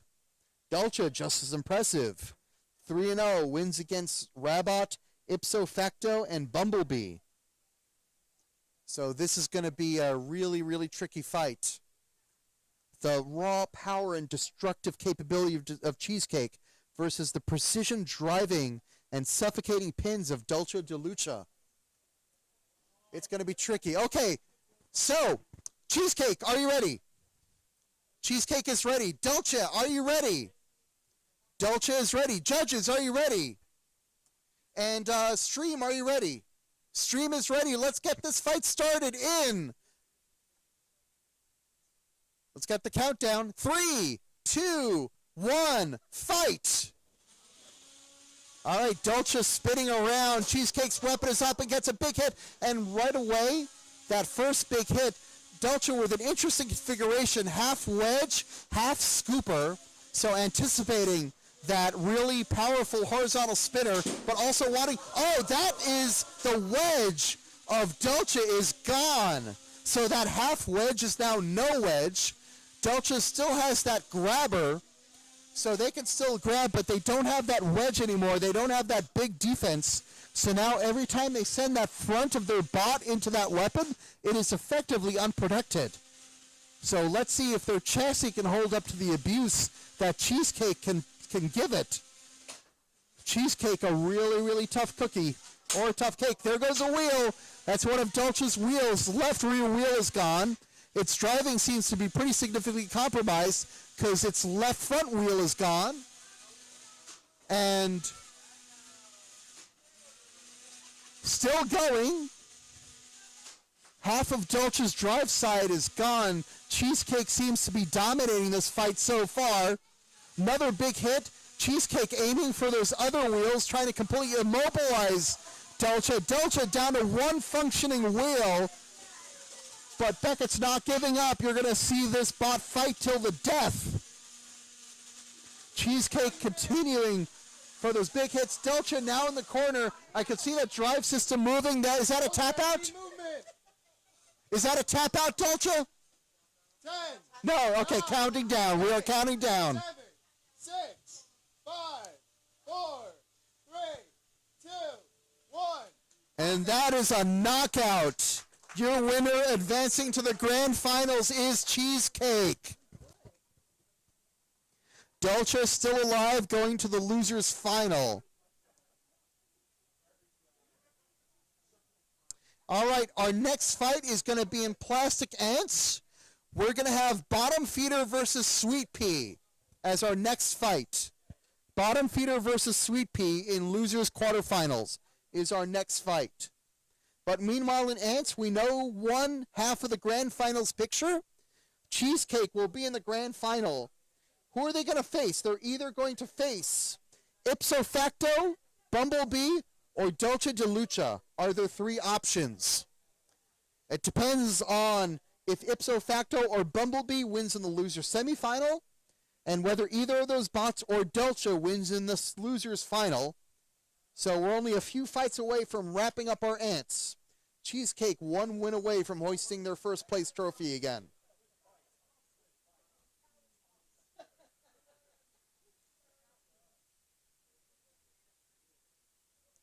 So Bottom Feeder versus Sweet Pea is our next fight.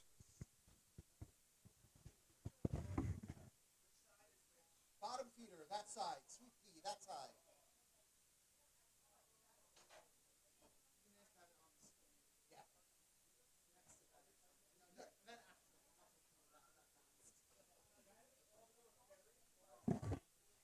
All right, bots are loaded in. They're going to do their Twitch tests next.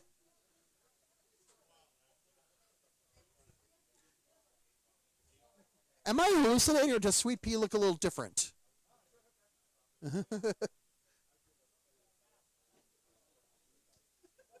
Sweet Pea seems to be going pure wedge this time. No spinner.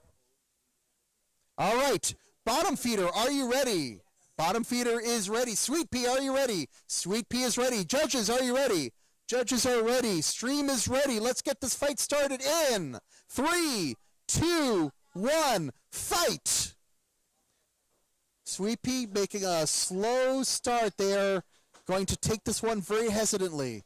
No weapon for Sweet Pea this time. They are going pure control bot. Meanwhile, Bottom Feeder leading with its horizontal spinner. It's not going to do its Thagomizer thing, at least not at first, because they want to see if they can lead with that spinner and maybe do some damage. All right, there goes one fork. So Bottom Feeder has removed one of Sweet Pea's forks. Sweet Pea now stuck underneath the edge of the arena, and that gives Bottom Feeder a free shot. Sweet Pea temporarily upside down, but self-rights, and now bits of Sweet Pea going all over the arena. So Bottom Feeder's weapon starting to do some damage to that front of Sweet Pea. So Bottom Feeder continuing to feed its weapon into Sweet Pea's front. Sweet Pea, that's a more of Sweet Pea's front. Its left front fork is gone. So Sweet Pea's lost its left fork. It just has a right fork now. Both of its wheels seem to be working, though. Drive system seems to be working. That's most important right now for Sweet Pea. Against a horizontal spinner, that ground game doesn't matter, but it has now lost its other fork. Sweet Pea is now forkless. It's now getting a wobbly left wheel. So Bottom Feeder starting to do damage to Sweet Pea. Some serious damage. Less than a minute remaining. Can Sweet Pea hold on? Right now it's absorbing a lot of damage. But, that's a tap out. I think, is that a tap out?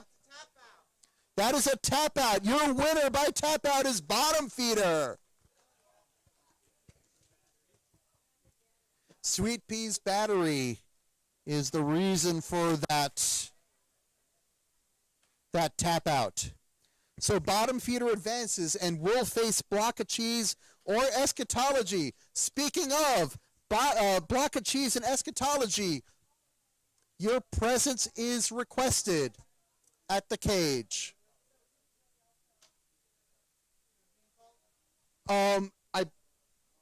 Nope, sorry. Ruby's Rage and the Captain, your presence is requested.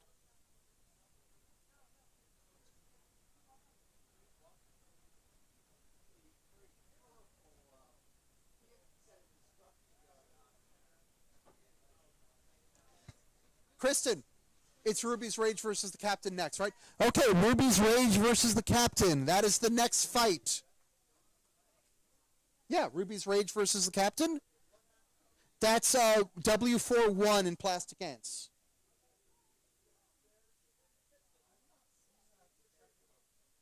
Huh. In Plastic Ants? When you say check-in option... There's probably can you try uncalling Block of Cheese and Eschatology? I think something broke somewhere. That's really weird. The thing is, I haven't ever pushed any data to True Finals, but I just all the content. So if this broke, this is something on the it doesn't matter. Yep. That's weird.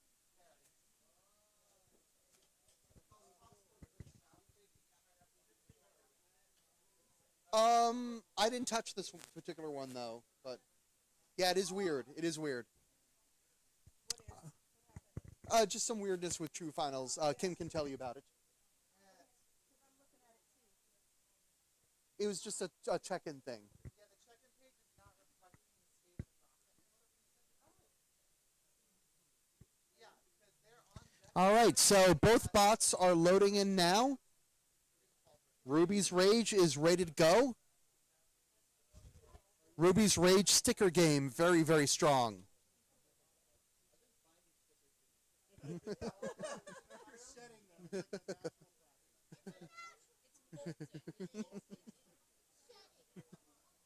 All right, looks like the Captain is turned on. Adam will just give it a twitch test to make sure it's ready to go. All right, Ruby's Rage, are you ready? Ruby's Rage is ready. The Captain, are you ready? The Captain is ready. Judges, are you ready? Judges are ready. Stream is ready. Let's get this fight started. 3, 2, 1, fight! This is a big, big fight with plastic ants. And right away, Ruby's Rage taking the captain into the corner. Some good control. The captain spinning its weapon, trying to get some sort of purchase off Ruby's Rage. Ruby's Rage releasing the pin. Ruby's Rage has been showing some incredible driving this whole tournament. They're up against their biggest test yet. The captain is an outstanding bot, but Ruby's Rage just showing its geometry way lower than Ruby's Rage, able to get underneath, way lower than the captain, able to get under the captain, and there's a second pin. So that's 2 pins for Ruby's Rage right now. The captain needs to figure out a way to get to Ruby's Rage. Ruby's Rage so low, that weapon is having a hard time making contact. There's a good way. So the captain finally got underneath Ruby's Rage and inverted Ruby's Rage. But Ruby's Rage able to get back underneath the captain and invert the captain. So the captain is now flipped upside down again. Captain needs a self-right. Probably can do a violent self-right against the side of the arena. Ruby's Rage with a good hit against it. Ruby's Rage showing some real control against the captain. Again, some really, really impressive driving by Ruby's Rage. Really impressive build. That's a wheel. That's a wheel from Ruby's Rage. So the captain's starting to score some damage points on Ruby's Rage. That's the captain's best hope right now, is doing damage. Ruby's Rage against taking the captain into the corner. There's a pin, but the captain almost getting behind Ruby's Rage. Ruby's Rage taking the captain back into the corner, back into a different corner. Now is Ruby's Rage stuck underneath the edge of the arena. Let's see if they can pull away. Yes, they can pull away. They have a lot of drive power in that bot. Only 3 wheels, but they are moving just fine. The captain looking for some sort of angle. Ruby's Rage flips themselves upside down accidentally. Now they're right set up. Big hit from the captain. That flips Ruby's Rage upside down again. Ruby's Rage sends herself back into the captain's weapon. Some very aggressive driving from Ruby's Rage. She says, "I'm molting," as she starts losing pieces and stickers. Another good pin. She uses that weapon to lift the captain up, and that is the fight. What a fight. The captain is one of our best plastic ants here in Ruby's Rage with a very impressive showing. Let's see what the judges think. Ruby's Rage did lose their left front wheel, so that is going to be damage points that the captain will score, but Ruby's Rage with a bunch of big pins against the captain. So let's see how they score aggression. Again, this is the winner's final. Whoever wins this goes into the grand final and only needs to win one more fight to lift that trophy.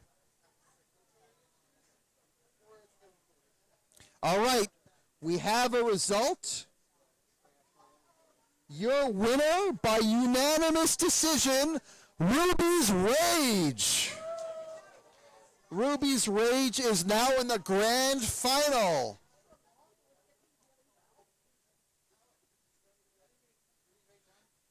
The captain will now go to the losers final. They will fight either Bottom Feeder, Block of Cheese, or Eschatology.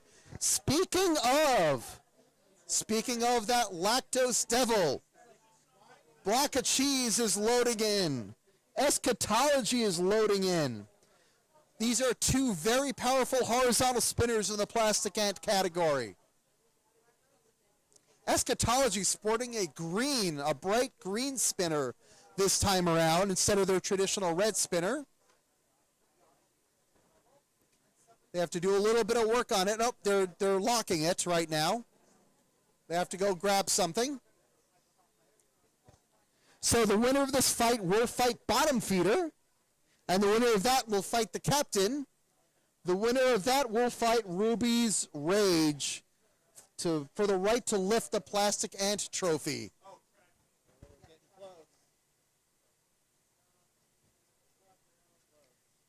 This plastic ant bracket, very, very interesting.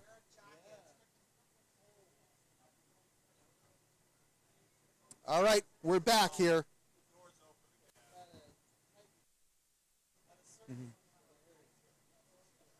tightening some screws on that weapon shaft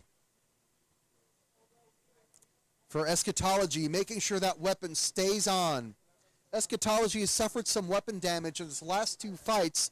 Was able to win those fights, but in one of those fights, half the weapon got removed. In the other fight, just enough of the weapon got removed to start that bot wobbling. He was able to survive that wobbling, won both those fights, but Block of Cheese is a very destructive bot. Let's see what Eschatology, if it can withstand that abuse. Huh? Yes. All right, the weapon lock is off of Eschatology. They're going to do their Twitch test.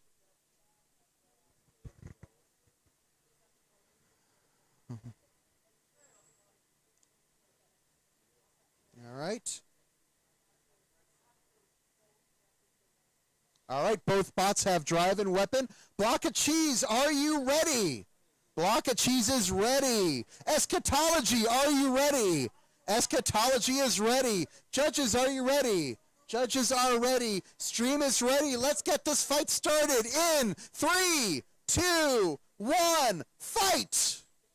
Weapons spin up immediately and the bots move. Block of Cheese moving over to Eschatology's corner. Block of Cheese looking for a big hit. Eschatology, Block of Cheese's weapon is down. Let's see what's going on with that. Is that intentional or did the weapon stop? Whereas Eschatology's weapon is moving just fine. A couple of big hits from Eschatology. Now Block of Cheese, only one wheel is working, so it's got no weapon and only one wheel right now. Eschatology turning off its weapon. Oh, its weapon is back up. These bots moving in kind of a herky-jerky way. There's Block of Cheese's weapon. It's back up.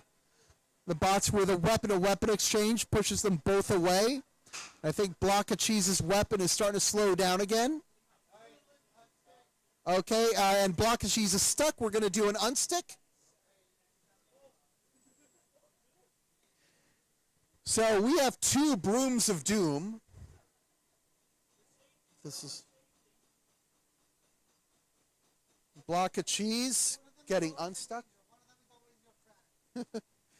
One can only tell the truth. One can only lie. You may ask one question.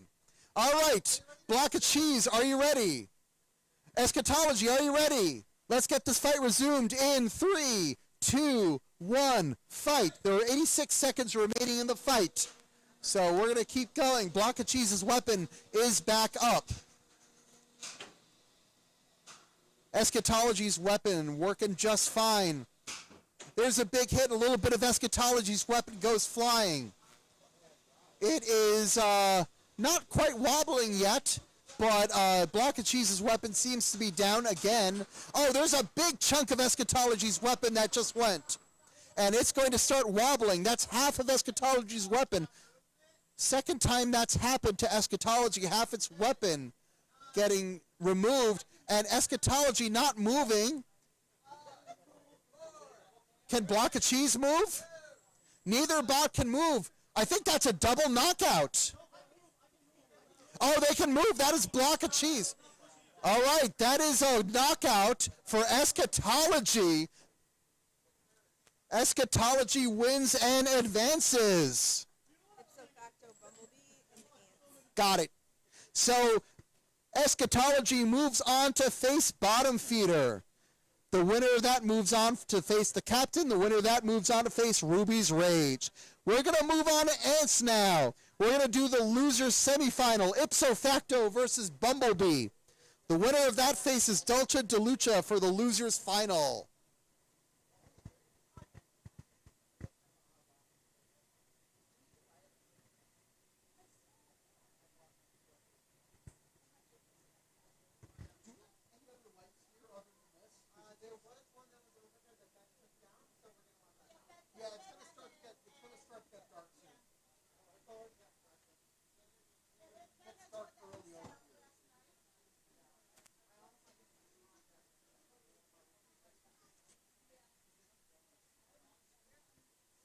All right. Our bots are loaded in, ipso facto and Bumblebee. They're going to do their Twitch tests, and then we're going to proceed.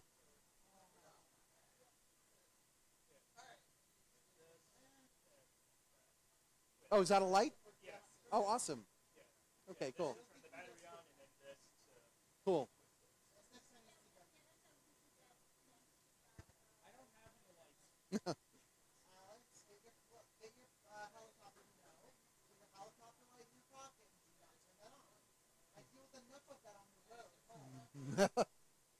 All right.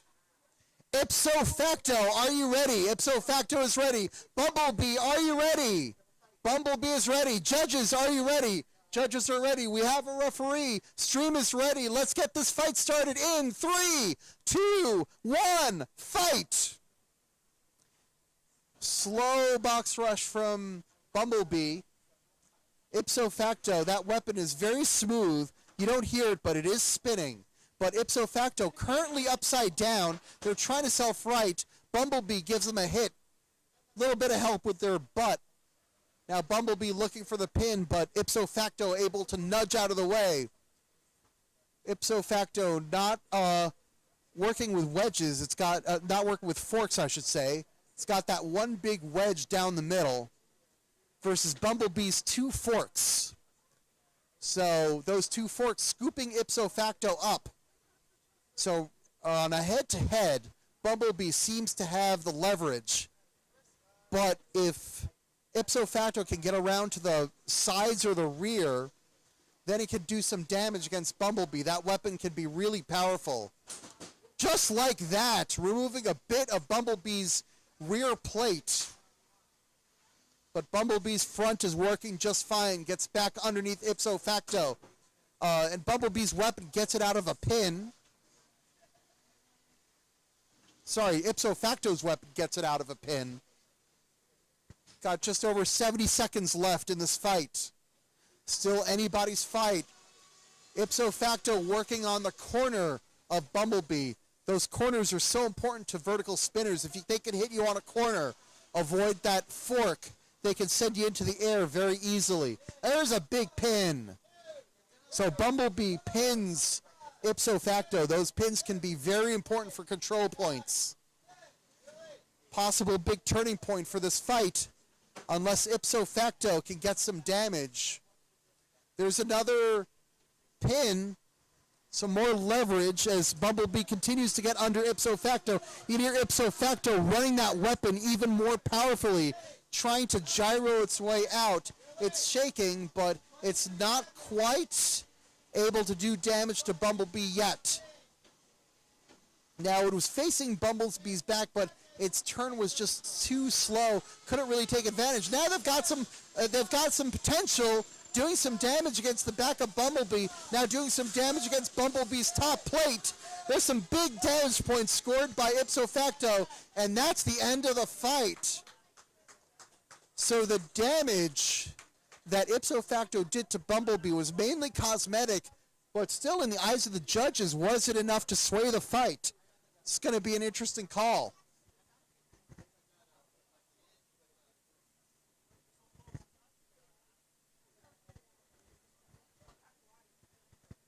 So no function test, both bots working fully. And the judges are going to make their decision.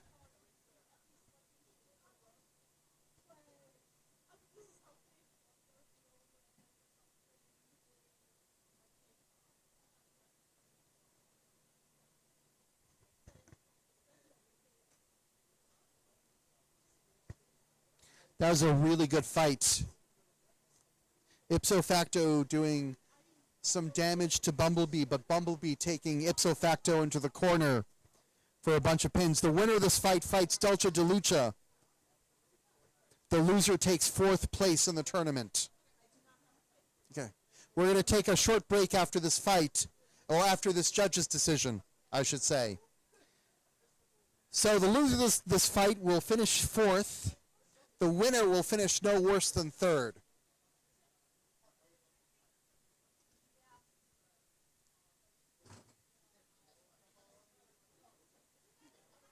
So we got 2 votes in, waiting for one more vote.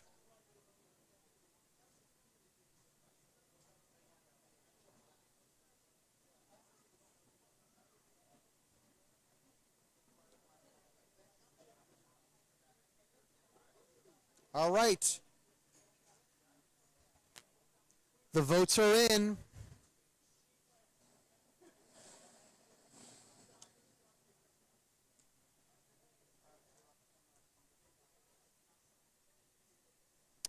Okay, we have a split decision. All 3 votes 9-8. This was very close. Your winner by split decision is Bumblebee. So Bumblebee advances to the losers final. Ipso facto finishes a very respectable 4th in the tournament. A good day for Ipso facto. But Bumblebee will move on to face Dolce de Lucha. Bumblebee and Dolce de Lucha have already fought today. Dolce de Lucha winning that one. So Bumblebee out for revenge. And the winner of that fight will fight Cheesecake.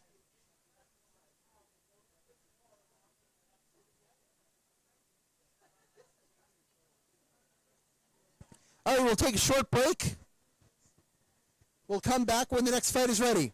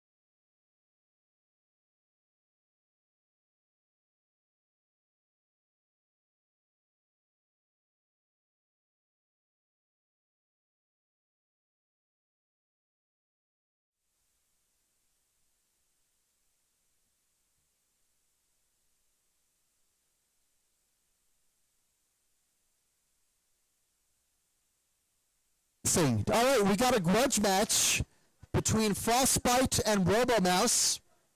Frostbite, are you ready? Frostbite is ready. Robomouse is ready. We don't need judges. We don't need stinking judges. We're going to judge this ourselves. All right, stream is ready. Let's get the start of 3, 2, 1, fight!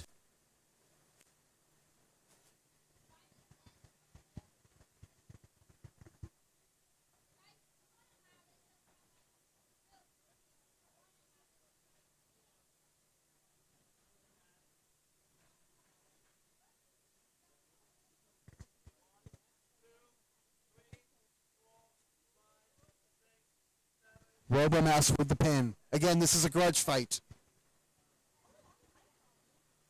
Frostbite deciding to run without a weapon. So both of these bots in full control mode. Another big pin for Robomouse.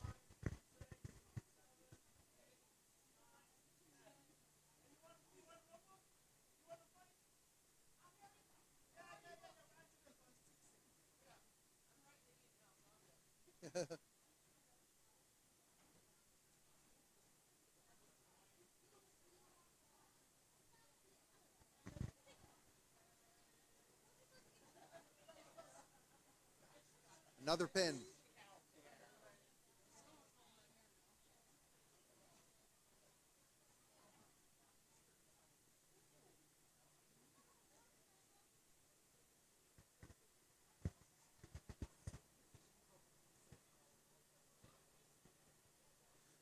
One minute remaining. 1 minute.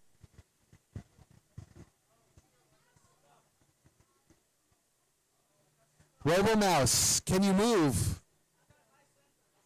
Oh. Do we want to do an unstick for a grudge fight? How do we want to handle this? Can we pause the timer? Can someone pause the timer? Can someone pause the timer? Okay, timer's paused. Oh, we can resume. We can resume the timer. Robo-Mouse taking Frostbite into the corner again.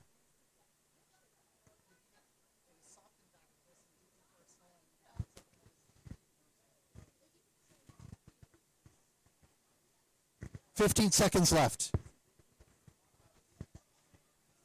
10, 9, etc. 5, 4, 3, 2, 1. That's the fight. Thank you, everyone.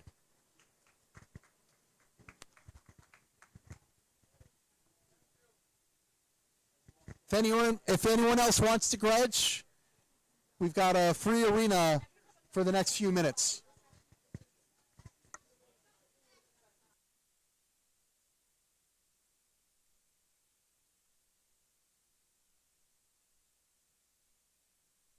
We've got another grudge loading in.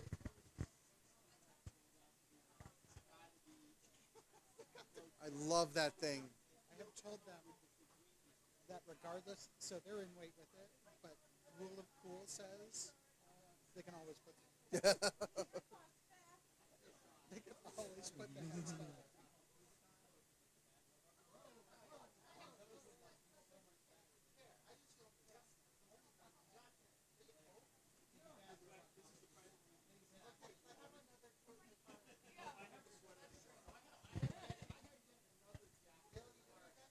Yeah, I'm a little chilly, but I'm okay.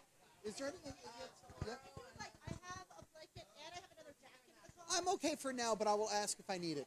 because my other jacket will probably fit me fine. Do we have any water by any chance, or that would be cool because I just finished mine. Awesome, thank you.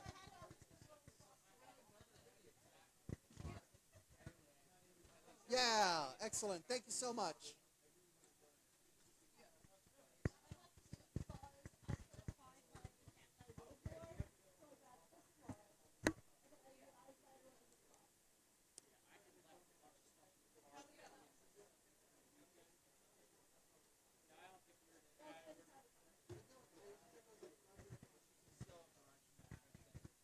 All right, we got our other grudge opponent coming. Hypnovision versus Death Rattle.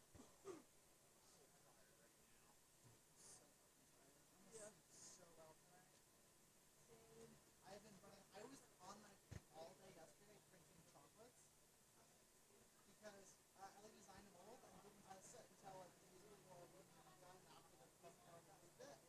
And they want 200 of them and ask for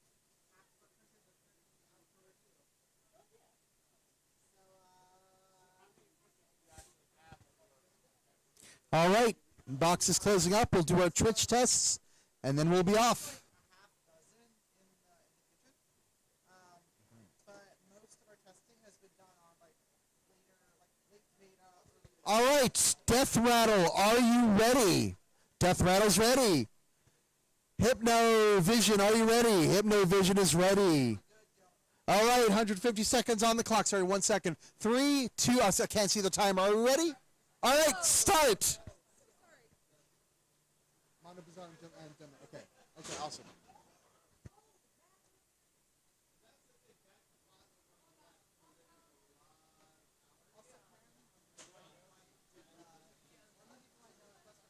This is a grudge, so I can root for a bot.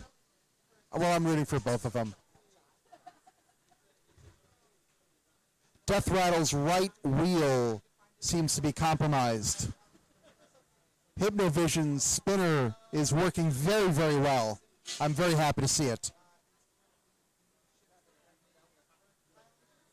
Its body is moving in, you can see from the self-rider that the body is moving in a little bit of a circle every time it translates. Its body's definitely moving in a circle now. It's tricky. Shell spinners are so hard, but it's delivered some pretty good damage to Death Rattle. Oh, huge hit!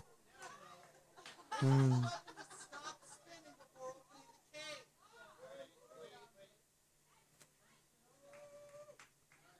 That's a big, big hit. We have to wait for Hypnovision to finish spinning.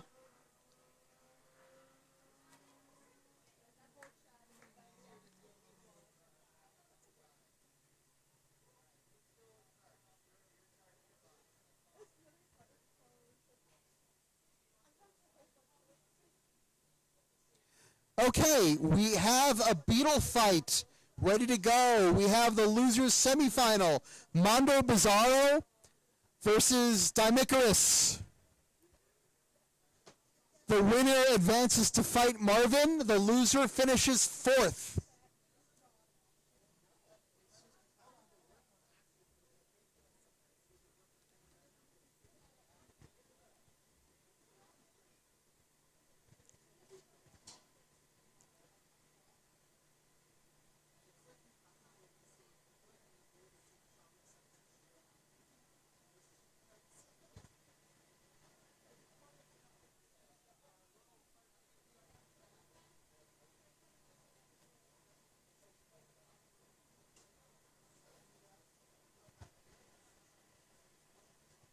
So Mondo Bizarro will be on this side, the ref side, and Dimicarus will be on this side.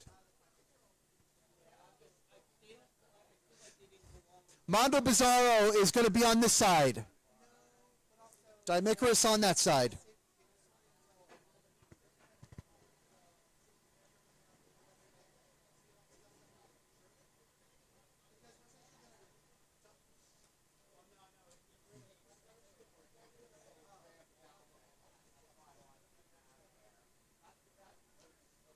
So again, winner fights Marvin in the loser finals.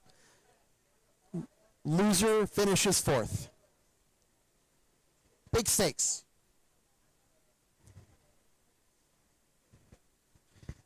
Dimicarus started, it got a first round bye. This is actually a rematch because Dimicarus beat Mondo Bizarro in round 2, but lost to the Fool, and then beat Prince, whereas Mondo Bizarro lost to Dimicarus, then beat Welter. So let's see if Mondo can get some revenge.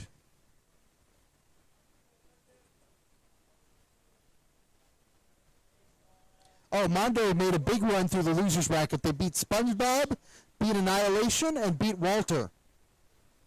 All right.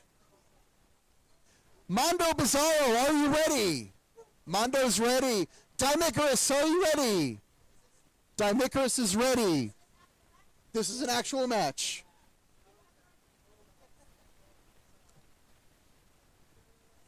Yep, and this is Beatles. Just waiting for the stream.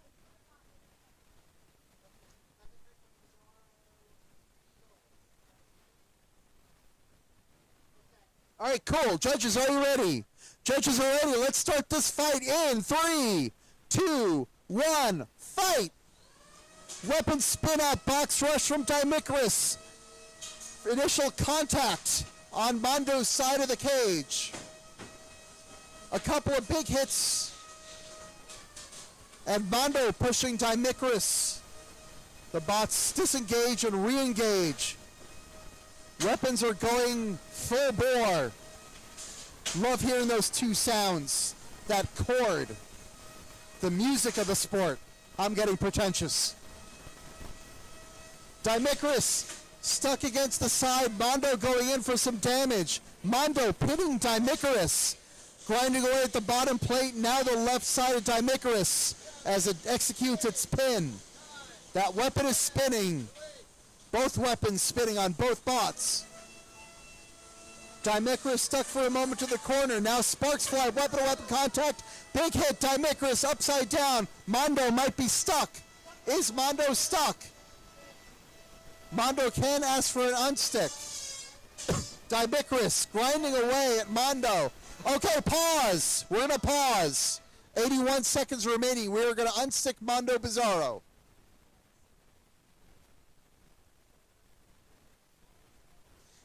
Seconds remain in a very even fight so far.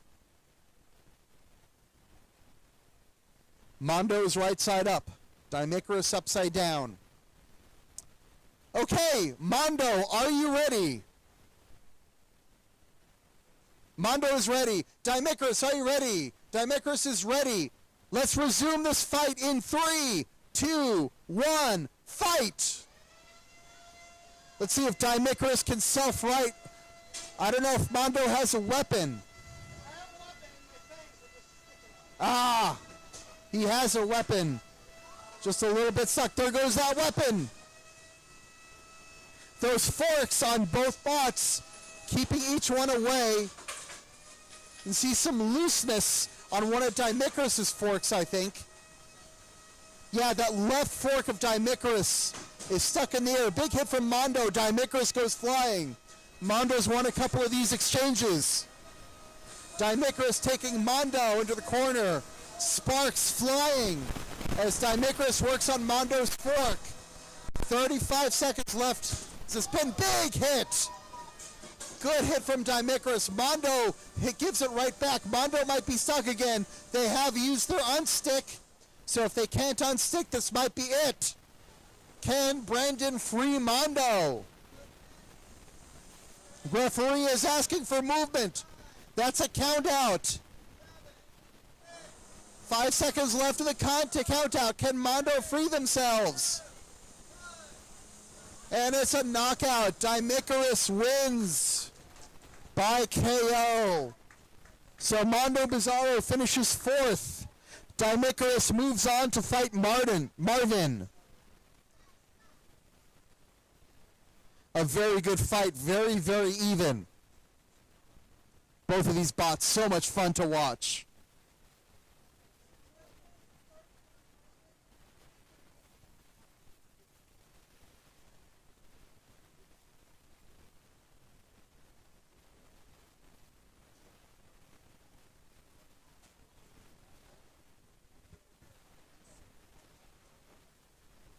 All right, we'll take a short break until the next fight, but we are getting very close to the end of all 3 of our brackets.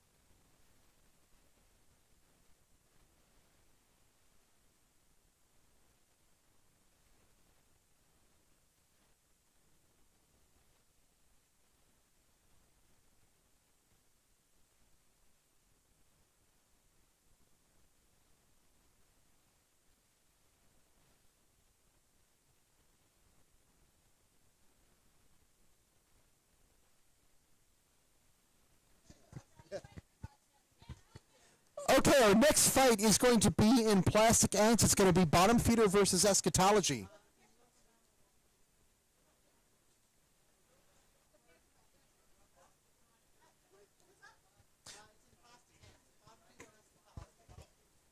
So Bottom Feeder is this side, Eschatology is this side. Excellent. Eschatology fought more recently, so they might still be charging or repairing.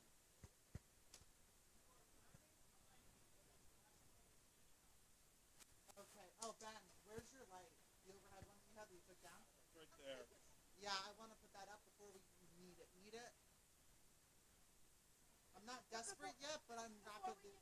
Just need to plug it in. Okay, we have an outlet right.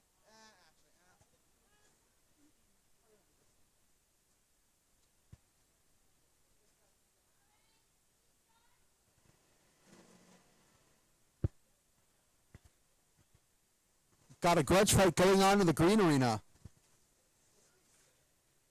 Great to see the green arena being used. Old Faithful.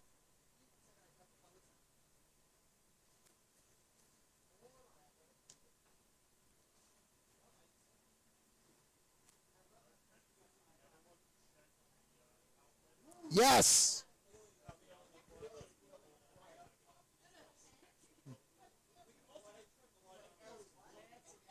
It does. You're right. It's a different color temperature than the ones in the game.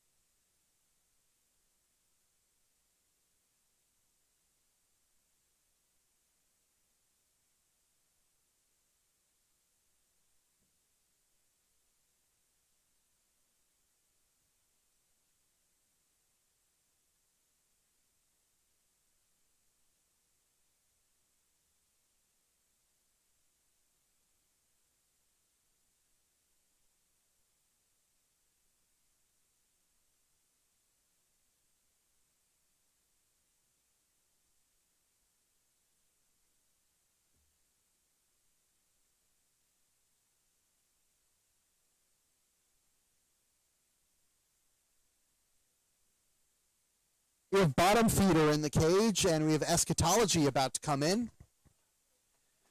This is the loser semifinal for Plastic Ants. So the winner will face the captain, and the loser will finish fourth. These bots have gone through a lot today. Bottom feeder started in round 2. They got a first round bye. This is a rematch. Bottom feeder defeated Eschatology earlier today, lost to Ruby's Rage, but then defeated Sweet Pea to make it here.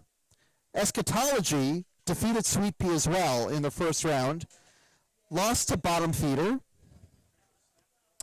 and then defeated MC Hermie and Block of Cheese to make it over here. So now this is a rematch. We're going to see if Eschatology can get revenge from their previous loss to Bottom feeder. Or can Bottom feeder make it 2 in a row against Eschatology and move on to face the captain.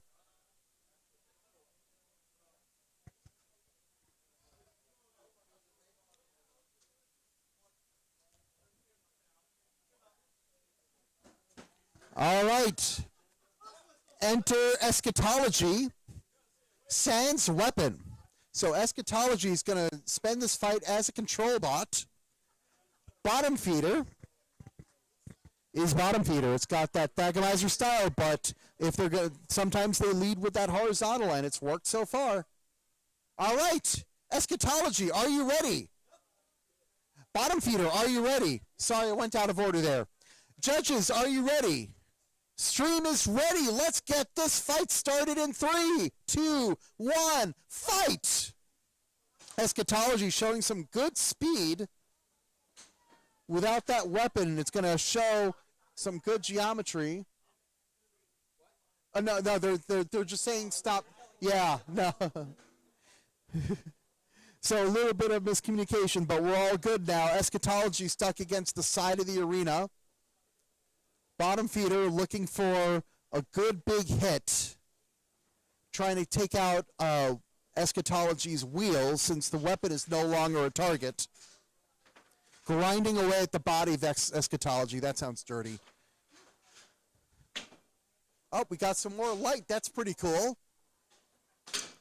Another big hit. This one against the back of Eschatology. Bottom feeder really wants to take out Eschatology's wedge.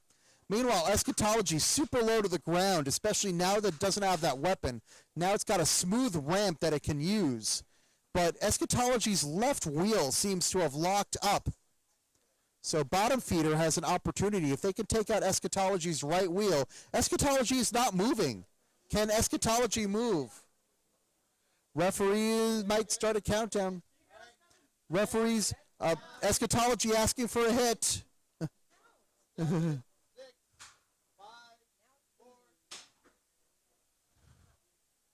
Yeah, still no movement from Eschatology. We're going to restart that countdown. 7, 6, 5, 4, 3, 2, 1. And that is the fight. Bottom feeder advances by KO. Eschatology finishes 4th in Plastic Ants. A good day for Eschatology. Thank you. Awesome. All right, we've got Dolce De Luca. Yep, and Bumblebee.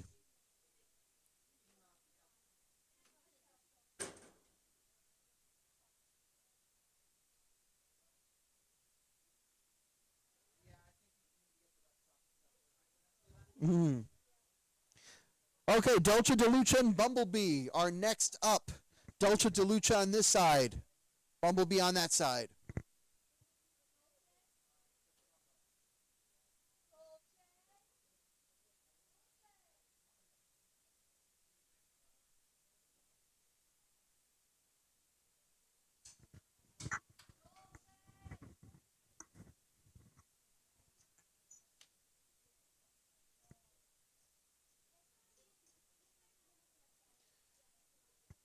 So this is the losers final of the Ants.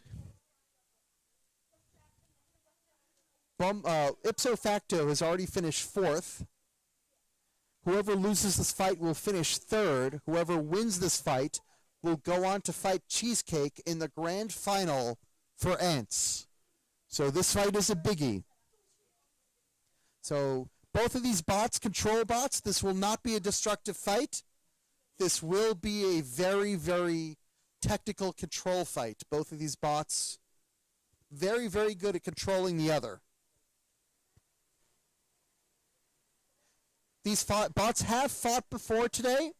Dolce De Luca won in the 3rd round of the winner's bracket in the winner's semifinal, sending Bumblebee to the loser's bracket. So Bumblebee is looking for some revenge now. Dolce looking to make it 2 in a row.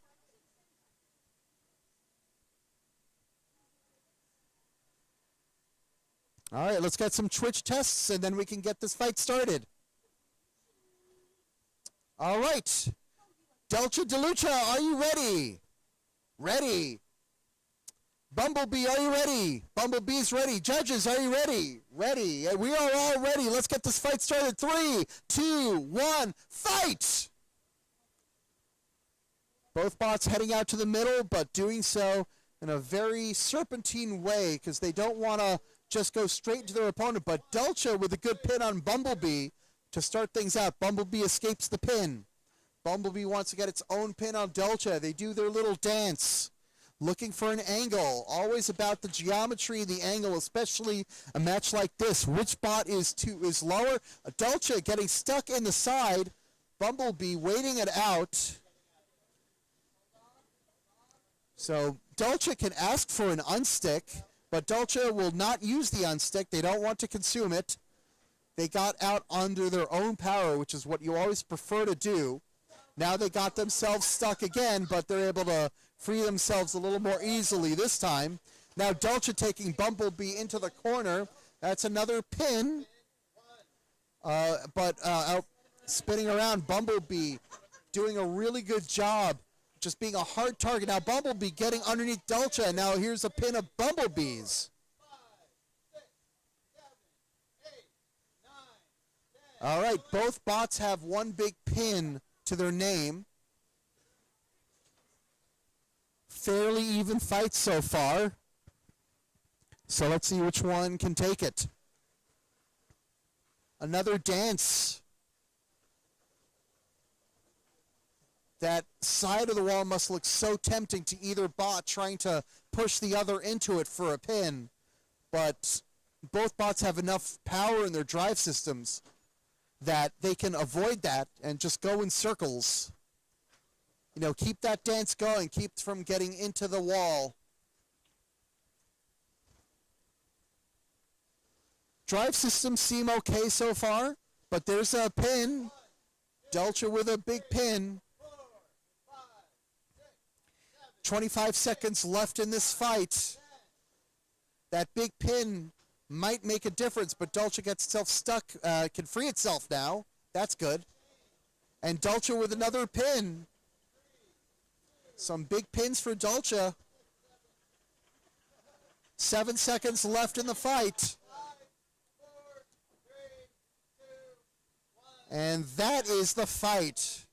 As expected, very technical. Lots of geometry, lots of angles. Those are really, really tricky fights. Let's see what the judges say.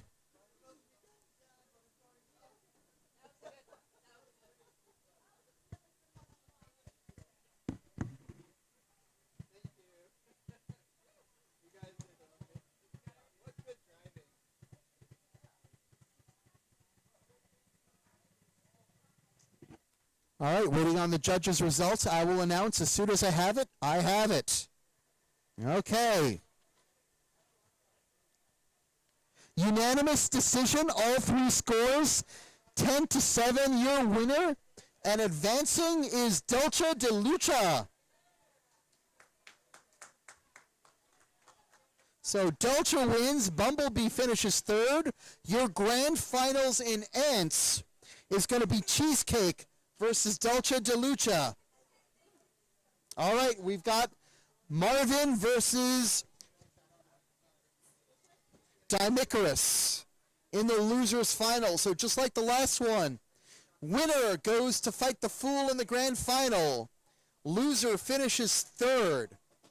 Unlike the last fight, this one's going to be pretty destructive. Both bots very powerful, very loud, and they can send the other bot into the air in pieces.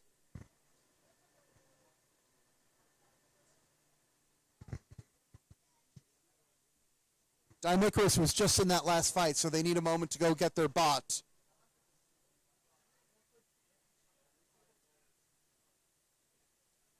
Marvin's had a really good day so far. Marvin has not really lost in the cage. The only loss Marvin has had was a forfeit to Walter, as they are both driven by the same driver. So Marvin defeated Kitsune. I'm sorry, Marvin beat Walter, technically. Marvin lost to the Fool. That's correct. And now is facing Dimicarus It was Walter that Jay decided to send down to the loser's bracket. So Marvin went on to face the Fool. The Fool won, which put the Fool in the grand final. And Marvin is angling for a rematch and can get that rematch if they beat Dimicrous. Dimicrous, in the meantime, got a first-round bye, defeated Mondo Bizarro in the first round, lost to the Fool in the winner's semifinal, and then had a rematch against Mondo Bizarro, which they won. So they were 2-0 against Mondo Bizarro today. And now they have to beat Marvin in order to make it to the grand final and face the Fool. And that would be a rematch again.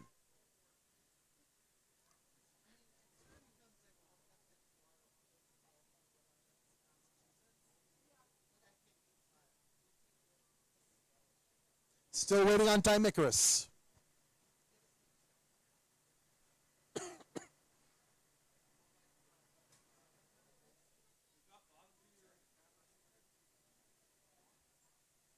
That's going to be Kristen's call.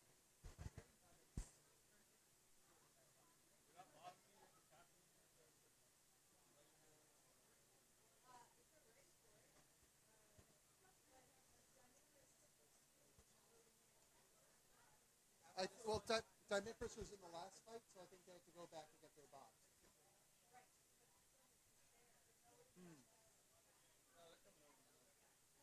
So you'll be next. Yeah, bottom feeder and captain. Yep.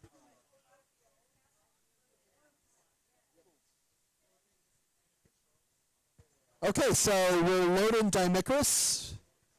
They're coming to the cage now, and after that we'll have the captain and bottom feeder for the losers final of Plastic Ants. This is the losers final of the Beatles. Marvin versus Dimicrous.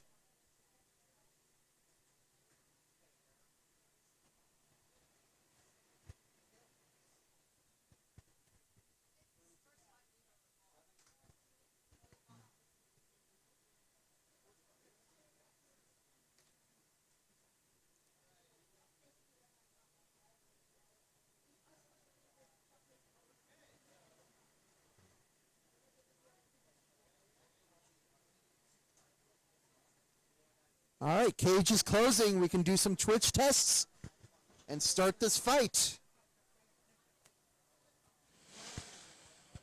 All right, there's Marvin with its Twitch test. All right, Marvin, are you ready? Marvin is ready. Dimicrous, are you ready? Dimicrous is ready. Judges, are you ready? Judges are ready. Stream is ready. Let's get this fight started in 3, 2, 1. Fight!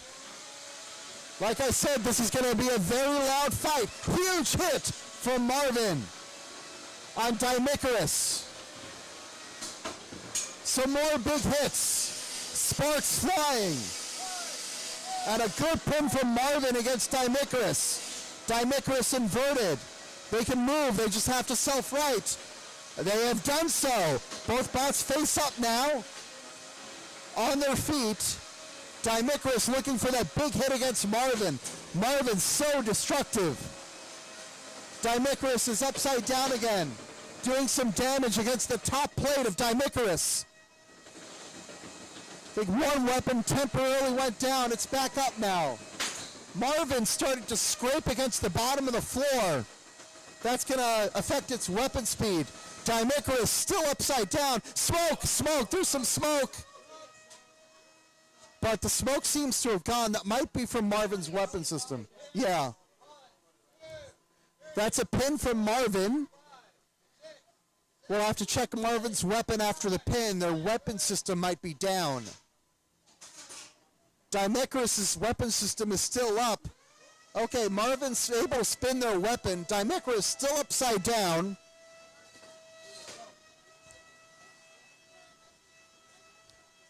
Dimicrous looking for a way to self-right. Got a little bit of that magic smoke smell right now. Dimicrous upside down, but Marvin's weapon is down. And now Dimicrous has self-righted against Marvin. Let's see if they can get a hit. Marvin driving very defensively. Now Dimicaris is 4 wheels, Marvin 2 wheels. That might make that might be a factor in this control battle. 30 seconds left, but a pin that we're counting. So another pin for Marvin. That's going to count for control. Of course, Marvin's weapon being down is going to count for damage. I see a bit of a belt, and now Dimicaris going to town against Marvin's back plate. Marvin's weapon back up. Some more smoke. And now the smoke is puffed out, and that is the fight. So a very smoky fight. Looks like from our best guess is Marvin's weapon ESC got toasted in that fight. Was not lipo smoke.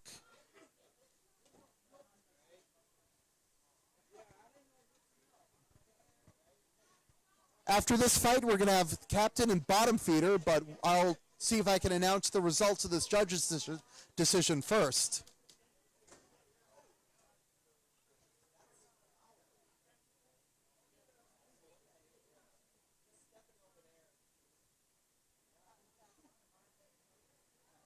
Very strong smell right now, but it's not lipo smell. Most likely ESC smell.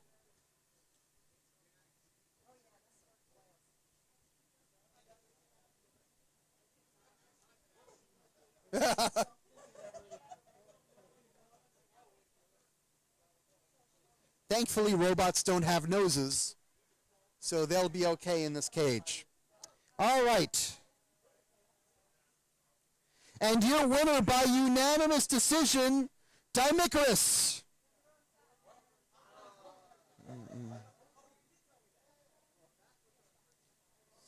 So, Dimicaris will advance to fight the Fool in the Beetle final.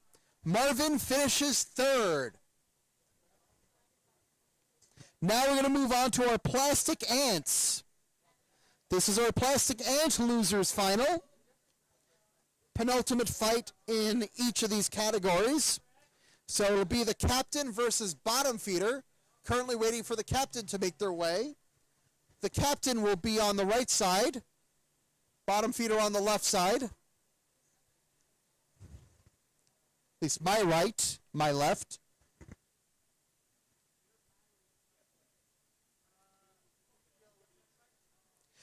Captain versus bottom feeder and Plastic Ants. So bottom feeder started in round 2. They got a round 1 bye. They beat Eschatology. They lost to Ruby's Rage. Then they beat Sweet Pea. They beat Eschatology again. And now up against the captain. The captain, in the meantime, also got a first round bye. Beat Copacabana. Beat Block of Cheese. Lost to Ruby's Rage. And now is here against bottom feeder. Whoever wins will fight Ruby's Rage in the grand final. So the captain is looking for that rematch. Bottom feeder is also looking for a rematch against Ruby's Rage. Pretty much what it comes down to is Ruby's Rage has beaten everyone so far. Okay, let me find out from Alex. Alex asked me the question. If somebody is appealing, if somebody's in the final four and is appealing, we need to do it before the start of the match. Okay. Thank you.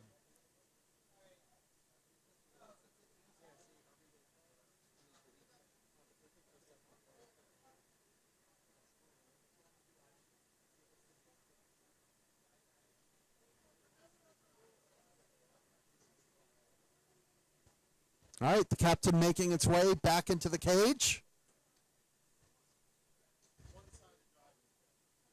Looks like captain only has one-sided drive working for the start of this fight.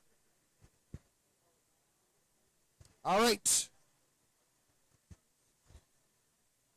The captain, are you ready? All right. Bottom feeder, are you ready? Bottom feeder is ready. Judges, are you ready? Do we have a ref?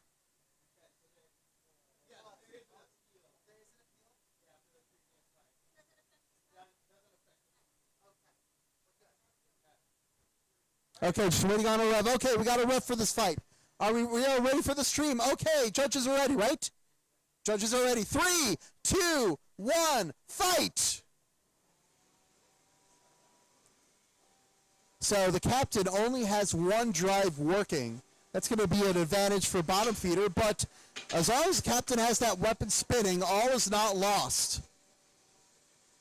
So bottom feeder trying to do that Thagomizer thing, present its wedge, then spin around at the last second, take out one of the captain's wheels. We can already see some damage to some of the captain's wheels right now. Bottom feeder looking for that angle. The captain also doing so, but will have a harder time because they have to crab walk. But bottom feeder hasn't been able to make really good contact despite the captain being down one drive side. The captain doing a really, really good job of staying mobile, being a moving target, not presenting an easy target to hit. Because the worst thing you can do is just be stationary and just be a stationary target. Big hit, and that is bottom feeder's weapon. And suddenly, despite being one drive side down, the captain has started to even things out in this fight, is now working on grinding away. Bottom feeder is inverted. They've lost their weapon. Their wheels are spinning, but I don't think they're contacting the floor. Ref is asking for an unstick. Okay, the wheels are contacting the floor now, but bottom feeder having a tough time now that they lost their weapon. Literally lost. It is sitting on the side of the arena. 45 seconds left in this fight. The captain, despite being down one drive side, has de-weaponed bottom feeder. And this is anybody's fight right now. 30 seconds remaining in this fight. Bottom feeder looking to control. That is a wheel from the captain.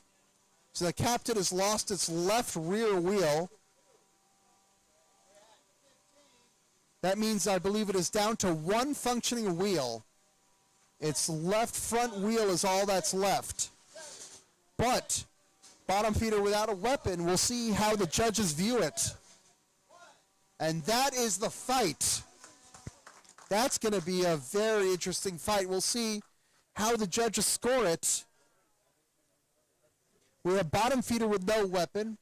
We have the captain with only one functioning wheel. These competitions are a game of attrition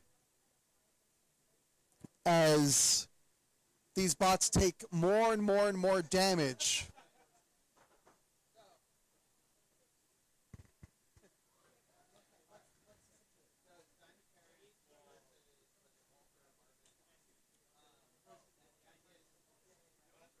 Waiting on the judges now.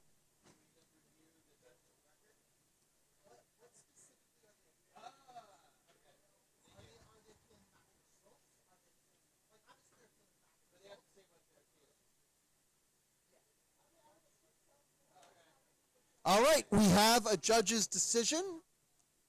Let me go over it. Sorry, I'm trying. Oh, okay, I see that. We have a decision. A winner by split decision, a captain. So the captain moves on. We'll get a rematch in the final versus Ruby's Rage. Bottom feeder with a good day, finishing third.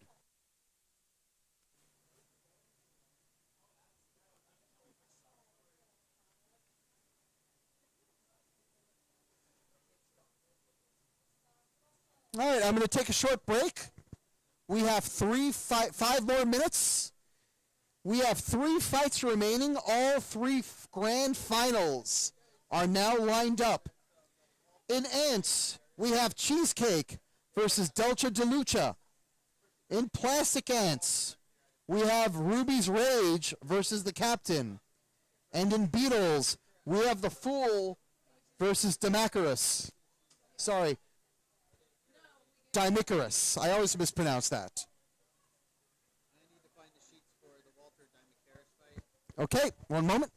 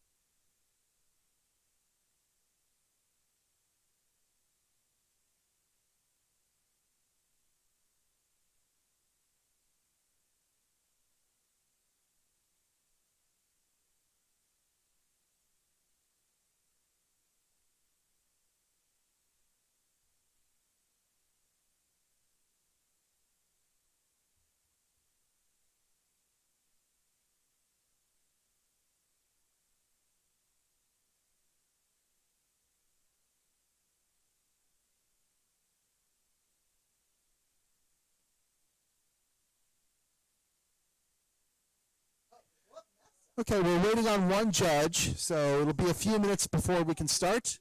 So stand by. If you do it every event for the next 2 years, maybe we have a problem. I'm clearly starting to think a fight. For a final, we may want to wait. This is the finals, the grand finals, so we may want to wait for the regular to go.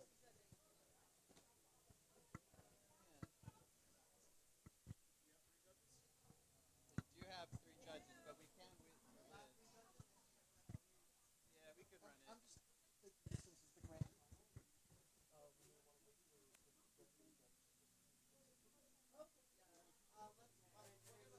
I think we're gonna. Yeah. Let's take it as a break for a moment. Yeah, I think we're gonna take this.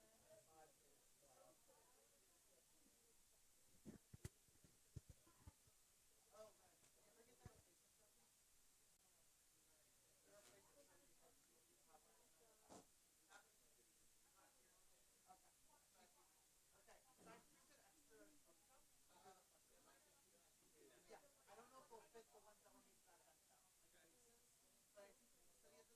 But I think it's study of design, so I don't know. Oh no, tracking is your bunch of assets. Probably most of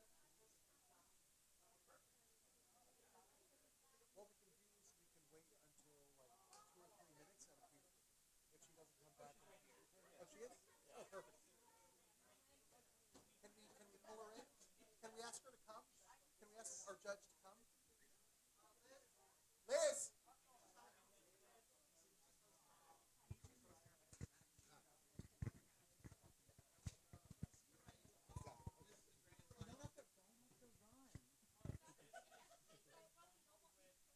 walk with purpose, but don't run. All right, we have our judges.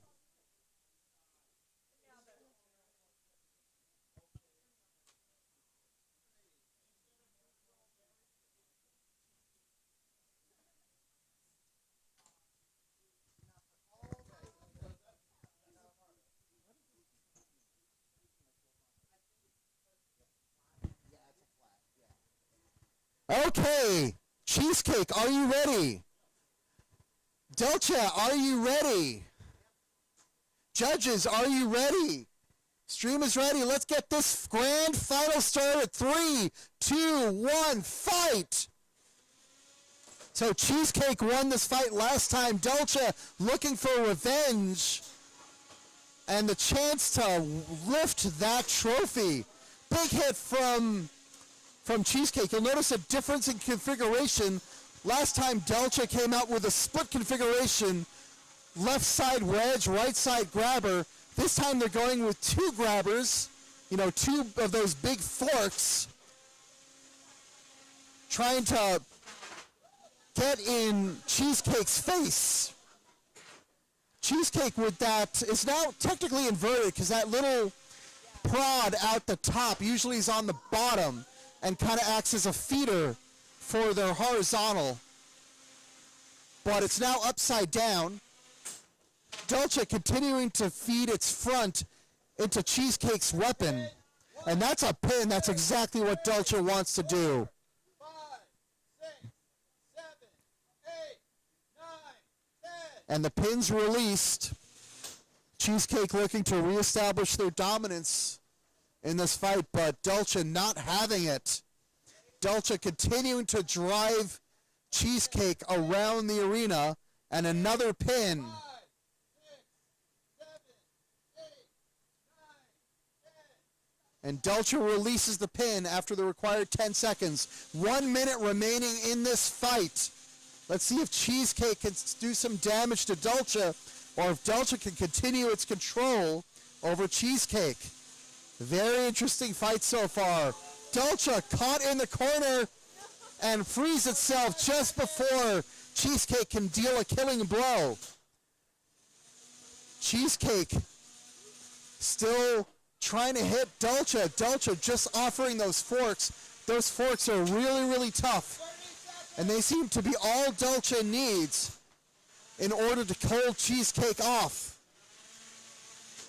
Very interesting tactical change that Dolce made, switching back to 2 sets of those, so far seems to be paying off. Those forks seem to be somewhat bent, but still perfectly functional. 5 seconds remaining. This trophy is going to be given to someone, and the judges are going to decide.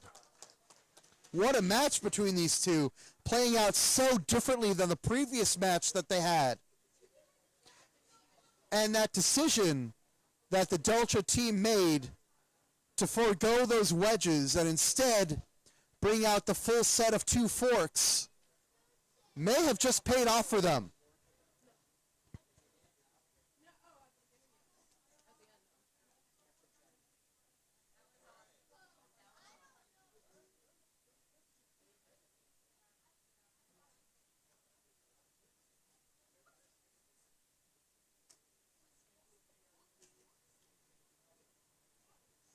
So weapon locks going in, bots getting turned off. Who we got after this? So after this, we've got the Beetle final. So the Fool and Dimicarus are going to be our next fight once we announce the judge's decision. All right, we have our decision. The votes are in. Your winner, unanimous decision, 9-8 scores all across the board. Your winner and Antweight champion, Dolce De Lucha.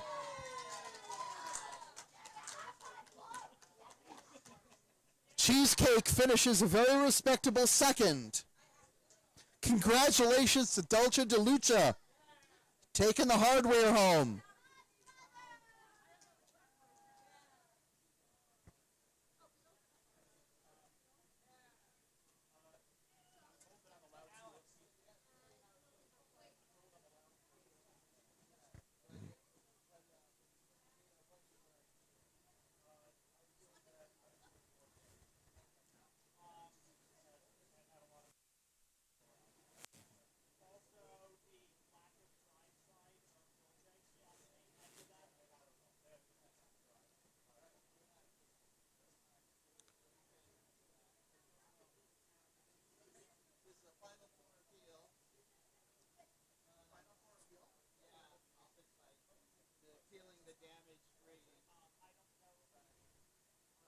For the fight that just finished? Yeah. Here we go. Thank you. And do we do a final double as well? Or? No, we just do one. The sudden death.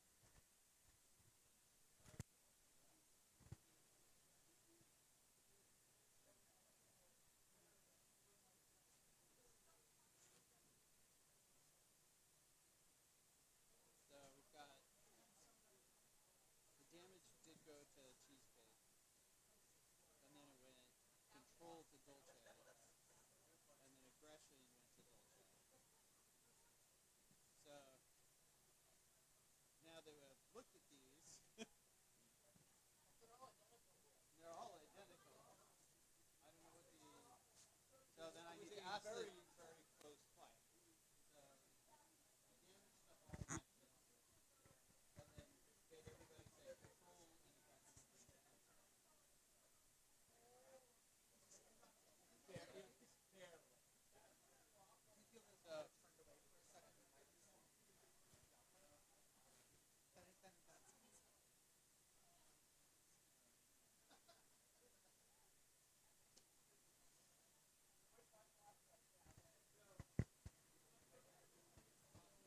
So we're going to have the Fool and Dimicarus up next.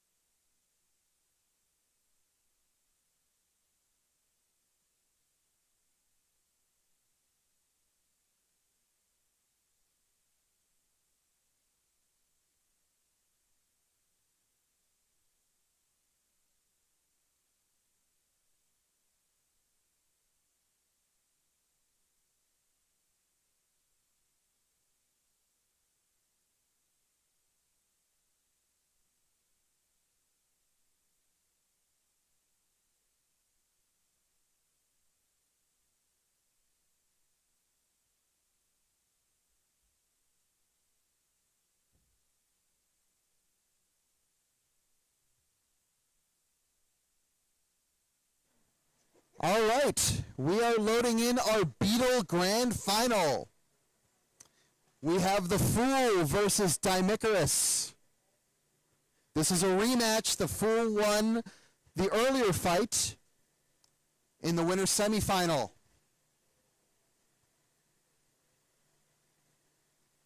Both of these bots have come a long way. Let's see which one can bring home the hardware.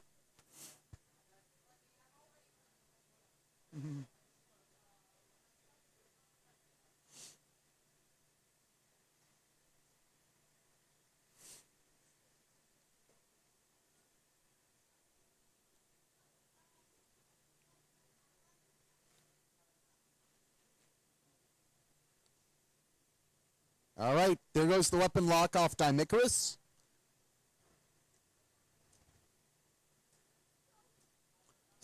We'll see if it gets its twitch test. All right.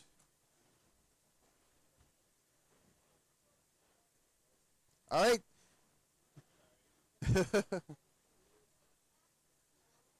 The Fool, are you ready? Dimicarus, are you ready? Judges, are you ready? We have a referee, right? Yep. Excellent. And stream is ready. 3, 2, 1. Let's get this grand final started. Dimicarus' weapon up immediately, but it's got to deal once again with that cam lifter weapon of the Fool. The Fool's such a tough bot to drive against. It's just going to take away your center of gravity, and you're not going to be able to touch the ground, and that's what you need in order to move around and fight. If Dimicarus can get a good hit against the body of the Fool, maybe even get the back of a wheel, that might change things, but as long as it has to go onto those forks, it's going to be tough sledding. So another good pin for the Fool. That's 2 big pins so far. Dimicarus flips upside down, actually gets a couple of good hits off the top of the Fool. But the Fool is really tough to damage. That is one tough bot. Here comes the Fool again, trying to line up a hit against Dimicarus, who is upside down. And another cam lift right into the corner.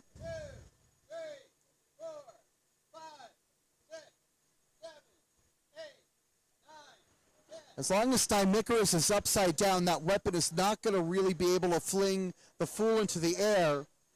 The Dimicarus, not able to move out of the corner, might ask for an unstick.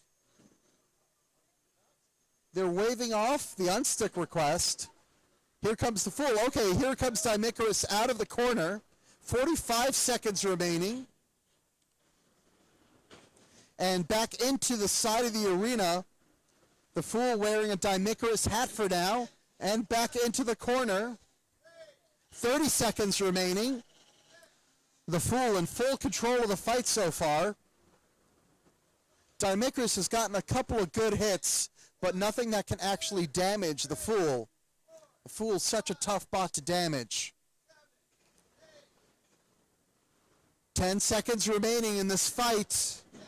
Can Dimicarus land one last big blow to leave an impression for the judges?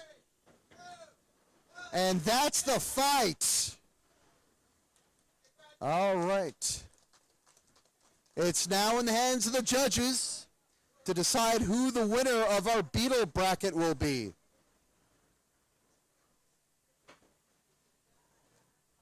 Why are we still fighting? Very, very nice. That's the Fool's delivery service, delivering you right back to your starting corner. And the last one. Yep. Yep.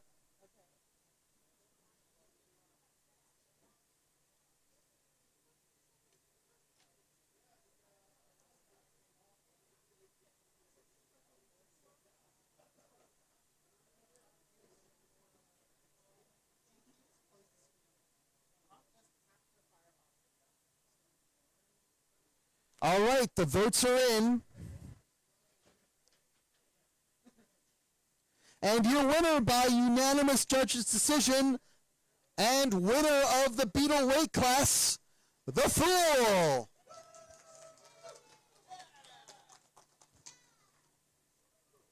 Well done to the Fool. And another good showing by Bot Barons. Dimicrous finishes second. Very good day for that team, with Delta DeLucia finishing 1 and Dimicrous finishing 2. All right, we have one more fight before we can hand out the hardware. We have Ruby's Rage versus the Captain. Let's get them both to the cage and wrap this thing up today.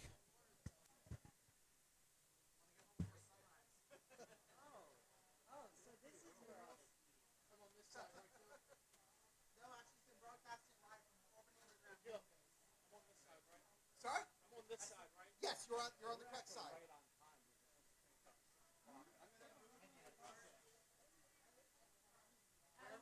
That side or this side? This side is good lighting. Yeah, but that side has the other stuff. There's a lot of lighting up here. For the picture? Yeah. But between them it's fine. I'll just grab a chair. Yeah. One light stand? One light stand.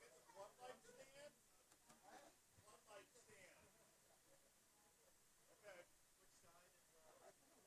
Which side? Yep, you're on the correct side.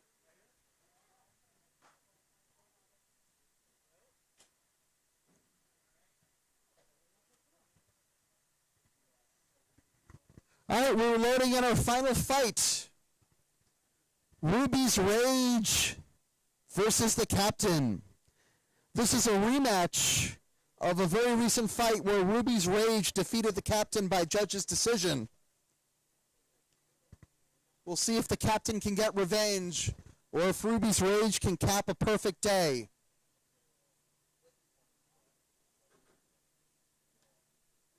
All right. Closing things up, going to do our final Twitch tests, and we'll get moving.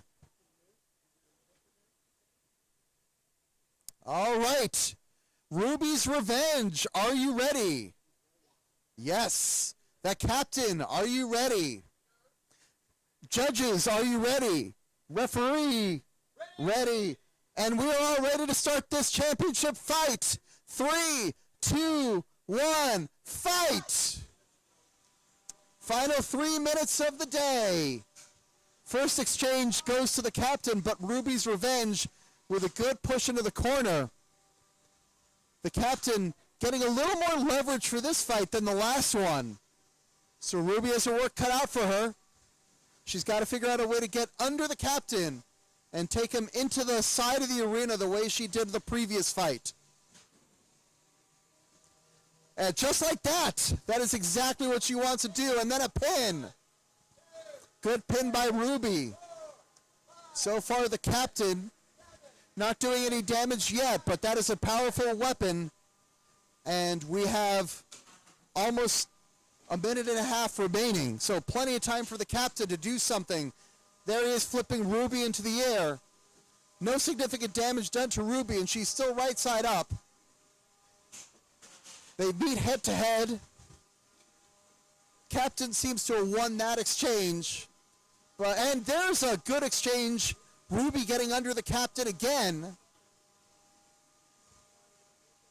Captain looking for a wheel, but Ruby gets under the Captain again, sends him into the wall, sends him to the wall again. I see a wheel. That's Ruby's left front wheel has come off. So that's a little damage for the Captain now. Ruby into the wall. Both bots hitting each other. There's another big hit. Very aggressive from driving from Ruby. We've seen that all day. Totally fearless. Ruby looking to get under the Captain, and she does, and she inverts the Captain. He's upside down right now. She's waiting for him to turn around so she can get to his backside and drive him into the wall. She gets underneath him again. Now he's right side up, but she's on his side. He's trying to get around, trying to get that weapon to bear. 20 seconds remaining. Ruby doing a really good job self-righting. She has controlled so much of this afternoon. 10 seconds remaining. Can the captain get a hit? Can Ruby get a pin? There's that pin by Ruby. She's stuck briefly in the side of the wall, but she frees herself before a hit. And that is the fight. What a fight. And now the judges are going to have to decide who the winner of the Beetle bracket is.